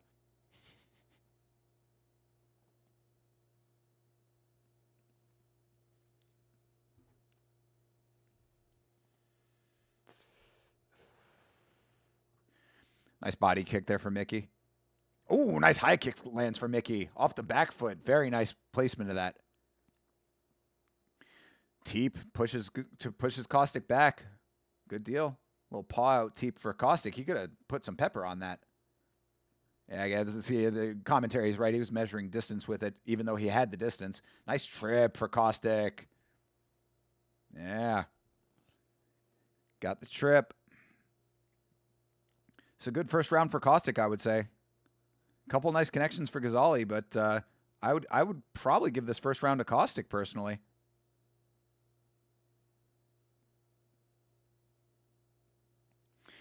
All right. That was a good first round.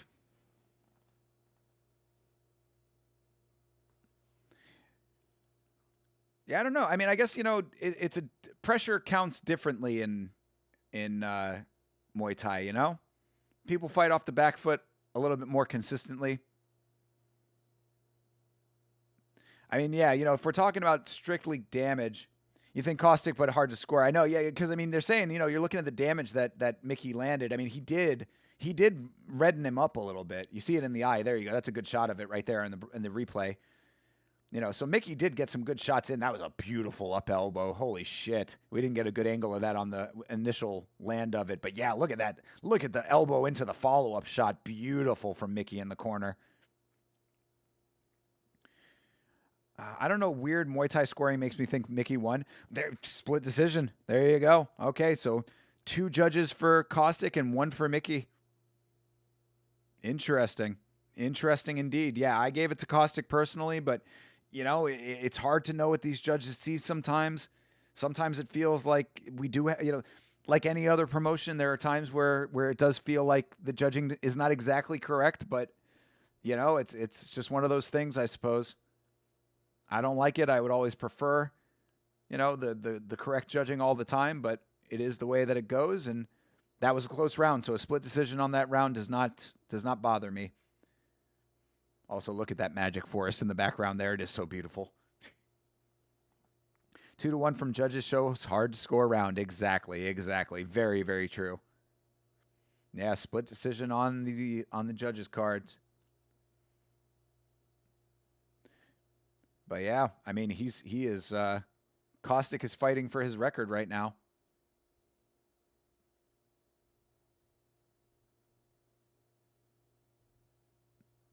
Yep, nice shot up top there for Ghazali to start. Kick lands. There you go. Ghazali starting to push forward a little bit. I think that he really needs to stop being so comfortable off the back foot. That would be my thinking here, because Caustic is doing some nice work with the pressure. Beautiful teep. That's how you do it. Very nice. But shout out to Caustic, man. He's right back in his face. He gets teeped, gets knocked down. He gets up again. He is Chumba-Wumba-ing right now.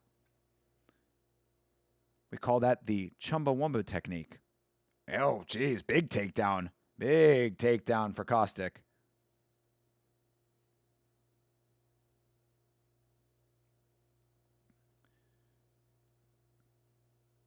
Yeah, I mean, Caustic is not giving Ghazali an inch over here, dude.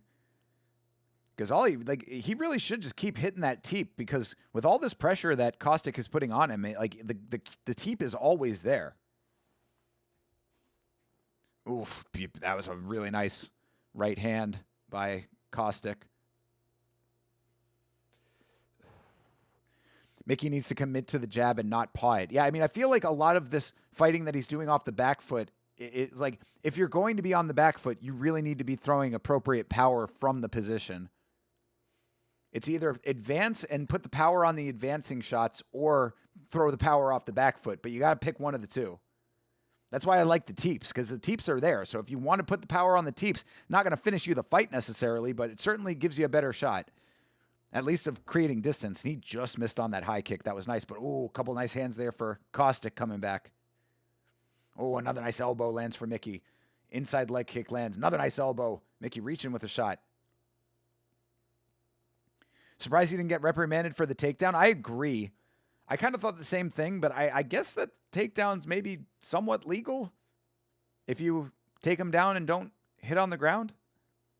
Again, we got to look up the actual rules of RWS specifically. I feel like there might be some modifications per promotion, you know? Because he tripped him once before that, too. Like, he got a trip once, and then he got a full-on takedown next, you know? Oh, Mickey just whiffing on another high kick. And, yeah, I mean, and you see on Caustic's face, I mean, Caustic's face is starting to wear the damage even more than round one. But this is a 3-round fight, so Mickey still has to stay active. He can't just be resting on these counter shots. Yeah, see, commentary saying the exact thing. Mickey can't wait. Oh, there you go. Nice low kick. Takes the legs out from under Caustic momentarily. Oh, another nice connection for Mickey. All right. That was another close round, I would say. I really like the pressure that Caustic is putting on him. Yeah, that's an interesting thing that they did there, Bleeding Edge. You know, it reminded me of your earlier question about why they were picking him up. Literally just lifting him up real quick and then putting him back down. I don't know exactly what the point of that is. The only thing I can think of is maybe to, like, work out some, like, you know, crack the back, so to speak. You know, maybe work out some of the trapped, what is that, nitrogen or whatever it is that gets caught in your joints. I forgot what it is. There's like some, I think it might be nitrogen. Like when you pop, you know, like when you crack your knuckles or whatever. That's like releasing gas, basically. It's legal how it was done within the rules there. Yeah. So, you know, like I said, I need to actually like read the letter of the law in this promotion at some point. Yeah. Caustic takes that round pretty handily. Mickey is on, you know, he's going to need a finish now. Commentary said the ref gave him a warning for that first dump / sweep, but I don't know why and didn't see it. Yeah, it was yeah, I mean he got like it wasn't like a full on sweep. He basically just got like a kind of like a leg kick that turned into a trip, but you can't full on sweep the leg. But I guess the ref thought it was close enough to a sweep. Yeah, Ghazali is going to need to finish this fight.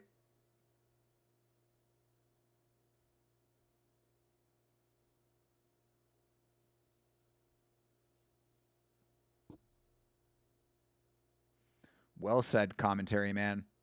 If you let it get to your head, then you might as well lose the fight. Indeed, they did give it to Caustic.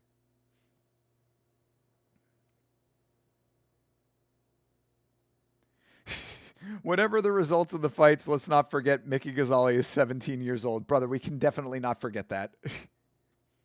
No, this is a 3-round fight. Yeah, this is a 3-round fight. Banger fights are 3-rounders.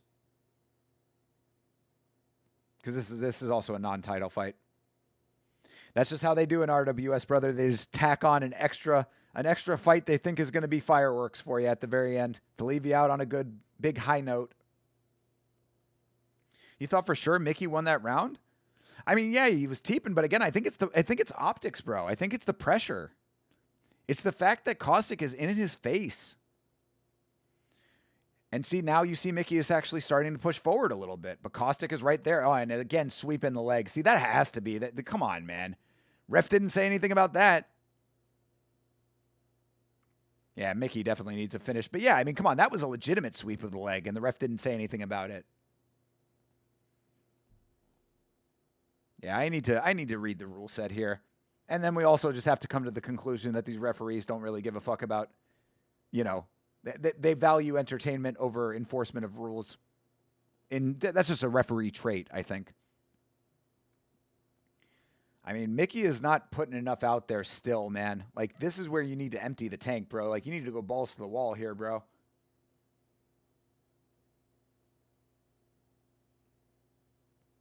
Because, yeah, Caustic is doing a really nice job keeping this pressure on throughout all of these rounds.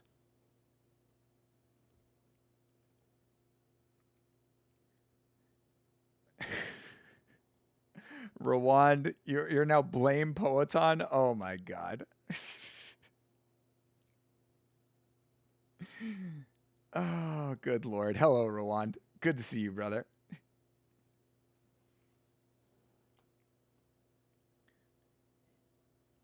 You can sweep the leg? I mean, then why did he get warned for the trip then?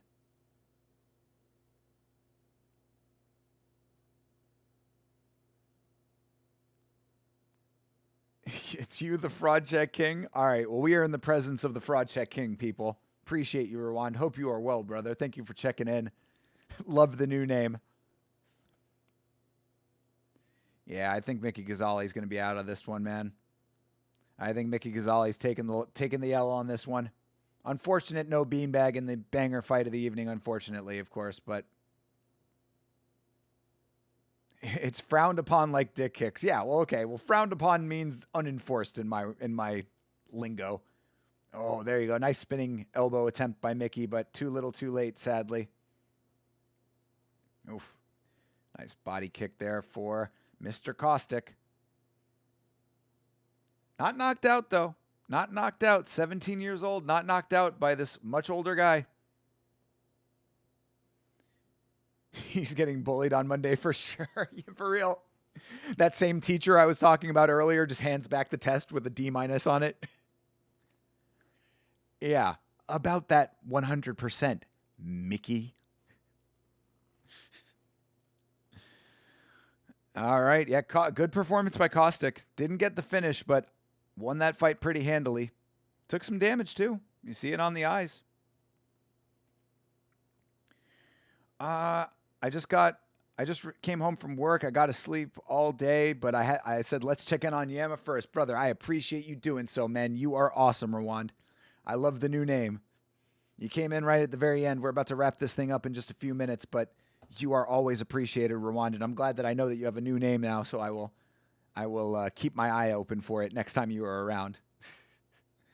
Blame Poetan actually is kind of a cool name, by the way. Yeah, only 17 and didn't take much damage. I mean, he is a star in the making, I would say. Of course, he's a Ghazali. I mean, he comes from a long line of combat sports athletes. But, he's just still working it through. He's still building up to his 312, 14, and 3 record,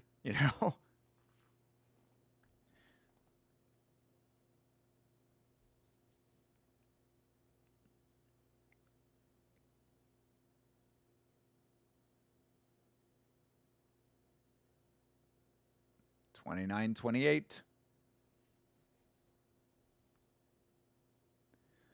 30-27. Damn. Harsh.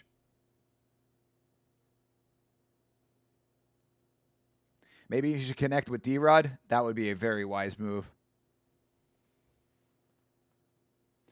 Thoughts on this final fight? It was okay. I mean, I think that it was unfortunate that it was on this card. Because on a different card, that would have been a fine fight. I mean, it was a fine fight. It was a fine fight.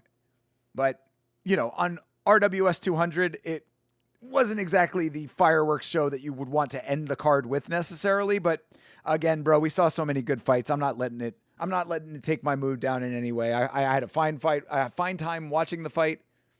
And, always cool to see little 17-year-old Mickey Ghazali continuing on his journey. So, yeah, while it was not as good as some of the other fights we saw on this card, it was not bad at all.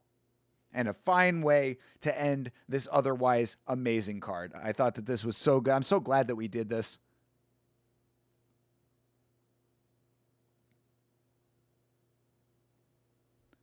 They do not start. Do not start? They do not stop. All right, next week we've got Peng Tor versus Southo. Genuine question. How the fuck Toby said they have no AC in there? Are they real or just joking? Brother, that's why I had asked if you had it where you are.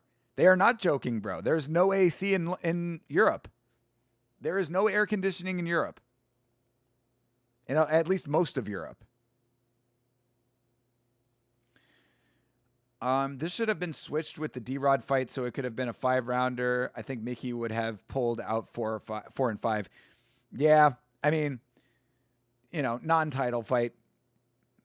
There are reasons, of course, but Mickey is still young. He's still making his way. He's still figuring it out. All right. Well, of course, we are going to let this thing run its course over here, but it is. Hell yeah, Jaro Ensuk. One of my favorite fighters as well right there, Jaro Ensuk. How the fuck do they survive during peak summer? Well, in years past, it was never that hot over there. But now they have a heat wave going on, and people are really getting upset about it. That's why the whole air conditioning discussion came to be, is because people are like, why don't we have air conditioning? It's hot as fuck out there. So, I mean, I guess blame global warming or whatever. Overall, great RWS, not too many beanbags. It's a good point, actually. There were a couple of beanbags, but not a full card of them. Also, I hope you didn't get mad at me for the AC. Nah, dude. Did you see what I responded with? Nah, man, you're good, Ramon.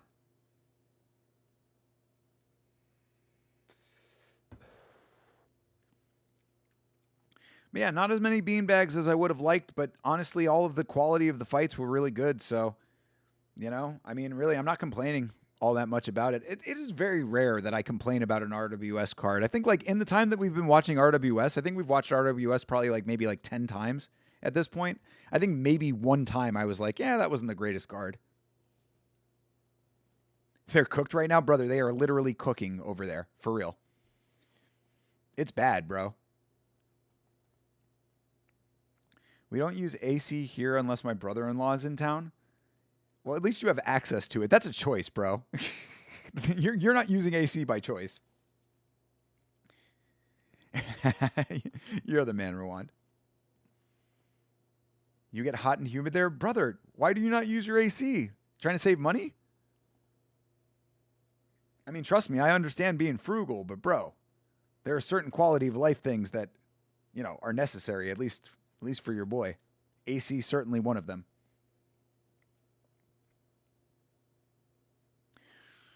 All right. Well, guys, as we wait for the end of the broadcast here, again, thank you so much for hanging out with me for this one, guys. This was awesome. I loved this. I was a little bit concerned. I was a little tired coming into this card, but woke me right up. Extra Red Bull certainly helped. Thank you again to CTE for the donation. Yamashow.com for all of your merchandise needs. Podcast coming up later tonight. We got the podcast at 10 o'clock p.m. Eastern Standard Time, Monday nights. Yeah, well, okay, but then Sunday, I mean, again, it's by choice, brother. Just because you're Indian doesn't mean that you have to do every Indian thing. You could use AC if you wanted to.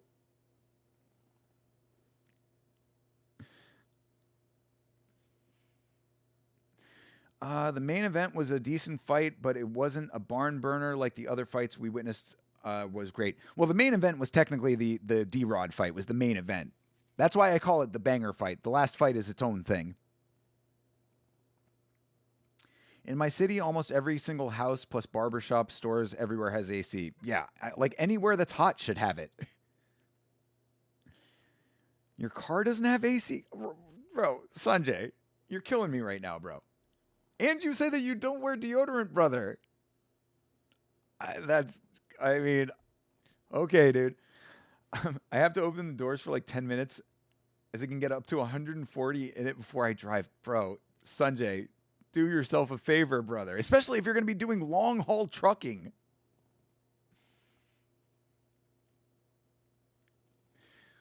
True. All right. Well, if it works for you, bro, you do your thing, man. Yes, Johnny the God, appreciate you, brother. Appreciate all you guys for being here. Thank you so much. If you have not watched the Dustin Poirier video, check that out. Give it a like, leave a comment. New Yama episode out as well if you didn't catch that one. That's a little bit older now, but check that out as well.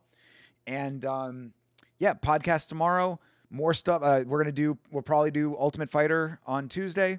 And, whatever else. Hopefully we're going to have an MMA on film coming out this week. Me and Chase have been talking about it, so I'll confirm that with him tomorrow. But either way, more coming on the channel as always. Plus, the new computer is on the way. And then once that thing is set up, we are so in business. So you guys keep doing what you do the best over here. You guys are amazing with your support. I appreciate it always.